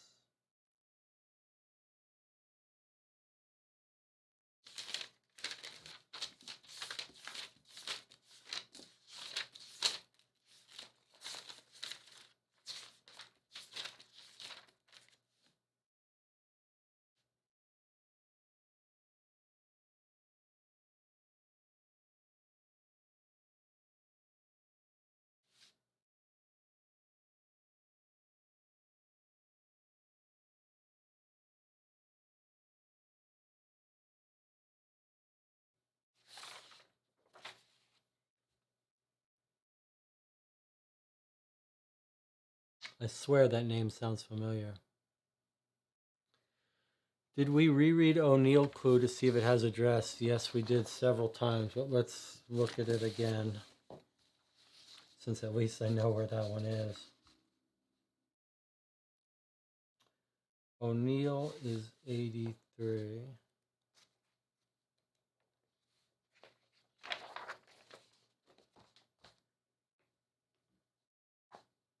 So we get to the home of the O'Neills. What can I do for you? We've come to see Barry. Sends us upstairs. He must be someone we've talked to in other cases. Then there's Mabuto appears with the blowpipe and stuff. He lets us pass. We knock on the door. We ask about the burglary. Would you know anyone who did it? The brothers must be involved in some crime stuff or something. He says, I don't think there are many porcelain thieves. We talked to Jonathan Small. He's the counterfeiter. He mentions him in the diamond affair.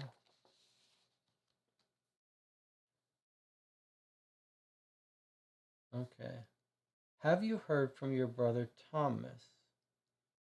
He says, Tommy, it's been a year since I've seen him. I think he's on the continent. He always liked living there. He's always found Paris an attraction, especially now during the exposition. Thank you for answering our questions, and we leave.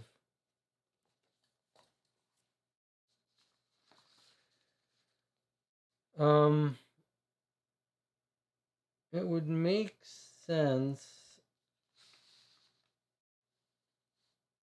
that someone talking about the exposition might mention something in Paris. If we look at our clues dealing with newspapers,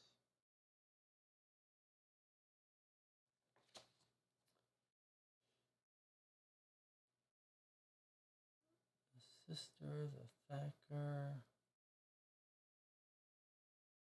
doctor. Just trying to think in my head where we might have heard French stuff or Pierre Martin.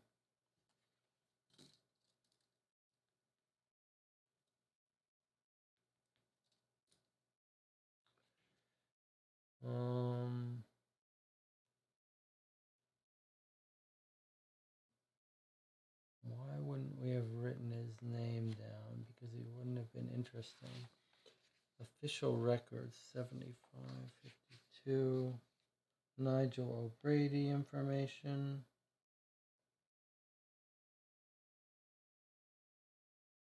I suppose we should look up the births and deaths. Maybe there's an address there again. 7550. I mean, deaths I know doesn't have anything because that just has the Henry Thacker's put in his will. Somerset was 17.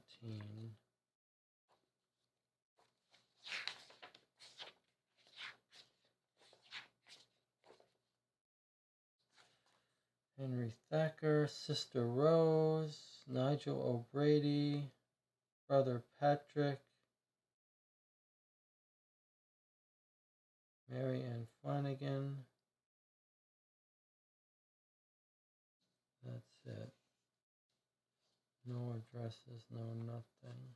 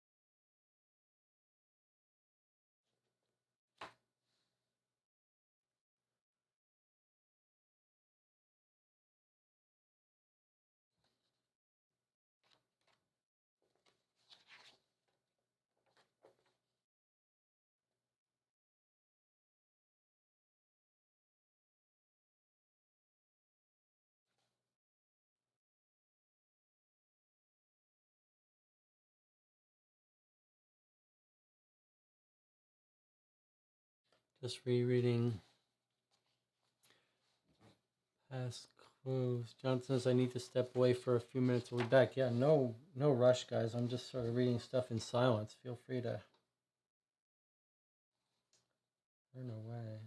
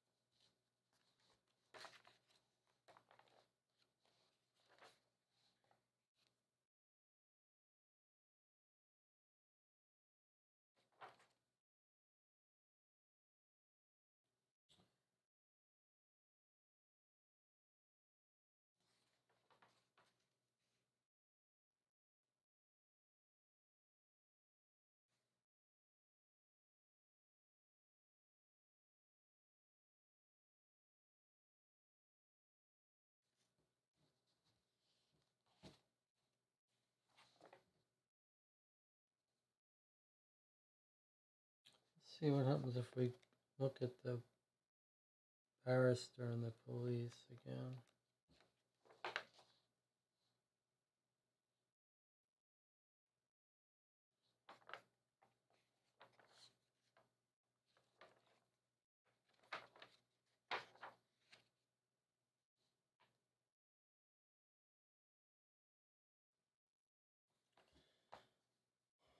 We talk to Miss Forster.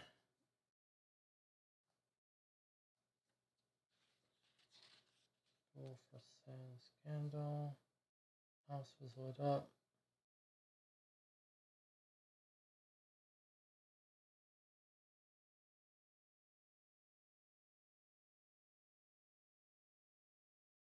Joel Brady has nothing to say to us.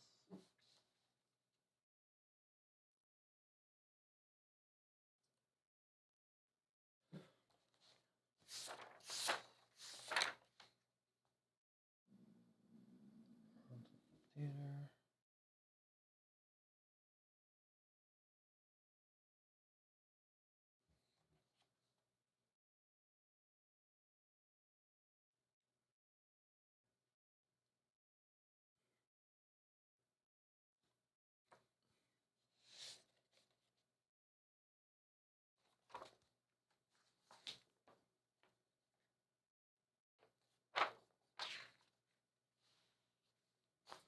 Here's the mother.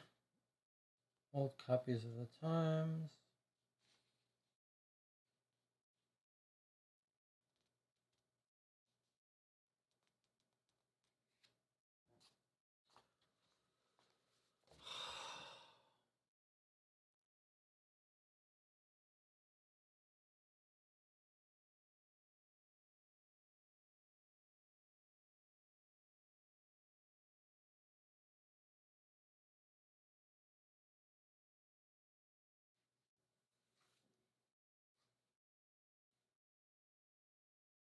Aaron's checking newspapers for addresses we might have missed. Good. So what's the most likely place that we made mistakes? Would be in a Paris something. That would be the most likely chance for us missing an address. So if we go through these, let's look.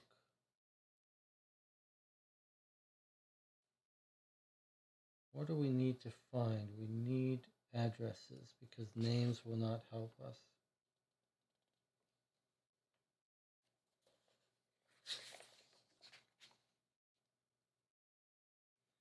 Here's the Paris restaurant. Let's see, 54.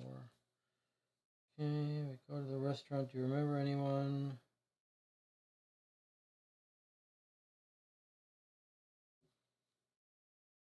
Reservation list.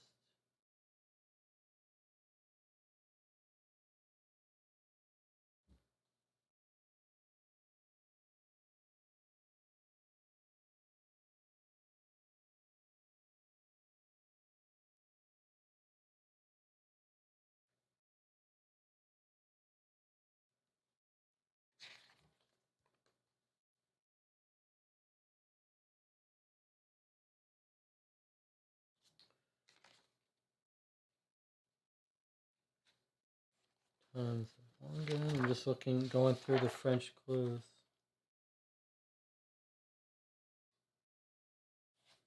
As we talked about earlier, but I've been resistant to do, we could peek at things to see if there's a mistake that we should have had a date for something, but we didn't.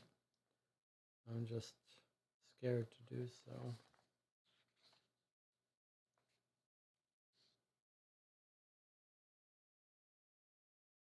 Partly I'm scared to do so just because, like with London, I reread every clue. And since I haven't done that for Paris, I'm associating more likelihood that we overlooked something. But on the other hand, I'm not all that thrilled with the idea of rereading all of London. I wish, however, that I had taken better notes, which you should have. We knew we were going to go to Paris. Wish I had taken slightly better notes of anyone mentioned in Paris from England. I did make some notes. Just could have been better.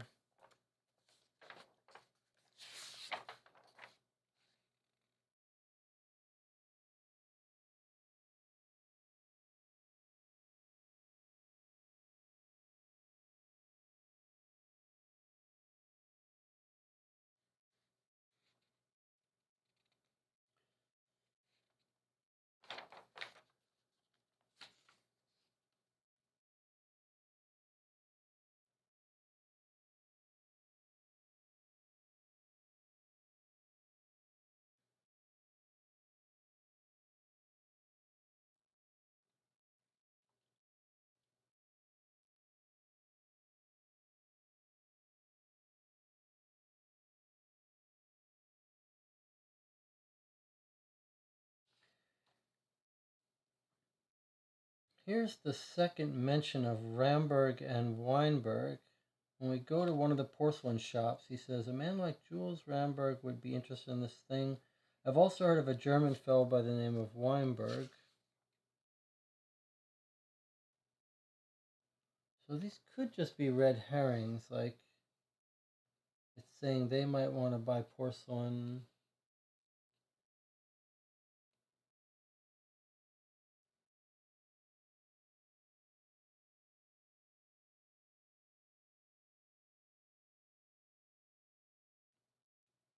I had a theory about the porcelain birds. So it might be helpful for Jonathan to be here for that. But I was thinking, what if this is all blackmail to save Annie? And what if the woman, Miss Thacker, is basically... Jonathan says I'm back. Anything? No. I was just talking about the birds and what their connection to the case would be. I was thinking, what if Miss Thacker is basically finally trying to buy Annie's freedom and is going to send her away, and so she's like taking her birds, which represent innocence and purity and freedom, and like put him in Annie Thacker's trunk. And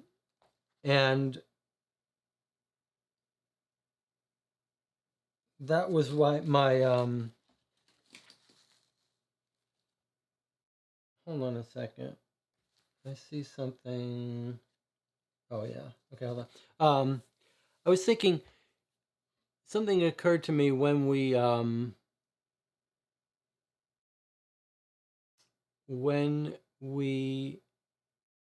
examined the house in 22. This is just giving us something else to do. When we go in the house, we go into Annie's room. I want you to listen to this.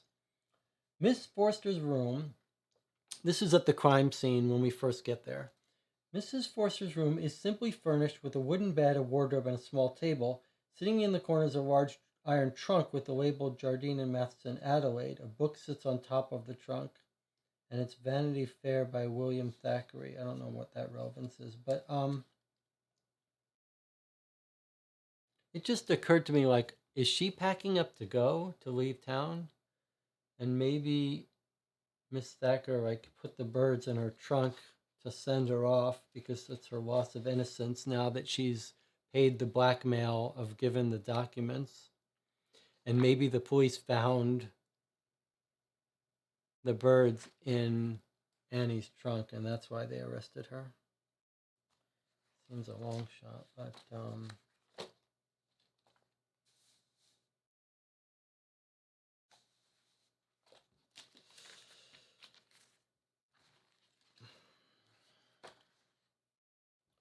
right. I was just going through all these French things.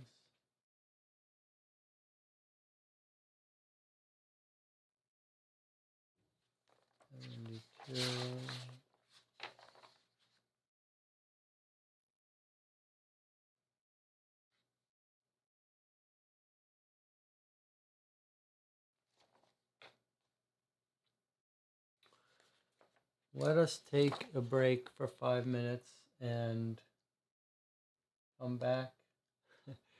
It's 4 a.m. I thought for sure we are going to finish Paris, and I'm not sure what to do here. All right, take a 5-minute break, stretch, clear our heads, come back.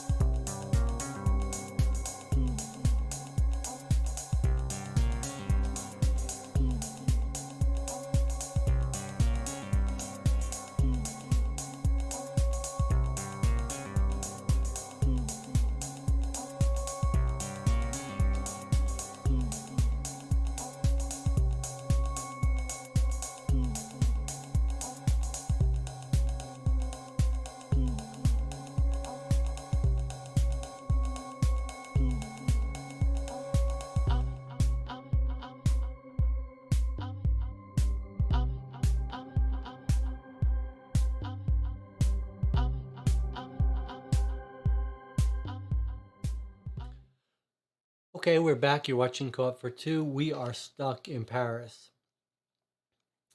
Jonathan says we could try skimming the entire clue book, skip our last 5 clues for the address. That makes some sense. If we didn't miss any addresses when we were talking to people in Paris, I'm out of ideas. So let's entertain another possibility that I wrote down one of these. I circled or crossed off the wrong thing. I think the thing to do is quickly go through these.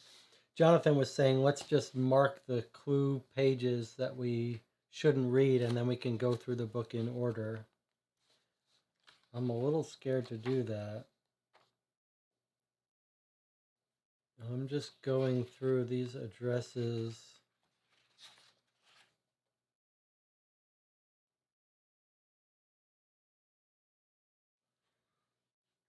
To make sure. What was the Jules Verne? We didn't read that carefully. And I saw that. Let's read that Jules Verne one again. You're fortunate to find me in Paris. Hetzel's son.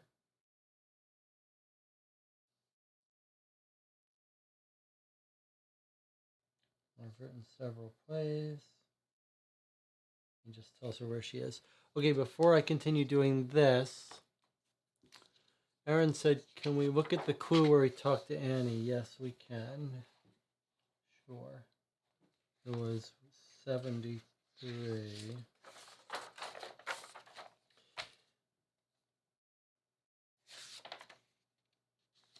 Okay, so here it is, just so you know. There's not much here. She sits down in front of us. She dabs her eyes. We've come to help you. Can you tell us what happened? She says, Miss Thacker gave me 2 tickets to go to the theater with my fiancé. School for Scandal was playing. He picked me up at 7. We took a handsome cab. We came home. The house was lit up with cops. They said there was a theft. In the morning, they arrested me with O'Brady, the other servant. She starts to sob. Did anything unusual happen during the day when we know they dressed up as each other? She hesitates before answering. Mr. Thacker left around noon. He had a conversation with Mrs. Thacker in the morning. She seemed to be in shock afterward. Normally they seem so happy together.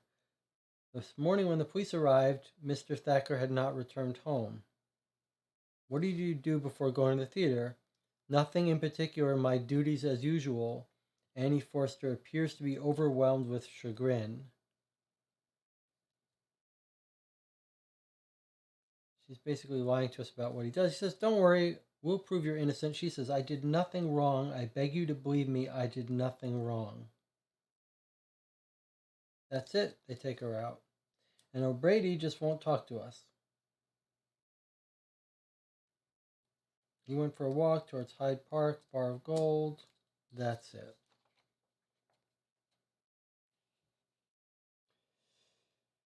All right. Continuing my look through all of our French clues.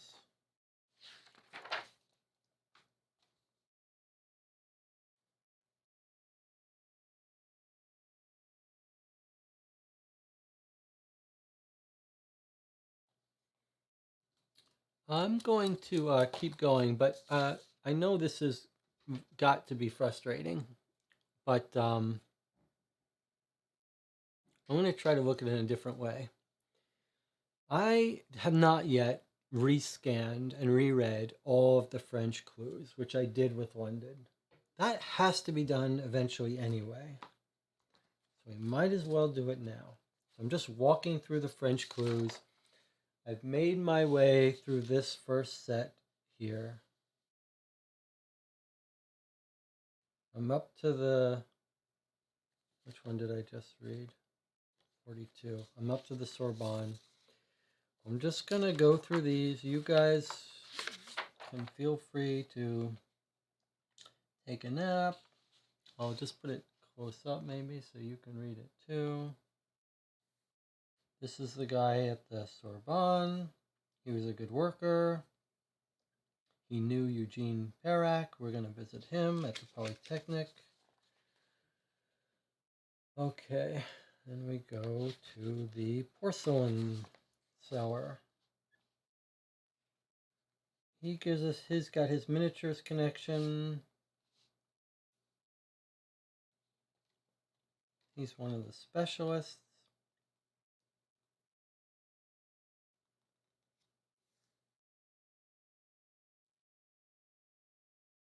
He says whenever we buy, we drop a certificate.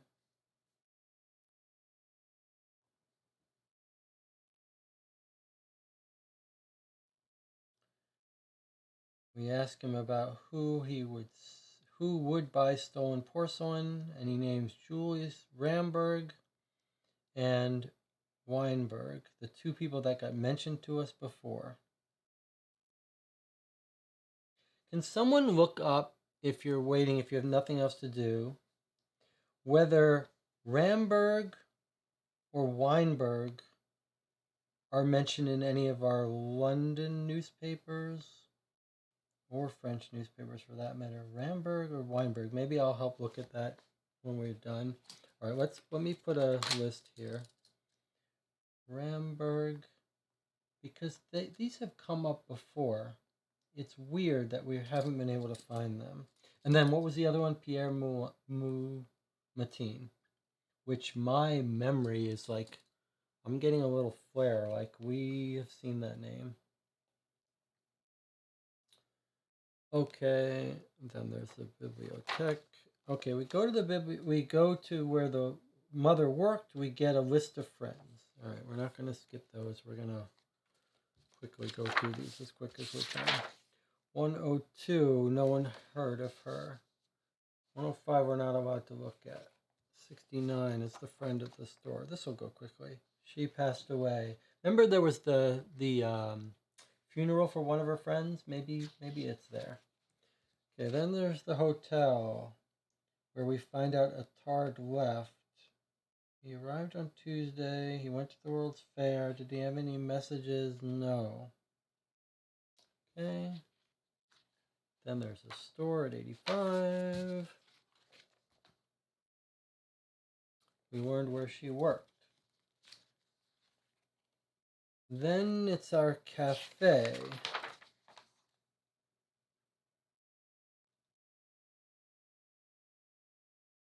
We sit down. We see the guy. We pretend to be in thing. We see him go to an arcade. He goes to the train station.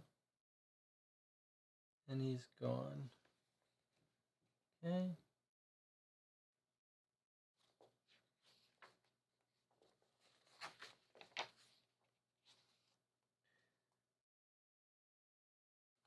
Okay. Then we've got the clue where Monsieur Garrod tries to sell it to him.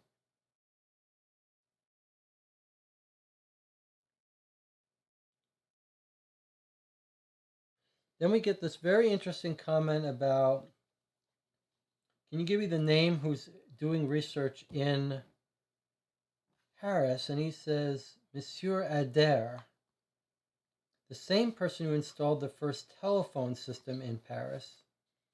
And then he says he's not in Paris, so I'm thinking he might be in London. Let's not forget that clue about Adair being outside of Paris. Okay, that was 9. Next up is the friend at 121. She doesn't live there anymore. 125. This is the long discussion with the friend who tells us the whole story about Annie Foster.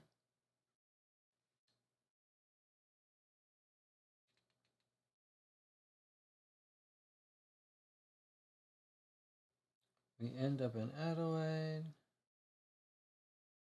She gets into trouble. She flies, kills the guy. They go away. Okay.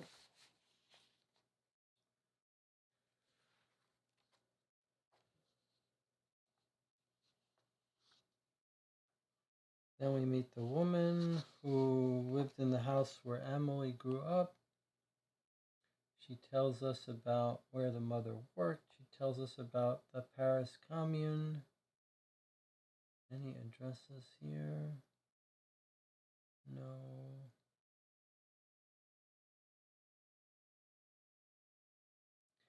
Maybe this is where everyone was saying it wore out their welcome.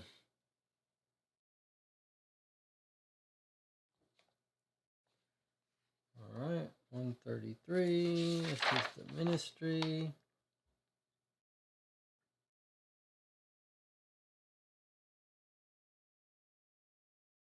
We don't have anything on Gerard. Espionage. He gives us the names.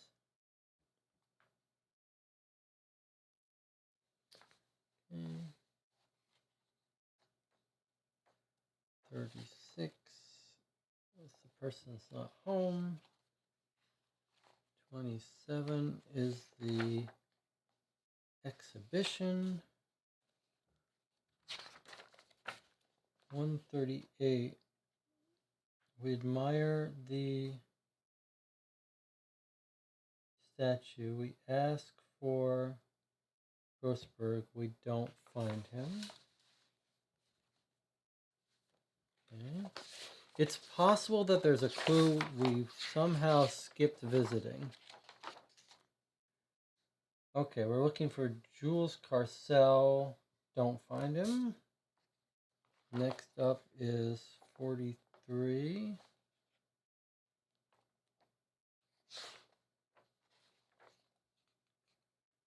No one's ever heard of Adriano.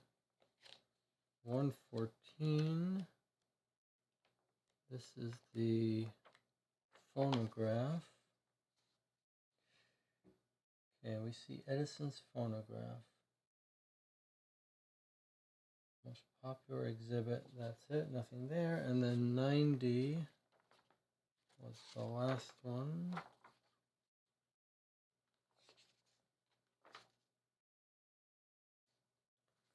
90.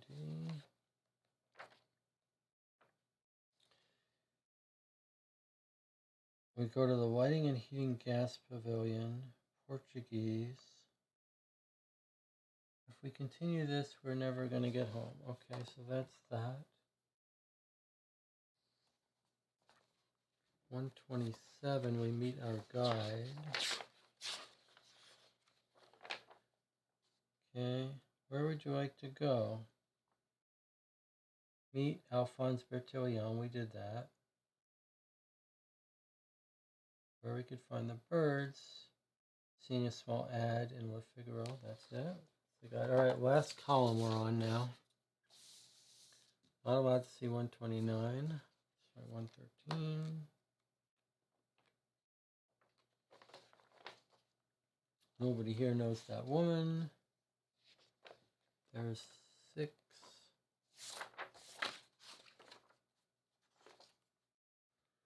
Small frail woman, Madame Sicard. We ask about the mother.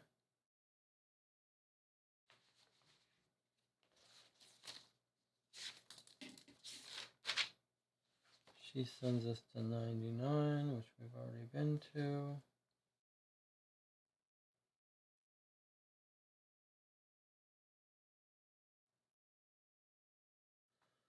She tells us that they were just at the funeral. Okay. That was 6. Then there's 50 is the police station. Here's where he tells us about Kurt Weinberg, Henry Gould, Safecracker. I'm starting to think it's a mistake, a bug of something missing from the newspaper. But it could be in the code. Could absolutely be in the code.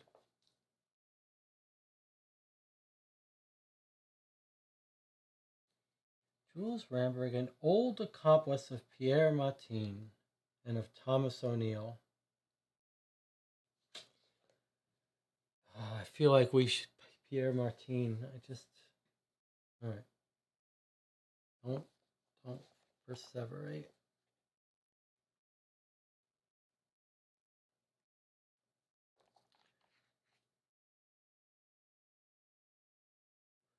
It worked. There's one we're not allowed to go to. I say we're not allowed to go to it. Okay, I'm just marking the ones we've read. That's fine. 73 is 14. That's one I just read. Cleaning up the National Library. Died 6 months ago. Okay. 61 is the train station.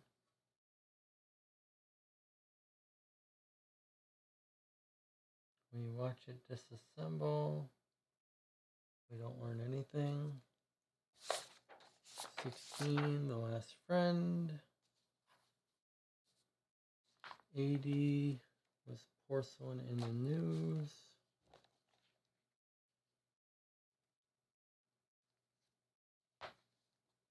He says he's even been to the Bonham Art Gallery. We read your ad in the Figaro. Miniatures has a special meeting. He gets out the miniatures. He's got one of Napoleon.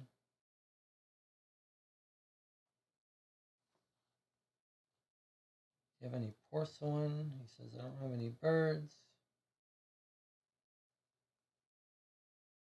He sends us to Albert Frank at 25. That's where we've already been. Okay. And the Polytechnic.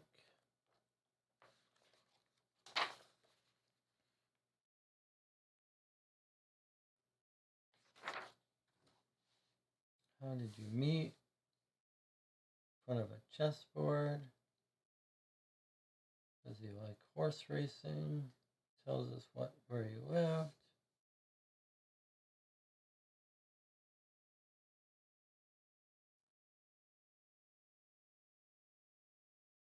Nope. Okay, Credit Lyon. We're almost done. I got 2 more to look up and I will have gone through all of Paris. He's got money in it. Lastly is the mother's house.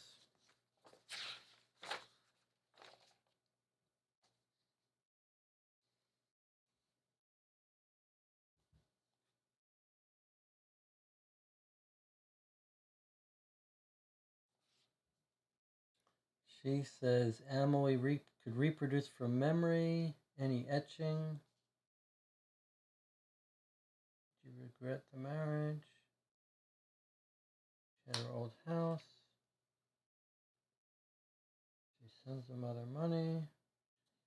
She tells us about her best friend. Tells her she went away.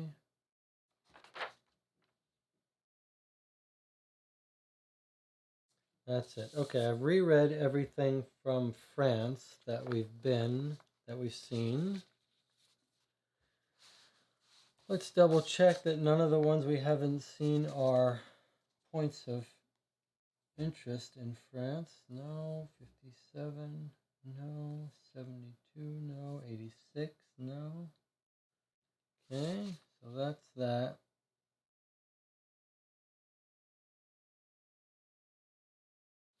So Paris is a complete mystery here.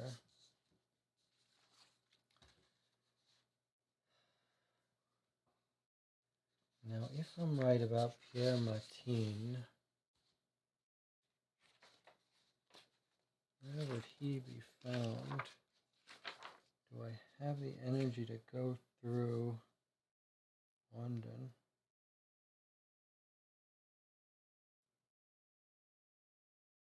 Reading Bonham Gallery.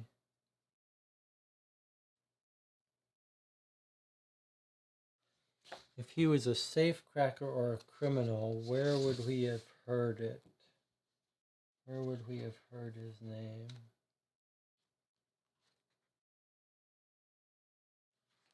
Porky's at 86.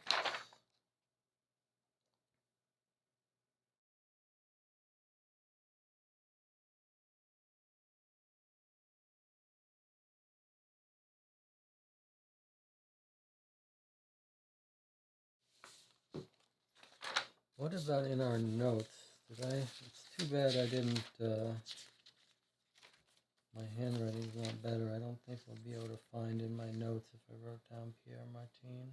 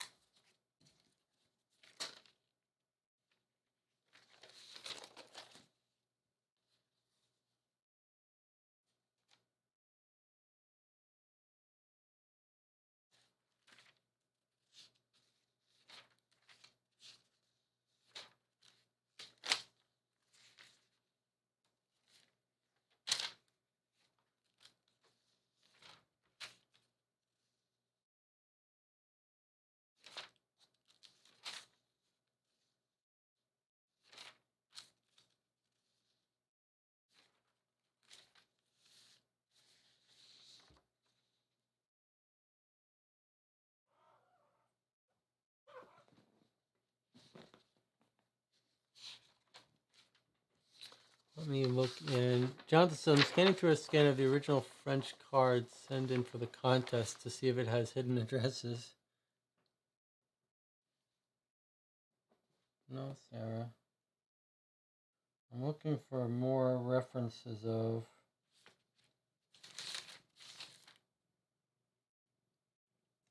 famous jewelry.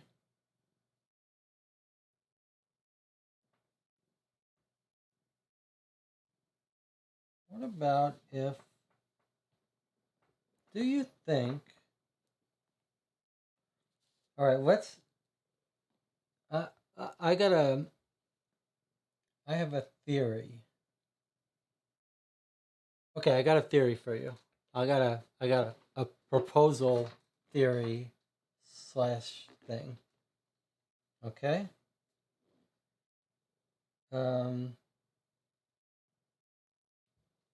I have noted that in the French newspaper, are you with me, Jonathan? I want you to listen to this. Let's see if you have any ideas. How you think about this. It's kind of a crazy theory, but maybe we could use it to our advantage. Let me know if you're listening, Jonathan, and Aaron, if you're here too.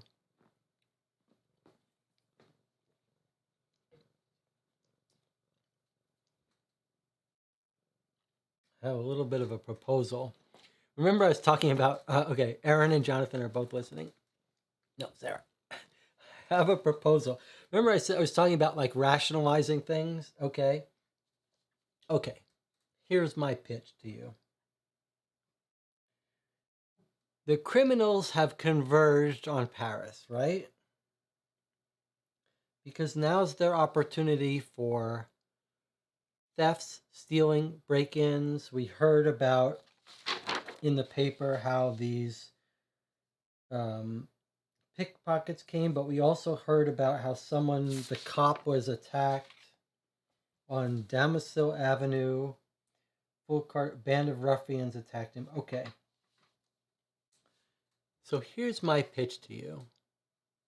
We've got this safe cracker, and we've got other people. He's known to be in Paris. Let's imagine for a second that they might be targeting some places, some stores, some exhibits, and they might be trying to break in like from a neighboring building. So, for example, what brought this to my eye is the filigree jewelry on display in the Norwegian section of the exposition has attracted many visitors. A magnificent fruit bowl, blah, blah, blah. Another display not to miss is the Rouge House 32, where the latest fashion in fans and lampshades. So, like, I notice our numbers are adjacent to a lot of numbers that I see in the newspaper. And what if we at least entertain the possibility that they may be trying to break in? If there's some fancy place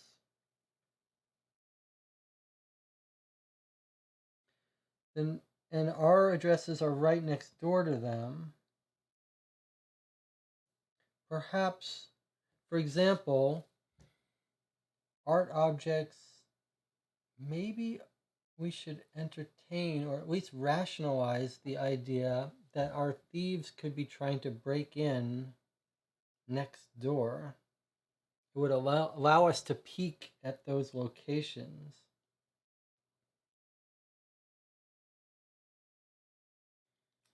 Although now that I see it, the only one that is next to those fancy stuff is that one. There's a bunch of things next to places of our interest, but they're not fancy. It seems pretty big of a stretch, huh?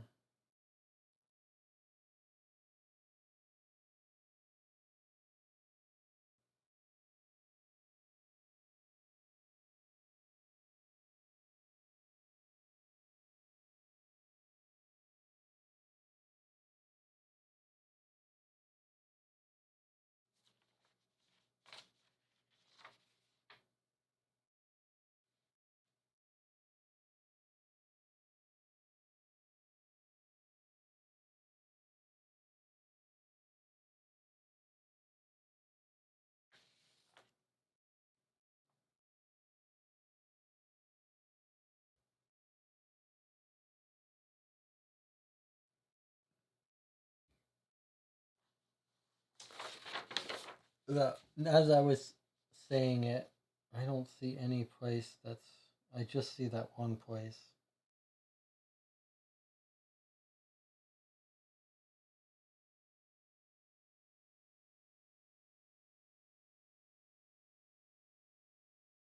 What about next to the bank or something? Like, what if you take my theory and we look at the banks and stuff?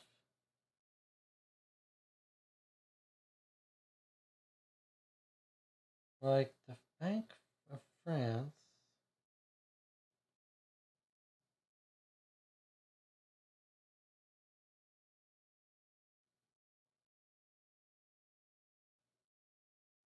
Or the liberal arts place next to those two people that we were looking for. What if we say that they would be at the next door place looking to break in?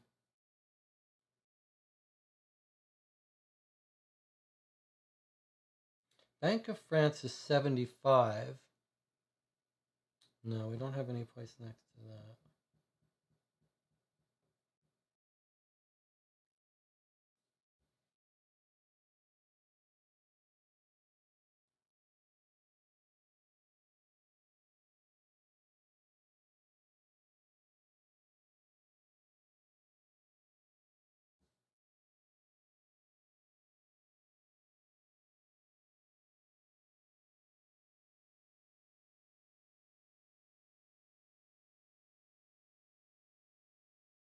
I'm starting to think it's going to be a mistake.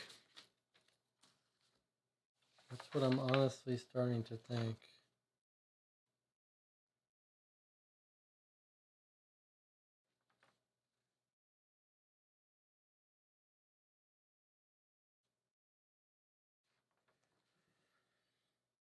Except if Pierre Martin is mentioned in one of our ones.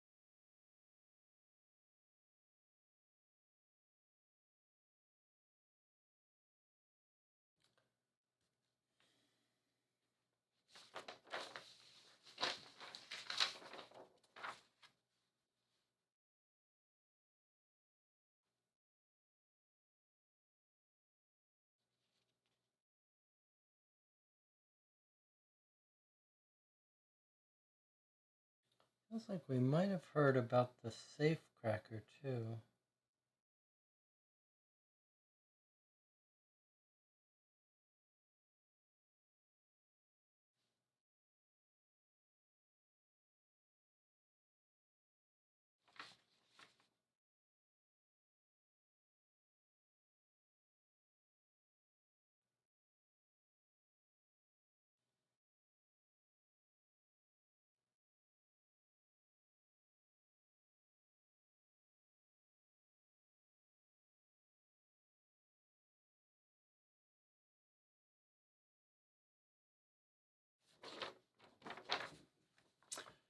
Jonathan says, I'm for peeking.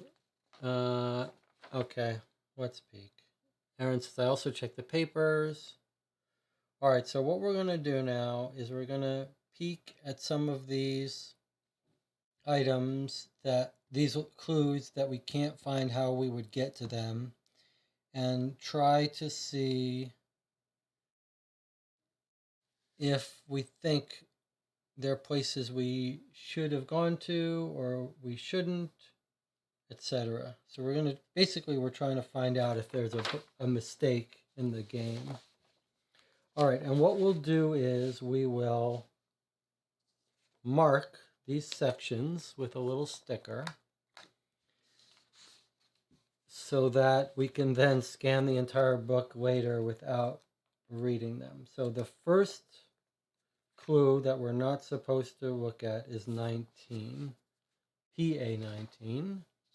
PA19 is, how do you want to do this? Do you want me to hide it from you and me just look at it? Or do you want me to show you and me not look at it? Or one? Okay, that, I'm saying, I looked at that. I saw us saying we knocked on the door of someone whose name I don't recognize. So we're not allowed to look at that. We don't know who that name is. So 19 is off limits to us. I put a little sticker on it. Next up, PA33. Maybe I should make a little mark here. So PA19, we don't know what that's about. Next up, 33, which is the one next door to the place I thought they might break in, is 105. Let's see what 105 is. Okay, so 105 was us asking about one of the friends, I think. That sounds like something we were supposed to read. 105. Clue 33, 105. That sounds like something we were supposed to read, like a paper about her, something, or someone pointing us to her.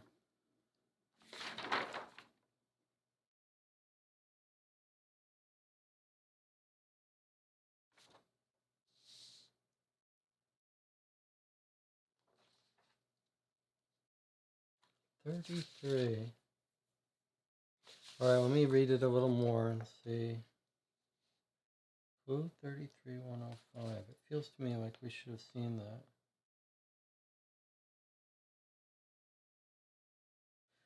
Okay, I'm going to read this to us.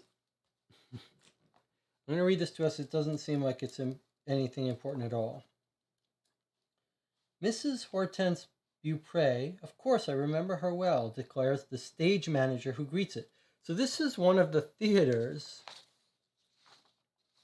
it seems like. I wonder if this is a typo. So one of the theaters, maybe in the newspaper, theater concerts, let's see.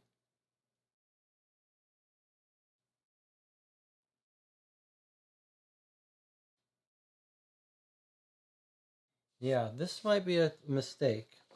Maybe we should start keeping track of what we think might be mistakes. 41, 105, which was 33 PA. Okay, so let's read it. Miss Hortense Beaupre, of course I remember her well, declares the stage manager who greets us. She was quite a celebrity a few years ago, and then she abandoned the theater about 2 years ago. I wouldn't be able to tell you where she is now or what she does. What theater company did she belong to? Asks Francois Villard. I should be able to find out. Wait here while I check.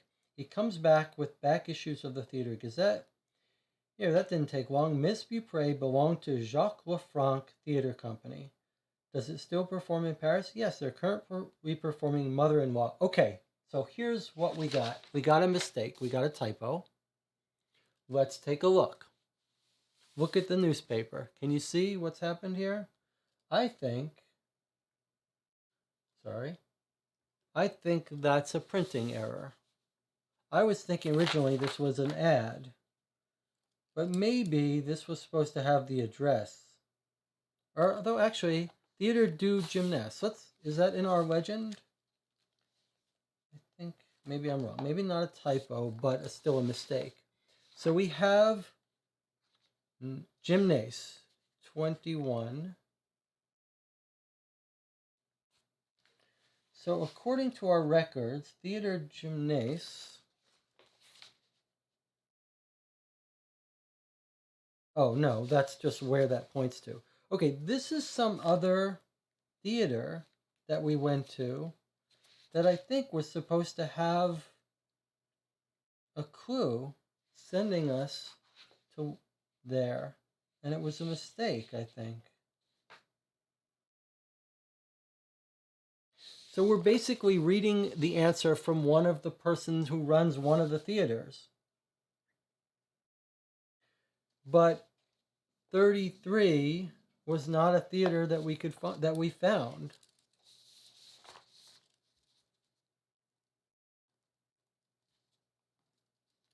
It's not on the legends, and it doesn't seem to be in the newspaper.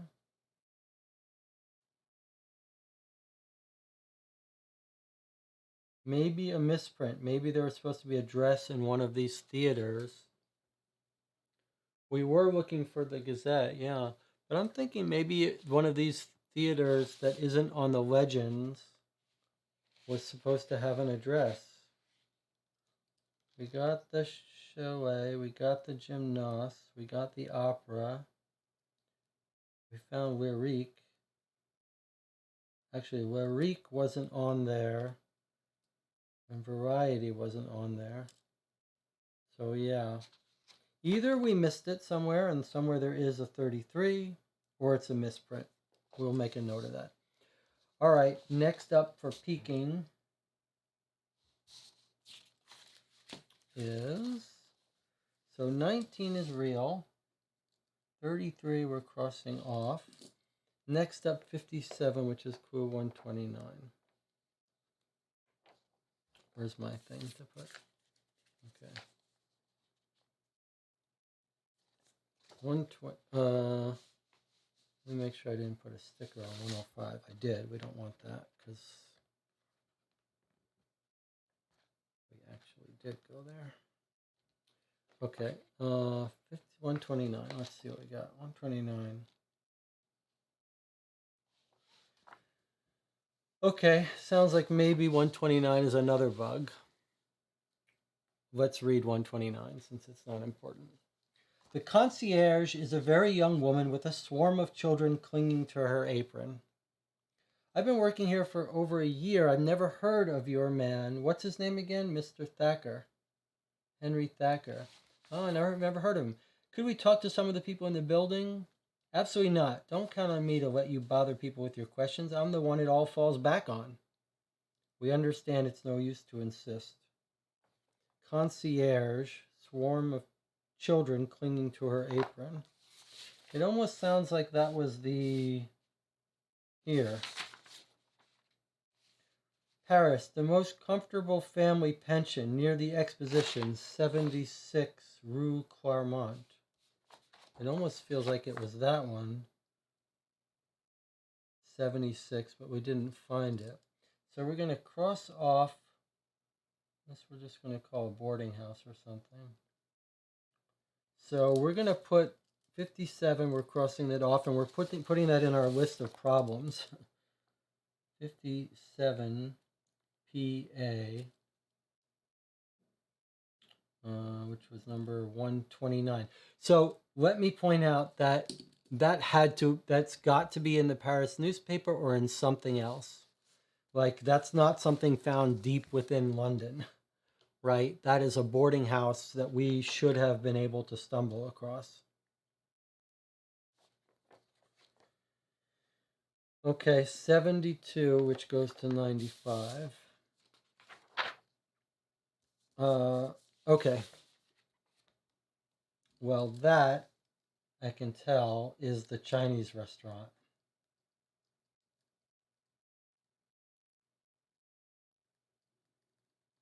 I think what we got is a bunch of bugs in the game. Missing addresses. And remember I said that that when I looked at the long ping tong, it looked like that might be missing. Hold on a second. Yeah, no. I had a thought, but no. I thought maybe the names were codes.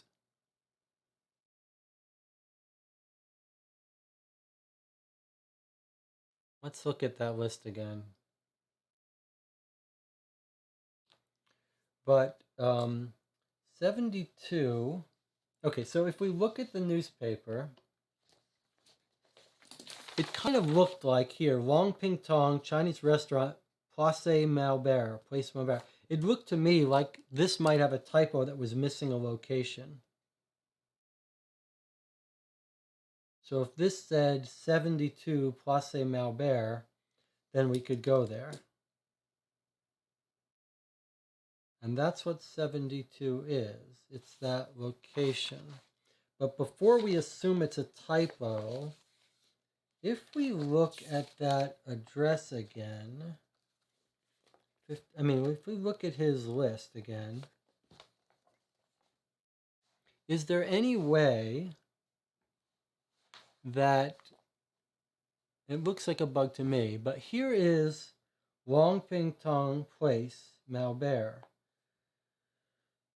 It's not there's no number missing from that. Is it possible that the address is coded by his name, that it's not his real name? No, that seems like a bug to me.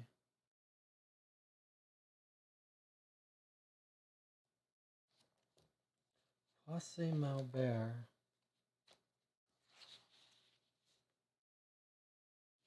72, Poissy Malbert.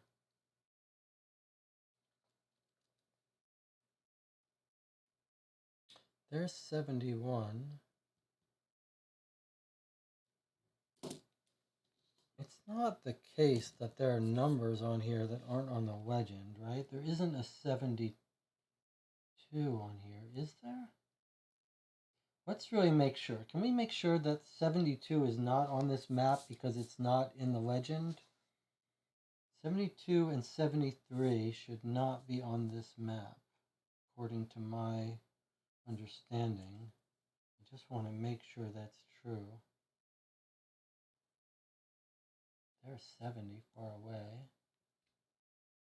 Yeah, there are no numbers on here that aren't on the map, that aren't on the legend. So I don't know how you would have figured out where that is. So it's seeming like it's a typo in the newspaper. All right, let's read it then, and assume that that's true. Certainly, even if we're wrong, if there's one, there could be one clue with it. We're not. We surely would have been able to look that up. So we're going to go to 72 and read this. We're going to write down it's the Chinese restaurant. Okay, let's read it. This might be the important one.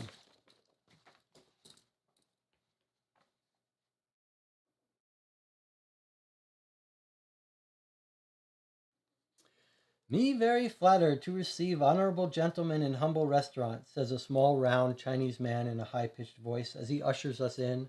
Francois Villard is visibly amusing himself as he interprets for us the greetings of Long Ping Tong, imitating his irresistible Chinese accent.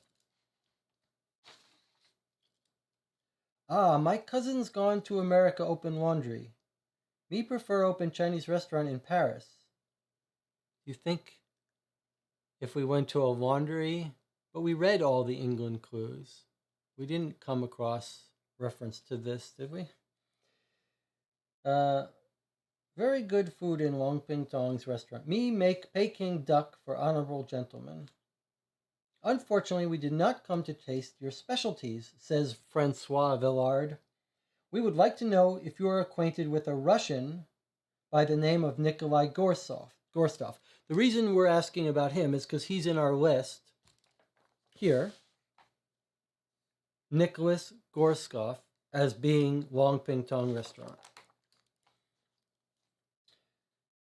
Why do you ask about Nicholas Gorstov, honorable visitors? We would like the opportunity to meet him if possible. For Chinese, all white people look alike. Very difficult to recognize honorable customers. A large smile appears on the face of the Chinaman, who continues to observe us with his inscrutable look. Francois Villard begins to distract himself by playing with a pair of chopsticks lying on a table, while we are absorbed in the contemplation of the room's decoration, an immense golden dragon hanging against the red lacquered wall. My friends can be very generous, you know, says Villard after a few minutes, slowly pulling out a few bills from his wallet. But they really would like to meet Nikolai Gorstov. Gorstov, how you write name of honorable foreign customer? Villard writes the name of the man we are seeking on a page of his notebook and holds it out to the restaurant owner. Me look to find customer in big book, says Long Ping Tong, disappearing behind the counter, taking with him the bills that Villard left on the table. He appears a few seconds later. I find Nikolai Gorstov live Lu Rubentau. Ru Ramantau? Yes. Honorable visitor, Lu Ramantau. That must be the first time I've been the object of such bowling and scraping upon leaving a restaurant. Bowing and scraping upon leaving a restaurant without having even eaten there, says Wiggins to us, laughing heartily as we exit the restaurant. Okay, so we found one of them, finally. And we need to mark that that was kind of an important place. So we now found at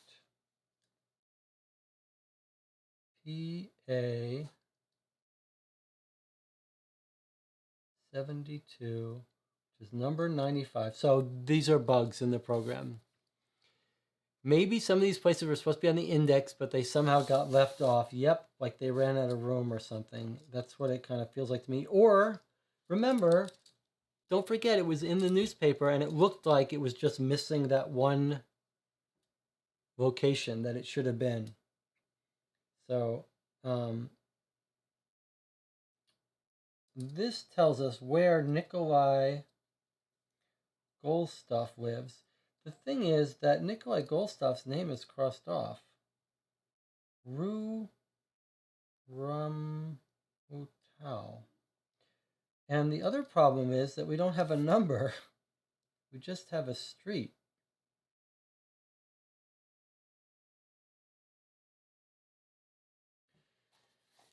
It makes you wonder if perhaps we weren't meant to guess at addresses once we get someplace nearby. But I don't know what number Rue Rumental. We can try to find that street. RAM, guess I better, UTEAU. Okay, so that's 95. There's only one more. So let's look 86. 86 brings us to 46.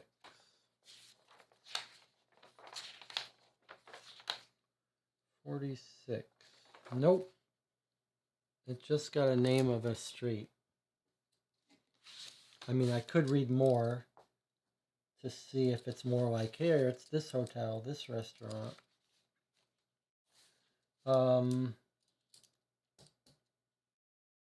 Let's follow the lead we've gotten.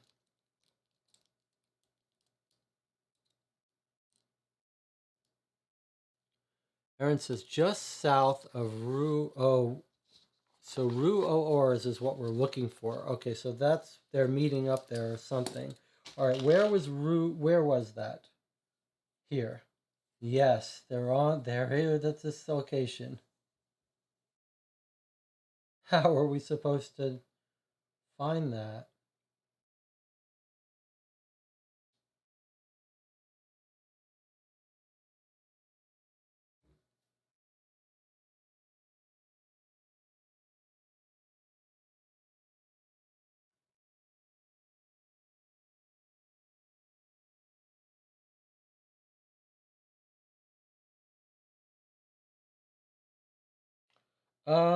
I have a new theory for us.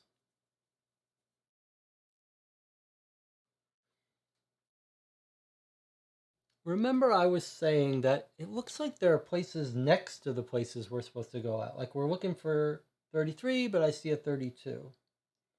Is it possible that it's wanting us to infer locations based on known locations? So we want to get to Rue Rumbel, and we actually know it has to be 86 or 19. So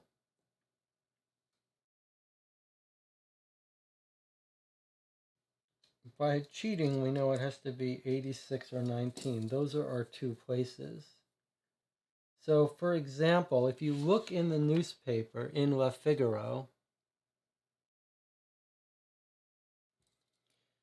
we can see that Rue René's 85 is right next to 86. So is Rue René next to Rue Rambeau? Like, can we guess that? Can we guess locations of places? 84 Hotel Crillon. We're at Hotel Crillon, right? Okay. We're at hotel room in Hotel Crillon, but we got no address for it.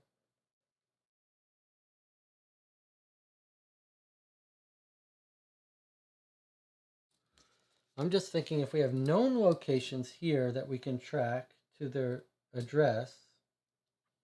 We've got a bunch of places near Rue Rambo. 54 is this statue. That's not going to help us.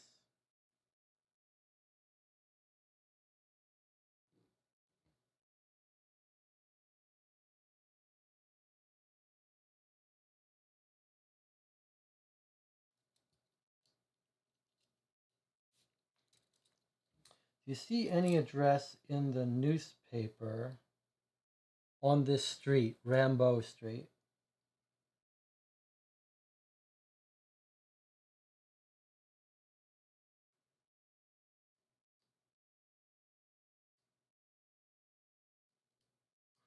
Does this...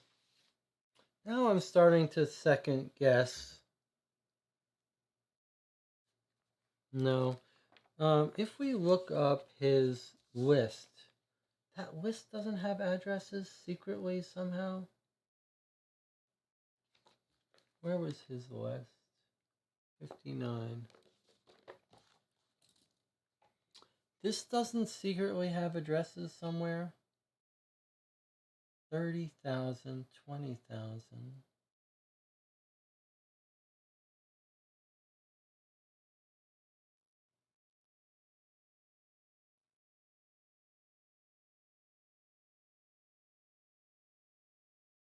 One, two, three, four, five, six.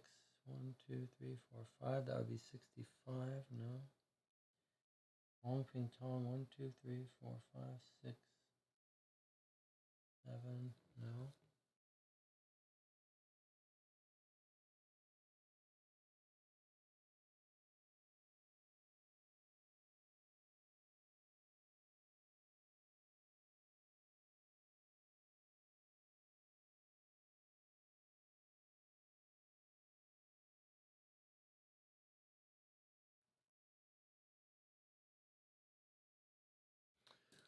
We've only got 2 locations left in the whole thing. 86 and 19. Arts Libero is a pavilion in the 1889 exposition, so I don't think that's that.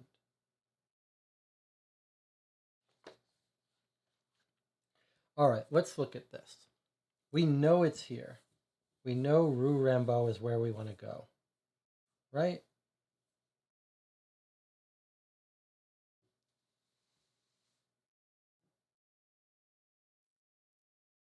There's no markings on our map.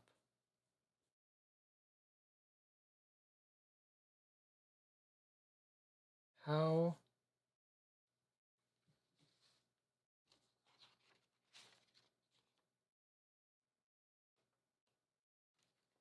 Looking at the instructions.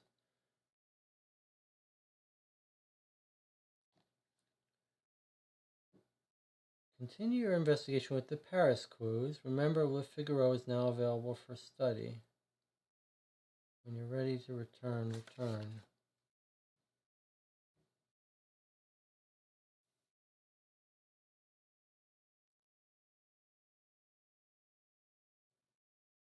Is there any mention of this street at all in the newspaper where we could imagine there's a typo missing the actual address?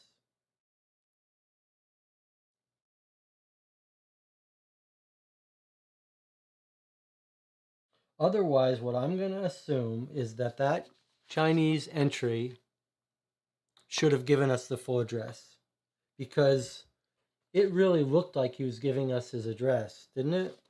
Like he's like, yeah, I found his address. Oh, there it is. Got it. Okay, sorry, we missed it. Look, look, look, look, look, look, look. Look, look, look. Okay, finally, we saved ourselves from making a mistake. Look at what it says. We look to find customer in Big Book. He says, I find Nikolai Gostov live Lou Rem. He's not saying lives Lou Rumbatow. Oh, I thought he was saying 5 Rue Rumbatow, but we know it can't be 5 Rue Rumbatow. I thought I figured it out. I thought he's swapping L's for R's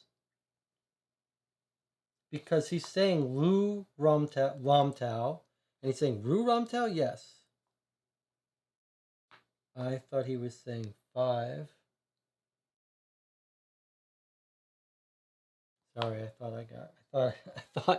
thought I figured out something. Okay, let's look at them. Let's assume that we know Ru Rumtao. Where would it would probably, I don't know. Theater chalet.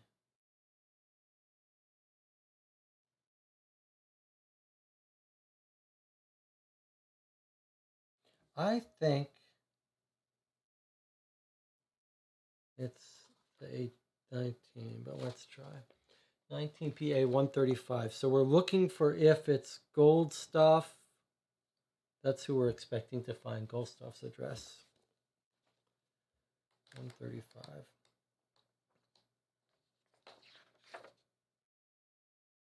Yes, okay. So it is his address. I mean, this was 19 PA, which is 135. It says, we knock on the door with the name of Nikolai Gorstov written in an unsteady hand. Who is it? Cries someone with a loud voice. It says Vice. Another typo. We are friends of McGuire, says Francois Villard, who apparently uses similar subterfuges to our own when investigating a case. Well, go tell Patty I don't want to hear anything more about it. But why? Insists Villard. I'm afraid. The case seems all twisted. He can do whatever he wants, but I don't want to double-cross nobody.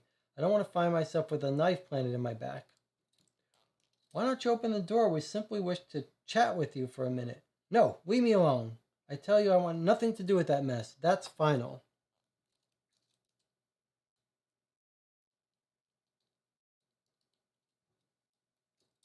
Well, that's confusing. So let us mark that 135 actually had an important clue. This was the 19. So that's why his name is crossed off. He wants nothing to do with it. Remember that his name is crossed off the list, McGuire's list. So to remind you, here's the list, right? Here's the list. And Nikolai Gorstov, there's his address. He's crossed off because he doesn't want to get involved in this deal. And now he's telling us a little bit more about the nature of this deal in a way that we don't quite understand. He says, I'm afraid the case is all twisted. He can do whatever he wants. I don't want to double cross nobody.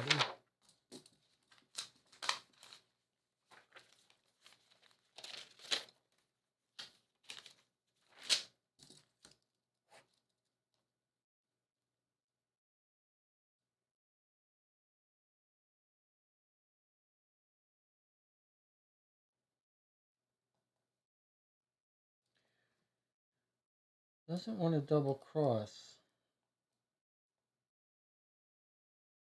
Does that suggest to you that the document they're trying to sell is not genuine? I don't want to double cross anyone.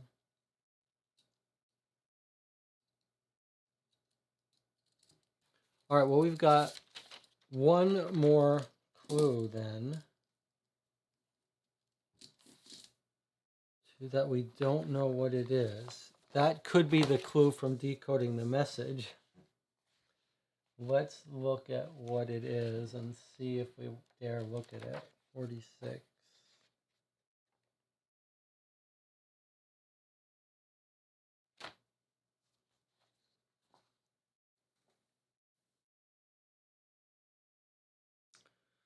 "46 is talking about the street O hours. Okay.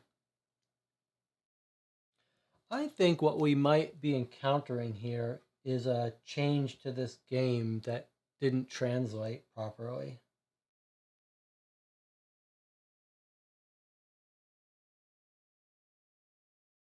That's the best I can guess. The best I can guess is that when we see this list of addresses,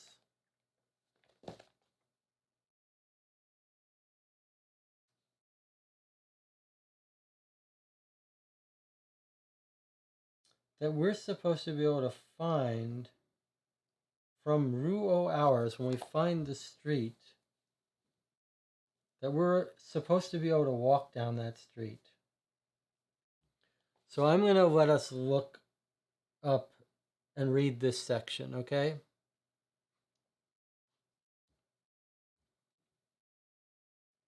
Maybe they were supposed to give it to Moriarty, but they're trying to sell it. That's an interesting idea.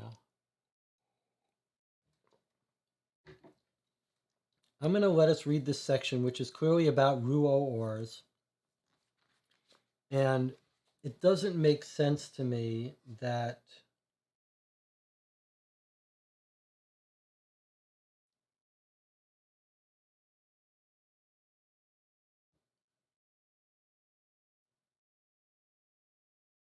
it just doesn't make sense to me that we've got this street address. We know we want it. It seems like busy work to find.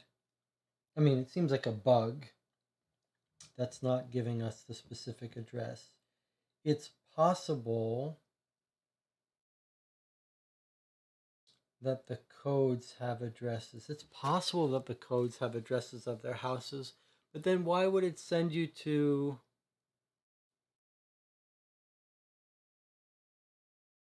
Why would it send you to France? What, I mean, why would it give you those addresses from the Chinese restaurant? The Chinese address was missing from everything we could see, and surely that wasn't in the code.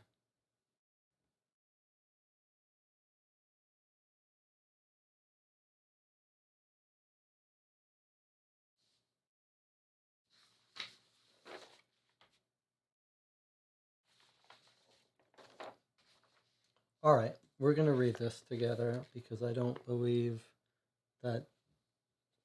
I believe something's wrong. And if not, it's not the end of the world. Although this may be a huge clue. Okay.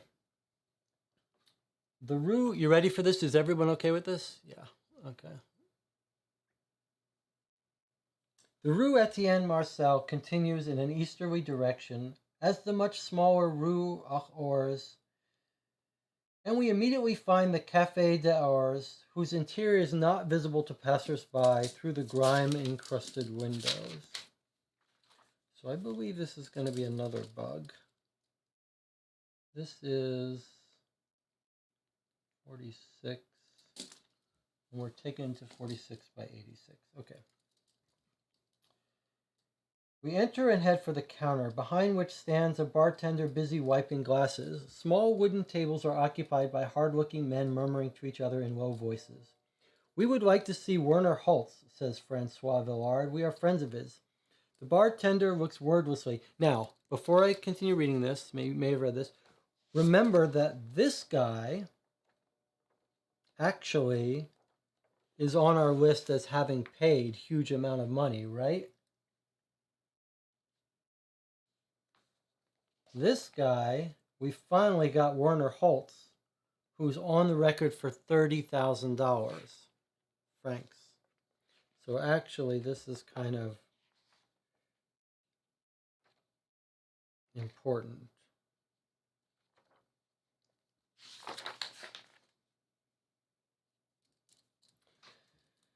All right, we would like to see Werner Holtz. We are friends of his. The bartender wordlessly looks at each of us in turn. "You want to speak to Werner Holtz? Who is Werner Holtz?" "A friend. We would like to see him. Surely you must know him." The bartender slowly looks at us once more. "Don't know him. He's not a customer. Sorry." The bartender picks up his cloth and resumes drying the glasses. He then notices we are making no motions to leave. So after a few moments he adds, "No use waiting here. I told you he wasn't a customer. I don't know him." we decide he is only going to become increasingly unpleasant, so we decide to take his unwelcome advice. So, what have we learned? We learned that we spent a couple hours trying to locate those places on the list,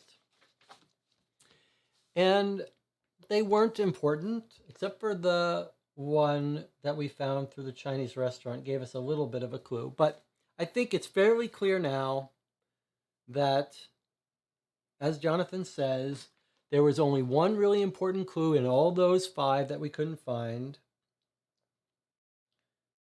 And we don't have to worry about having cheated, because like this was the only place that I was scared was going to be a place that was a specific address. But it wasn't. We basically tracked down those people on the list. The game had a bug where we couldn't find them because their addresses were missing from places where their addresses should have been found. And there was only one clue in there, and it was from a person who didn't want to buy into the deal and double cross someone or something like that, whereas this guy did. Criminals, we don't know what they're doing. All right, let's take a 5-minute break and come back and figure out. You must be exhausted. I am exhausted. That was exhausting. Let's take a 5-minute break though, and we'll come back.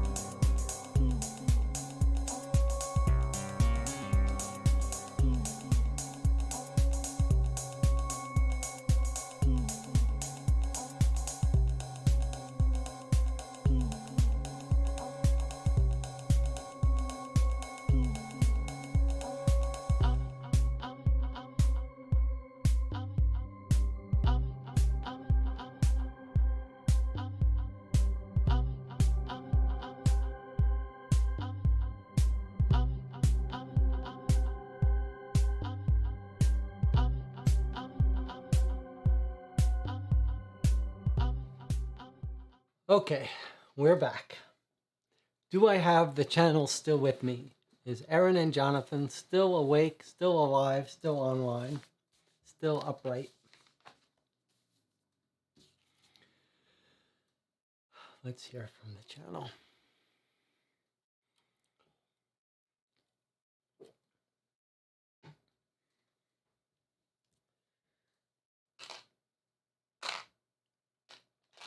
Jonathan says he's here.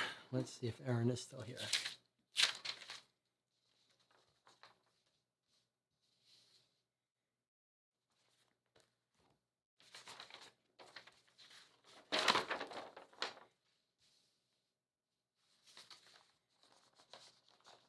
Hopefully Aaron is still with us.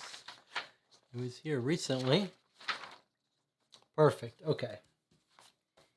So look, we're playing a 1986 game written by French, translated to English, not reproduced. It's been sitting for 35 years in a box till we unwrapped it. It's not that insane that we found some errors. They were like right at the end of the case. It looked like it was probably a translation errors. Most of them were just not important. They were just locations that we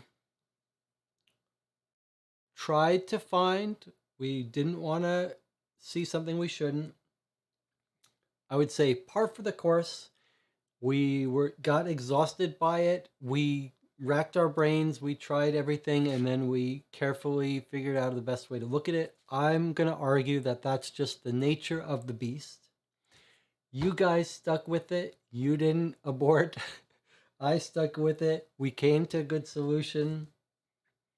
Deep breath, completely reasonable. Just adds to the charm of playing an old game that we have to figure out ways around it. We're like playing 3 games at once. One of the games is working around the mechanics of the system. The bad memory of that will fade away and go. In fact, of all of this, the only one that I feel bad about was that cafe, because that was a cool opportunity to figure out that you should cross the street and wait and watch. And so I wish that mistake had not been made by the game. The others were fairly minor, and it was wonderful to find out that we didn't cheat, really. I don't think we looked at anything that we didn't have the right to look at. And if anything, we worked doubly hard to verify that. So I hope you don't feel too bad about that. I feel pretty good about it. it's only fitting that this marathon, exhausting, 6-session, 36 hours, 40 hours of gameplay ended on a difficult note. That's called type 2 fun. That's what we just had. We just had type 2 fun. We had to work for it, and we had to peek behind the curtains of the game, and we got to discuss how might that have happened. So we've now traveled back to the 1985 exactly as we wanted to. Not only have we been traveling back to the 1800s, we now traveled back to 86 and imagined, how could that error have happened?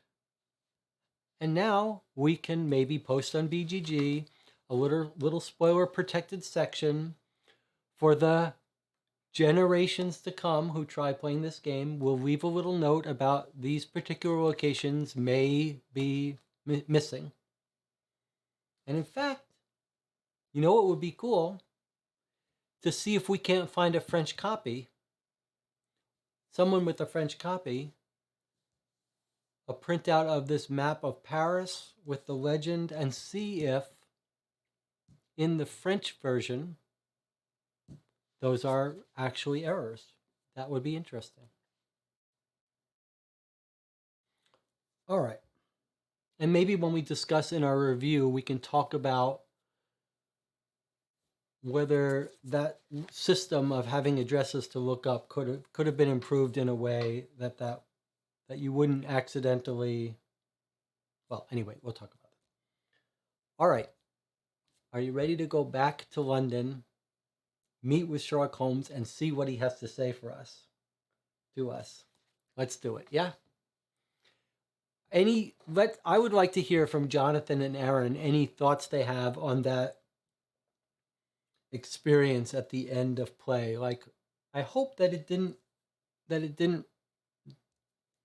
leave a bad taste in your mouth about the game. It doesn't for me. I think that's something to be expected. Overall, the game has been remarkably free of errors. It's a little weird that it happened in the end the way it did, but I'd like to hear your thoughts on that, or if you want to wait till the review, we can. We still are not out of the woods by any measure in terms of figuring out this mystery. We've now seen everything. It's not all clear to us now, but some pieces of it are clearer. But certainly not all of it. And we don't have the cipher message.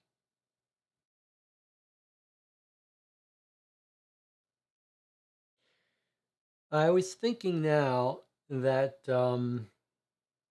Aaron says it was great fun. Doesn't really bother me. Probably would have peaked a little earlier. All good. Yeah. Yeah.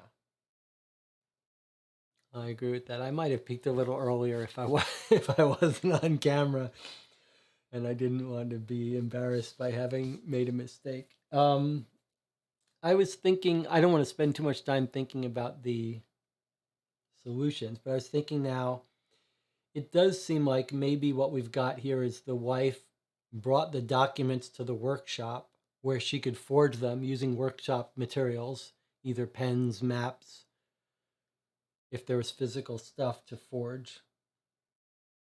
And I wonder if the butler didn't send back a message saying that the wife has, I don't know. I was thinking he's talking about this double crossing. I will note that the double crossing, doesn't that sound like they're talking about double crossing perhaps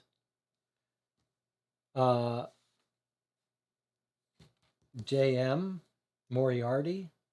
He's like, I don't want, that guy was like, I do not want to be involved in double crossing him or double crossing anyone. I wonder if this is who they're double crossing, or are they talking about double crossing the people they're selling the document to? I was just trying to think, might the document be purposefully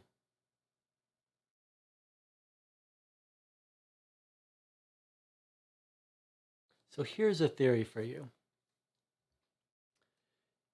Is it possible that in all appearances, the wife is copying the important scientific documents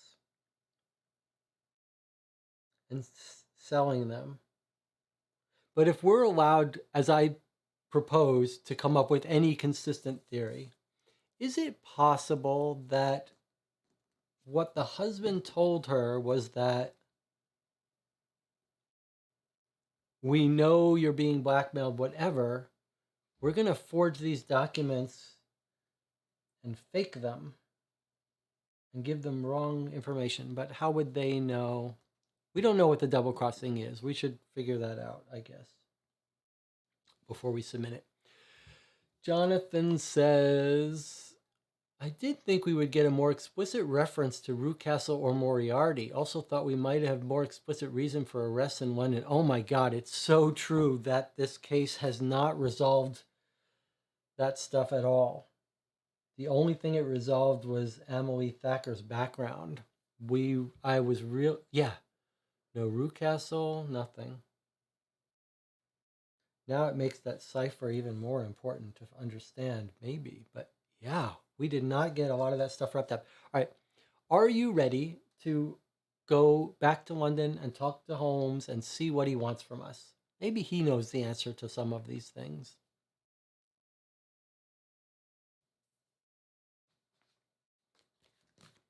Or more thoughts before I open this up?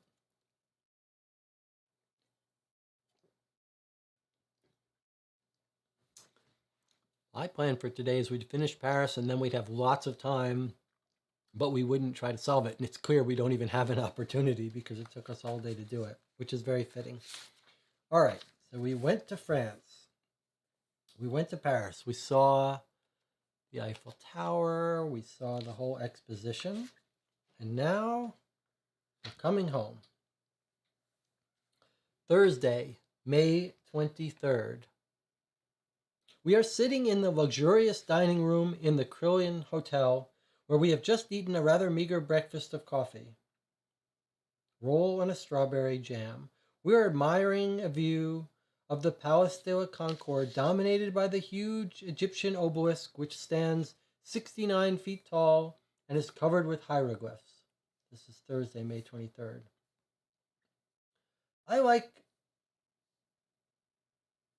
Oh, wait, we read this one. This was Thursday. This was when we were in France. Okay, oh yeah. Wednesday, Holmes tells us we're giving you tickets. So Monday was our crime. Tuesday, we investigated the crime. Wednesday, we go to 221 Baker Street. He says, you're going to Paris tomorrow. Thursday, we arrive in Paris. Friday, May 24th, 1889. I think you should just look at me while this happens. A hackney rapidly takes us to the railroad station. Wiggins takes one last wistful look at the beautiful young woman in their colorful dresses crossing the Place des Rameaux before we settle into our compartment. The return voyage is uneventful. It is quite late when we exit from Victoria Station. A light rain is falling on the sleeping city of London. We shall meet at 9 o'clock at Baker Street, says Wiggins as we go our separate ways. I think I'm going to reread my notes one more time. This case raises several questions which I would like to have answered. Yeah, no kidding. We listen to the sound of Big Ben tolling the hour in the distance. That's what we just read there. Okay, and we go to sleep, we read his notes, and now it's Saturday. Once again reunited at 221B Baker Street, we are gathered around the table, crowned by a platter of assorted scones, crumpets, and muffins prepared by Mrs. Hudson, which exude a familiar and tantalizing aroma. Perhaps the delicate pastries will aid our recuperation from the fatiguing voyage to Paris. Holmes listens attentively as Wiggins renders a detailed account of our investigation in the two capitals. As he listens, he calmly fills his cherry pipe and then, as if preoccupied by nothing else, he begins to muse aloud on a subject that has obviously interested him for some time. One must understand the influence of all this on the music of the 16th century, he says. We are on our third cup of tea when Watson coughs politely, crosses and uncrosses his legs, sighs audibly, and then leans forward as if to speak, only to sit back down again with a look of resignation on his face. As you know, gentlemen, Orlando Lassus, also known as Orland, Orlandus, or even Roland or Robert Lassus to those whom we also give in certain texts the name de Lasso or de Latre, was born in Mons in 1532, and it was in 1556, when he was just 24, that he published in Anvers his first collection of polyphonic motets, a collection dedicated to the Archbishop of Arras, Antoine Perronet. But Holmes, between the date and the publication, in 1568, in Nuremberg, of two collections regrouping the integrity of his works, Lassus had acquired a technical mastery of his art. Holmes, I beg you, says Watson, who can no longer restrain himself. My dear Watson, always so impatient. But rest assured that the hansom now stopping under our windows signals the arrival of our old friends Lestrade and Gregson. The doorbell rings, and we hear footsteps upon the stairs before the door is brusquely opened. Lestrade, more agitated than ever, storms into the parlor, a telegram in his hand, followed a few seconds later by Gregson.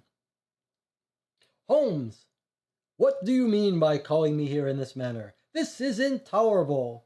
And what does your telegram signify? The Thacker case is solved? You know very well that I've arrested the servants. They will soon start talking. Believe me, I'll get them to confess. As you always say, it was, after all, a simple case. And I have no time to lose listening. Please sit down in the armchair, Inspector, and you too, Gregson. Please take a seat and have a cup of tea and one of these delicious pastries Miss Hudson has made for us. Holmes gets up, takes some tobacco from the Persian slipper, calmly fills his pipe, and turns towards his expectant audience. He finally begins to speak, with a mischievous smile playing at the corners of his mouth. And he's explained the case to them. And now we must solve the case. And there's a little picture here of Holmes. And what does he say? It was quite a simple case after all. All right, let's look at our questions that the game expects us to, that everyone says cannot be answered, but let's figure it out. Where are Mrs. Thacker's porcelain birds? What else can be found at the same place? Who is behind the planned theft of the original documents? Who actually carried out the planned theft? Where is Henry Thacker? What role did Annie Forster play? What role did Nigel O'Brady play? What role did Mike Collier play? For what great and lasting accomplishment is Francois Villard remembered today? What can be found in the basement of the Cox Bank? What is the significance of the items we get at Parsons & Sons? What does the secret message in the agony column mean? Who is Paddy McGuire? What is the relationship between the young man at the Salvation Army headquarters and the flower girl at Covent Garden? Who was responsible for the murder of Peter Rucastle and why? And then we've got solutions. Okay, so a bunch of those questions are like, wait, what?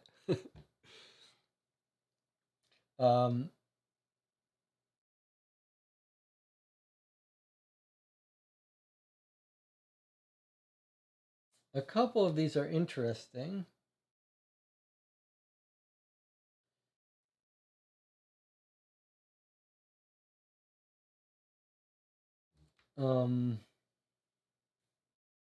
We have pretty good answers to a couple of them, I think.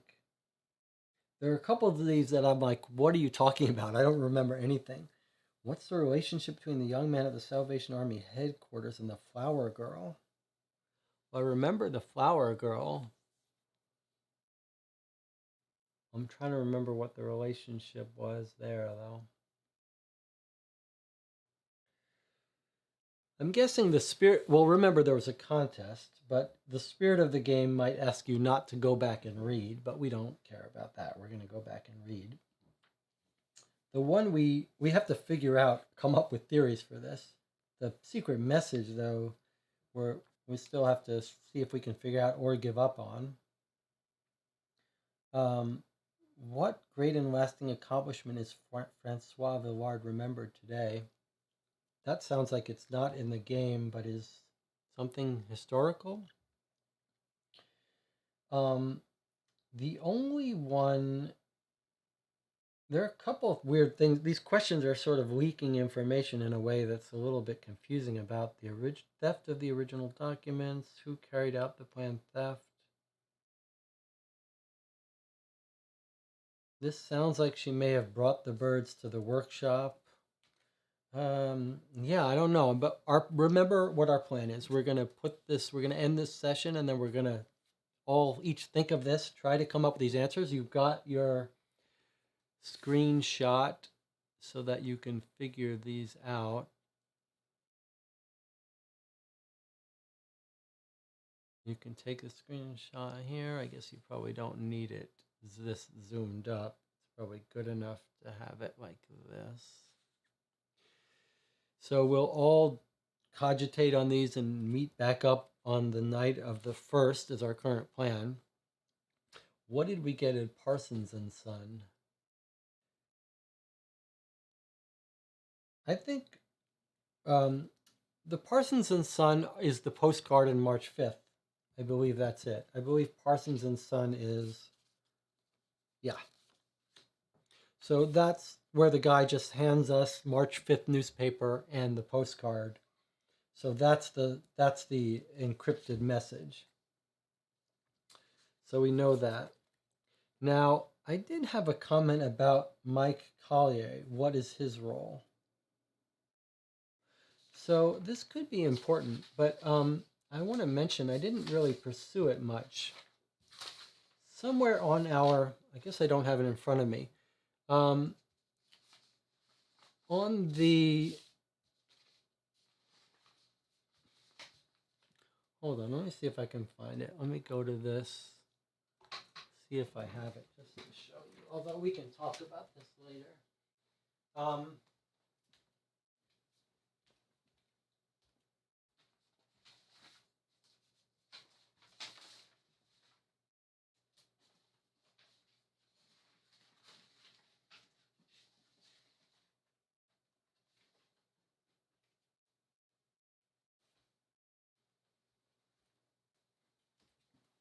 All right, well, I can't find it, but on the cab record 33, on the cab record, when I went and I spent several hours, or at least an hour, looking up every location on the London on London and see if any place was next to any other place. And there was one odd thing. Somewhere around, at some point, I forget when, it almost looked like someone took 3 cab rides to places and then ended at the flower store, near the flower store. So I'll get that out. I'll send that around. Erin, if you email me, we can all get on the same email and maybe exchange a document. But it didn't seem like it was anything, but it was a little weird. And maybe Mike Collier has a bigger role than we think, which is almost making me think that this was Well, it couldn't be a setup. It couldn't be a setup that the police are involved with, because the police have arrived at 221B Baker Street and they're all upset. So they're not in on anything. But I was almost thinking that the arrest was all a setup. Is Mike Australian? Yeah, I wonder. He's been working at the Salvation Army for 10 years. So he certainly doesn't overlap with anything. Maybe the answer is just no role. What is found in the basement of the Cox Bank? That's weird. The Cox Bank sent them a letter.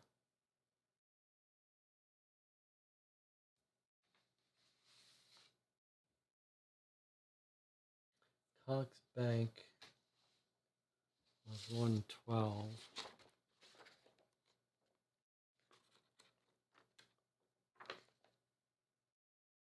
He says, you understand I can't reveal anything. Thacker has an account with us. When he died, we organized the sale. He's got some private income. That's it. Good day. Nothing about nothing about the basement of the Cox Bank. Weird, huh?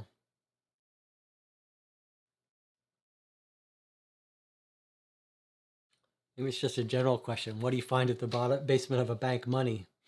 I don't know. Gold. We need to check for rides to the bank now. Any idea about the birds?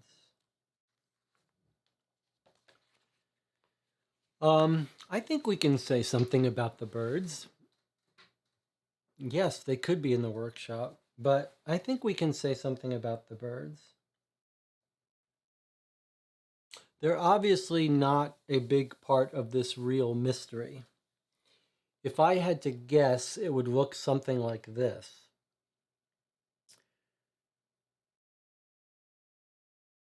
The cops interviewed the cab drivers and found the cab drivers telling them that a brunette left the Thacker residence with a basket, went down southern London. They went to South London. They found the birds in the basket, thrown away maybe, or in the workshop. And they put those two things together. That a brunette left the Thacker house with the basket, and the basket had the birds. Therefore, it must have been Annie Forster. And that's the evidence upon which they arrested her. Why Miss Thacker dropped the birds off there? If that's true, I don't know. Why she dressed up, unless she wanted to get her arrested, which clearly now we know she didn't. That was one of my working theories. That was a very strong theory that Miss Thacker set up. Yesterday I was pretty hot on the idea that Miss Thacker was the spy. She was about to get caught, so she framed Annie Forster. But that's clearly not. They were close friends. She would never do that. Jonathan says, I'm okay with this being unsolvable as long as the final story makes sense. I really hope the final story makes sense. I will go further than that. That is the ideal case, but for me, I can already tell you, this was an amazing experience playing this case. You could tell me right now, there's no answers. You could rip this page out, throw it away, tell me that in my life I will never be told the answers. I would be okay. Like, there's something even attractive about that. Like, I could take this mystery to my deathbed. I wonder if I would ever forget it. I've been on walks now since we've been playing this where I've been talking to my wife about this case, trying to come up with theories. Like, it might even be better not to hear the solution. Holmes's solution might be preposterous. might make it worse, but I don't think I'm going to let that spoil it for me. I am just enthralled with the fact that we've got this case that seems to make no sense. And just even the possibility of it making sense is wonderful. So we'll see.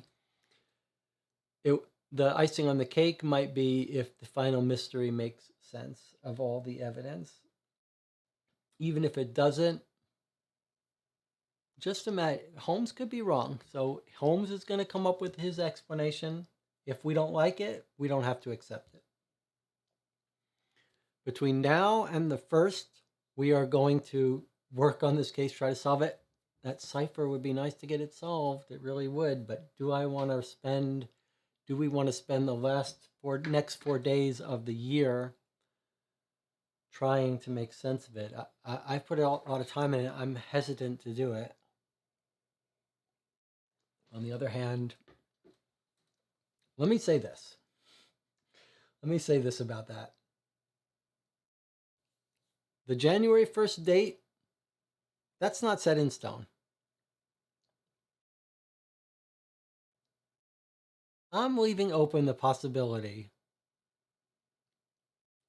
that we don't schedule that final session until we come up with a solution. So sometime between January 1st, 2022 and January 1st, 2023, we're going to meet on the channel. We're going to come up with our best case, and then we're going to read the answers. But tentatively January 1st, but I'm not promising. Jonathan says, Aaron said he did not play Queen's Park Affair, so maybe some special occasion in the future we could play that. Absolutely. I would be very happy to play Queen's Park Affair. It's the game recommended instead of this one. On some of the posts talking about this, people are saying, maybe you should play Queen's Park instead and see if you really have the stamina for a big, long mission before you try Adventures by Gaslight. So it does sound like Queen's Park might be similar, not as long and more satisfying. So I'd absolutely love to play it. Aaron says there's a small case of Sherlock Holmes and the Baby, an expansion case that is on the Virtual Ren website, I noticed. I'm not sure if it's been republished in one of the boxes. And Jonathan was saying that he saw something saying that the Queen's Park Affair that did get reprinted is not as good, perhaps, or is somehow different than the new version. So what I would like us to figure out is whether we want to play the Queen's Park original or the new version. If the new version is significantly shorter, then I'd rather play the long one, even if it's worse. If it's correcting some stuff, then I'll play the new one. Aaron says there's errors in the new version, so I heard. There's definitely errors in some of the Sherlock Holmes cases. So it's the idea of them reprinting it, revamping it, and adding errors is a bizarre thought, but it has happened before with Sherlock Holmes. I'm very curious to find out whether the French version explains these errors. It's a little odd. I mean, there have only been 3 people who've played it on BGG and talked about it. At least 2 of them didn't mention these errors we came across. And one of them does have some spoiler hidden information. Maybe he's talking about those mistakes. We think they're mistakes. But I haven't read them, and I don't want to read them until we try to solve it in case he's talking about the solution. Aaron says, I also haven't tried the Mansion Murders. No, I haven't tried the Mansion Murders either. So I have had an absolute pleasure playing with the 2 of you, Jonathan. Jonathan, as always. Jonathan and I go way back now to Dune and all of these big, long ones. But Aaron, it's been a pleasure playing with you as well. It's much more enjoyable to do this with a couple of people who are also trying to solve it, and it has made a big difference for me. I've said already that this week-long 6 sessions, 30, 40 hours has been a real joy, better than I expected. Everything about this has been better than I expected, and having the two of you to share it with has been icing on the cake. So for me, there's no ruining this experience. Doesn't matter what Sherlock Holmes nonsense he comes up with. I'm going to be happy.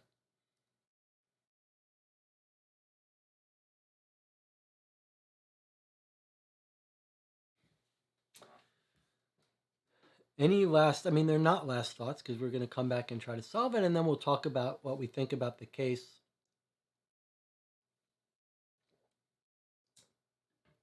After we try to solve it, and if you guys can think of at that time any final thoughts you have. Jonathan says, I'm for taking as long as we need, but I do hope we get to the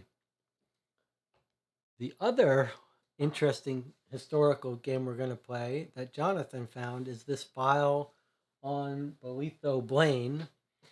And actually I have a stack of other games of that same genre. Have we showed this on the channel? We haven't. All right, hold on. Let me get this to show Aaron in case he wants to join us for that. Let's see.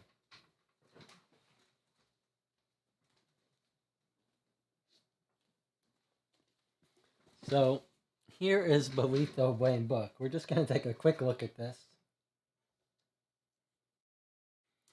So this is 1936 originally written. I don't know if this version is it seems like this version is 1936, but it could be a little after.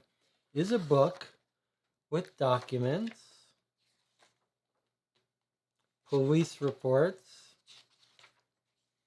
handwritten notes, oh God, little evidence. Here's on someone's stationery, photographs.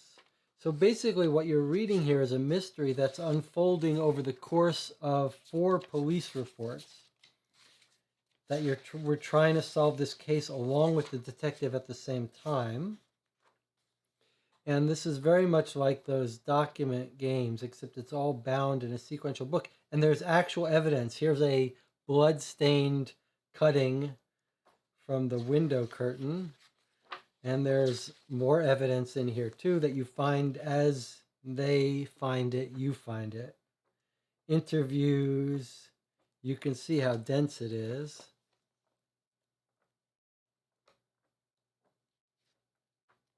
There's more evidence in here too.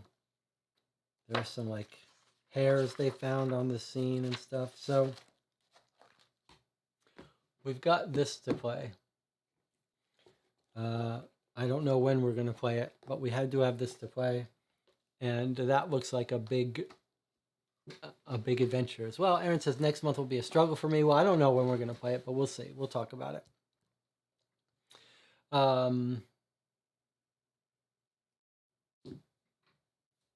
Anything else before we move along? I'm very interested in your thoughts when we do meet up and try to solve it. I'm interested in your thoughts about the experience. So be prepared after we solve it and we talk about it and we talk about our opinion of the case and the experience. Be prepared to give your thoughts on it. I'd love to hear it. If you guys want to send in a photo or a video, whatever, if you want, I'll be happy to add it to the video, whatever, or not, depending on your preferences. But I do want to hear from you in some form, written in the chat or whatever, your final thoughts on it. I'll probably make a little review of this, a standalone 15-20 minute review at some point. But if we have any advice to give new people trying it,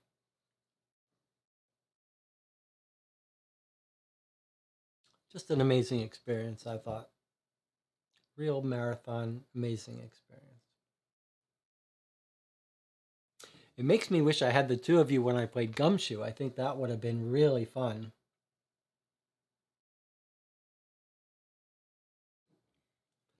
Any other final comments before we sign off on another 7-hour stream and meet up in a few days for the solution?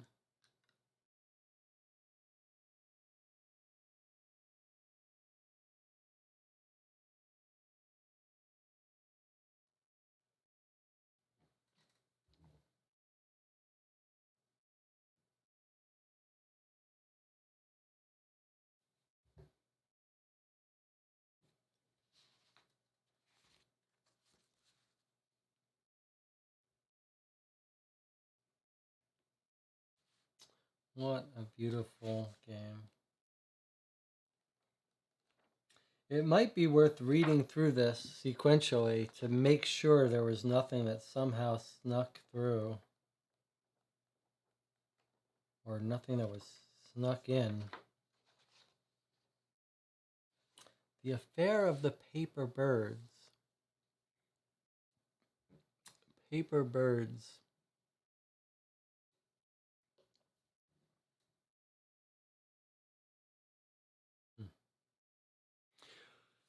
Just lots to think about, says Jonathan. What we could do if we feel like it is just, we'll talk over email, whatever. And we could have a little brainstorming session sometime between now and the 1st where we just sit and talk through ideas out loud, bounce ideas off each other. Oh, Jonathan got to play it with a friend in real life. That must have been fun. Gumshoe.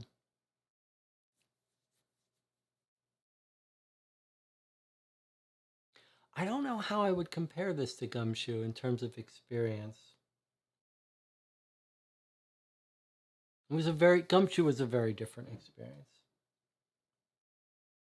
There were some weird things about Gumshoe, about having to replay the same day multiple times. That sort of kicked you out of the things. Aaron says, "Can you write your email here, Jesse?" Yes, I will. I will write it in the comments before I end the stream. It's on the YouTube channel in the contact section or about section or something. It's coop42, all one word, at gmail.com, but I'll also write it in the comments.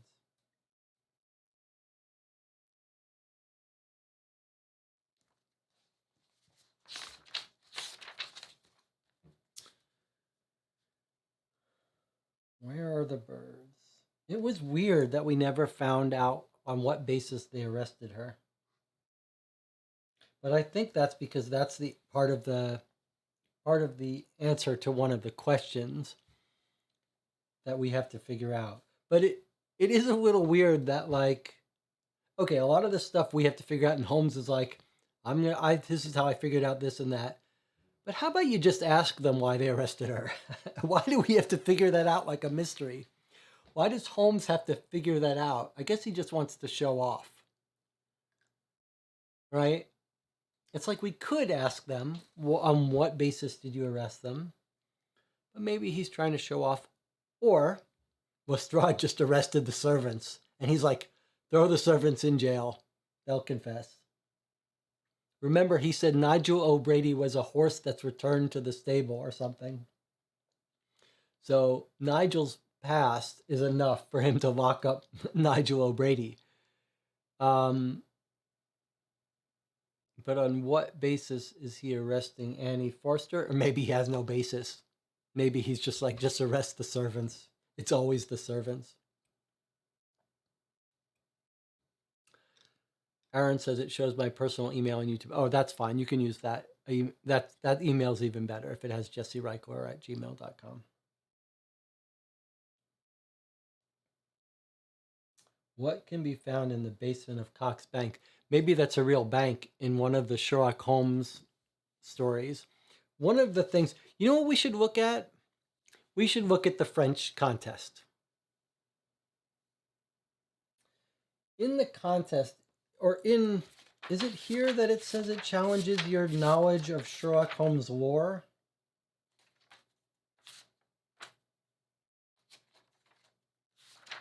It may. And remember, Sherlock Holmes plays the game for the game's sake. But if we look at this,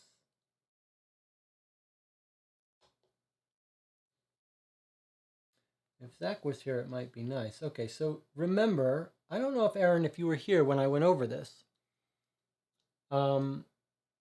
When this originally came out in France, and notice there's Sherlock Holmes chasing an origami bird. When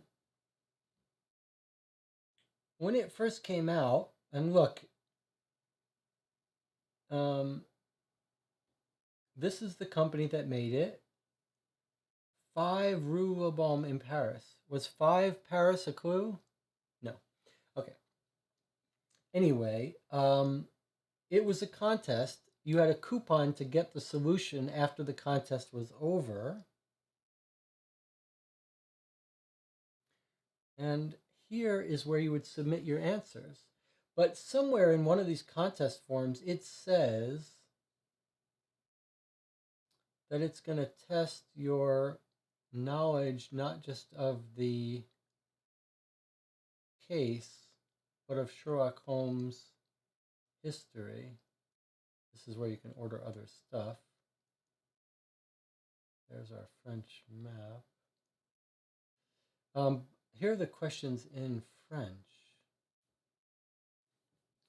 Where are the porcelain birds of Miss Thacker? Let's see if there's any different. There's still 15.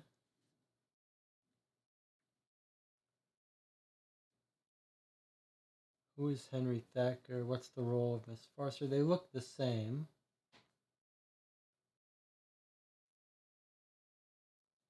There's some little different wording.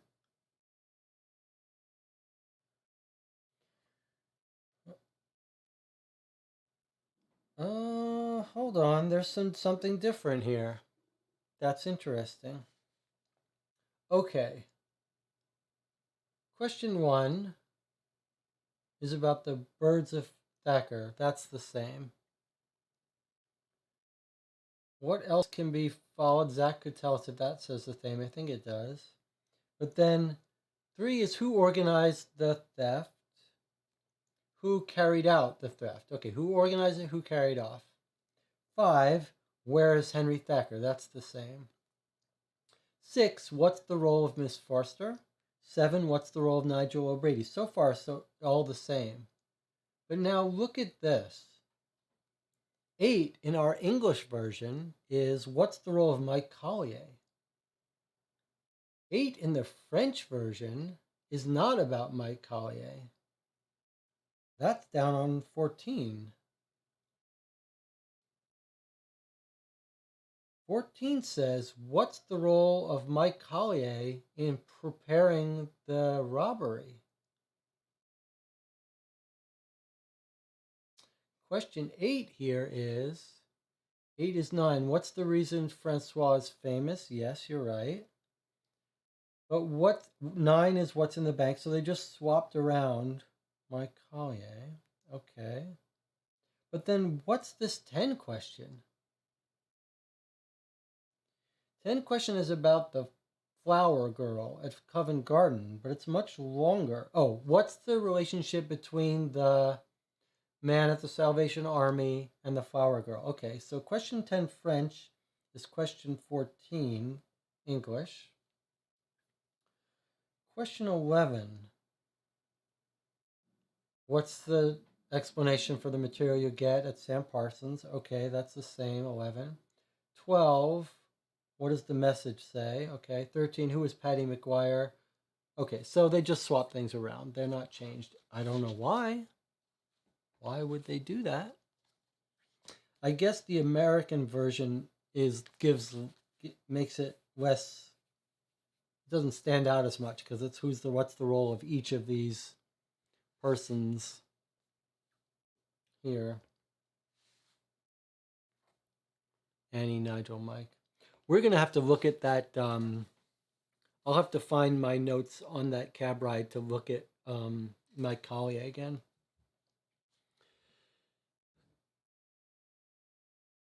The last one is different? Oh, you're right. Whoa, the last one is different. I just jumped right over that. Boy. What does the last one say in French? Something about a portrait of Sherlock Holmes?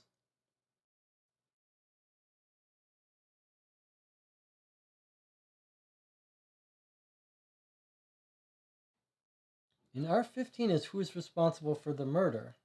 I think it was a suicide. What is 15 in this contest? No Root question in the contest.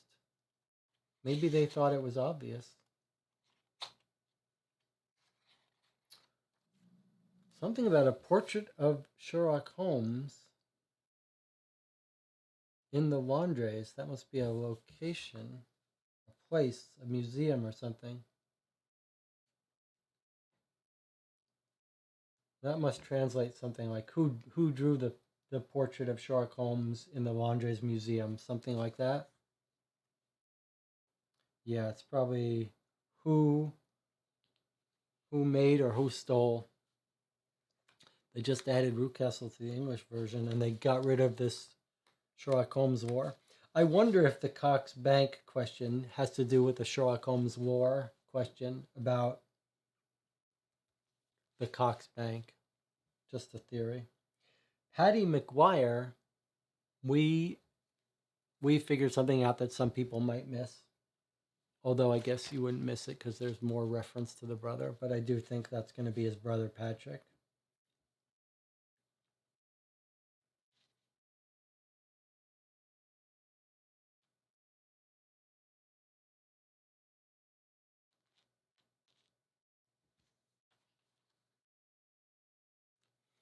It would be interesting if Mike Collier is involved in this whole fakery. Like if this whole robbery thing was a whole fake thing to you could imagine Mycroft comes and they all get together, other than the butler, and just figure out they're gonna fake this whole crime so that the people observing think she really did hand over false blueprints or whatever.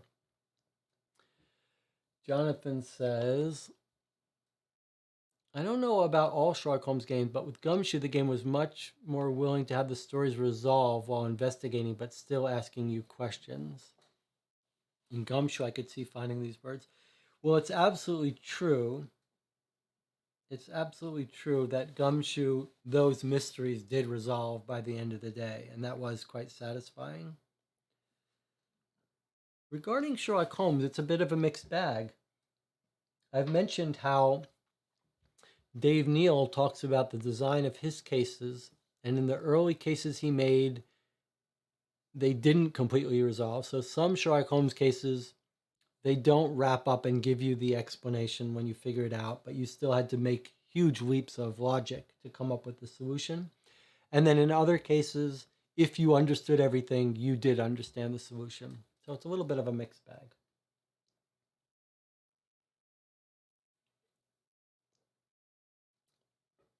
It's a great point, though.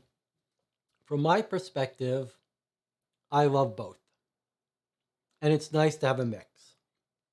It's sometimes very nice to get to the end and be like, we get it. We finally got to the end and it finally all makes sense.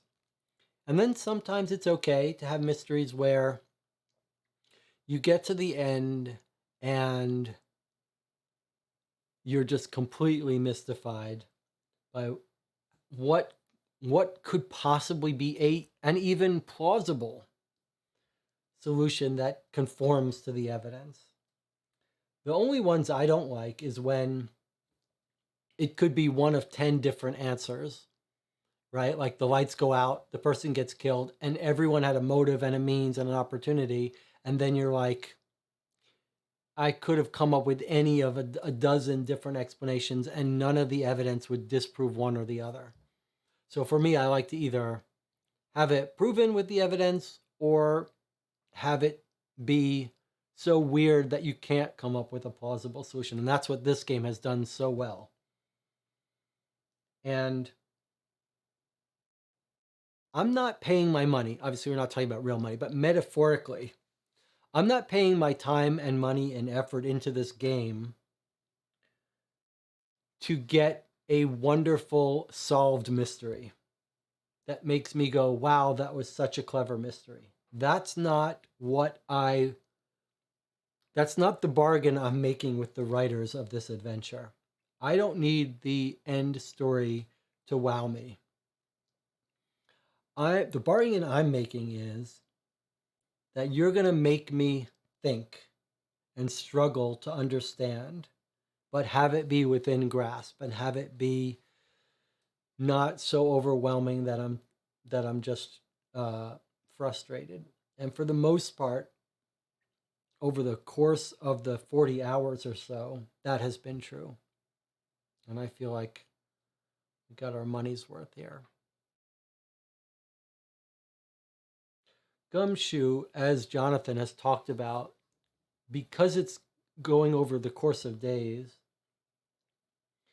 was very satisfying in that respect, because each day you were still left pondering, how does this case work out? What's going to be the answer to this case? I got a few more clues, but not everything. But by the time it got to the end and along the way, different cases wrapped up and became pretty clear. And that was a great combination, because you had the end of day situation where you were still trying to understand it, but then you also got it wrapped up eventually. And it's hard to beat that combination.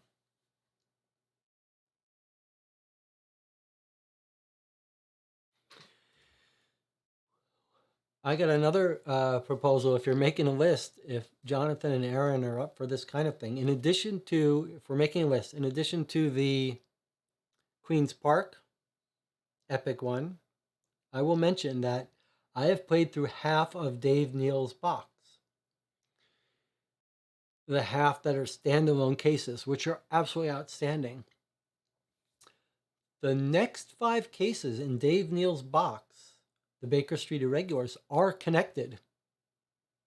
They are individual cases that have their solutions, but then they are a continuing story. So if you guys feel like it, you could put on that queue, on that list, the 5 cases in the Baker Street Irregulars box that I haven't played yet, the 5 connected cases. And we'll see, that's another different novel approach of having, it's almost like the Gumshoe approach where the cases are separated, but they connect. And Dave Neal has proven his skill. So that might be nice to play too.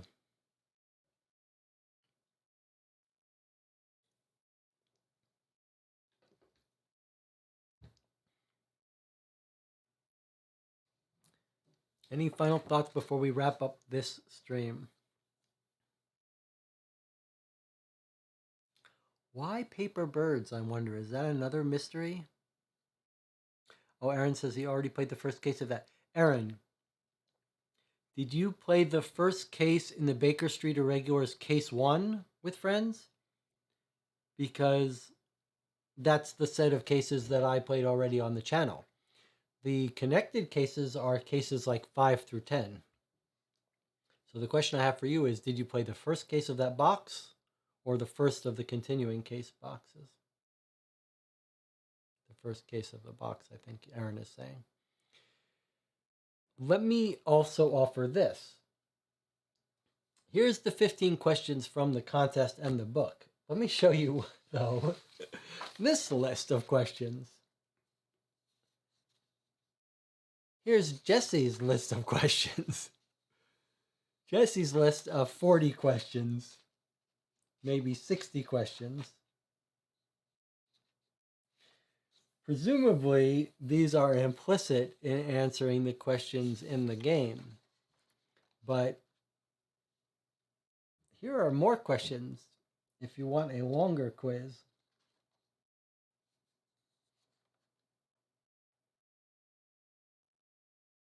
Why does Mary's Flanagan birth certificate have a wrong date?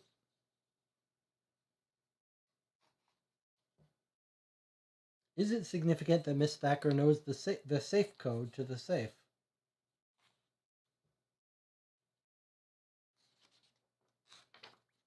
So I'll share this when we discuss it, and maybe when we try to solve it, we can walk through some of these and come up with some of these.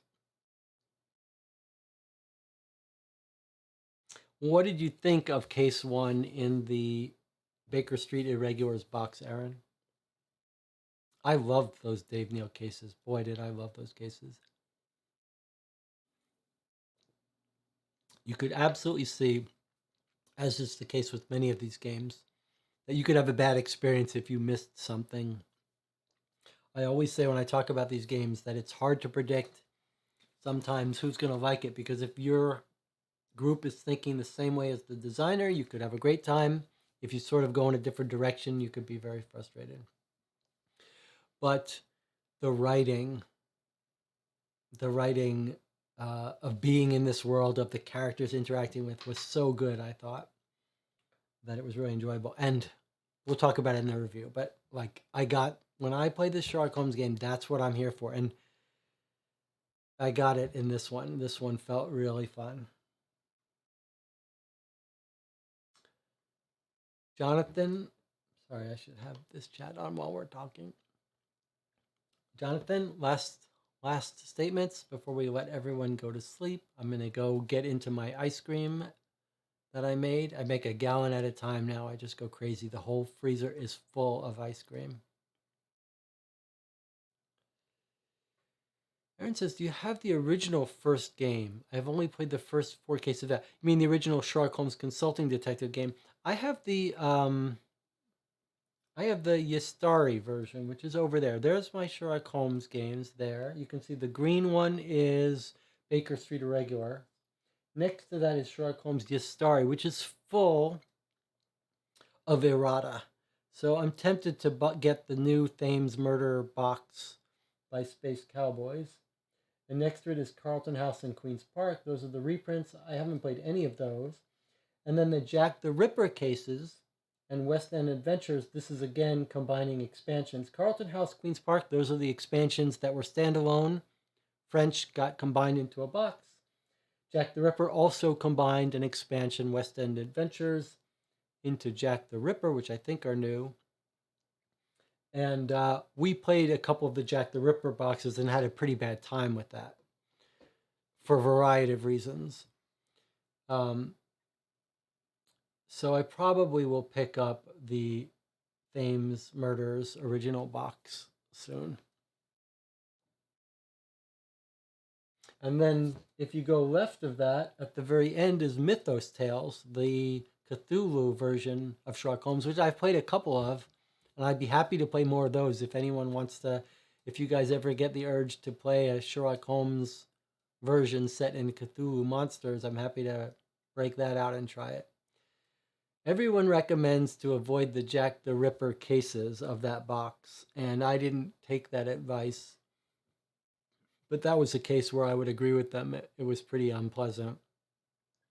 Although I thought it was a very praiseworthy attempt, like a little piece of art, to take real life and make an adventure out of it. It's just, you lose all the mystery because you know the story, and it's an unsolved case. So it's basically really have a hard to make that work, and it doesn't quite work for me.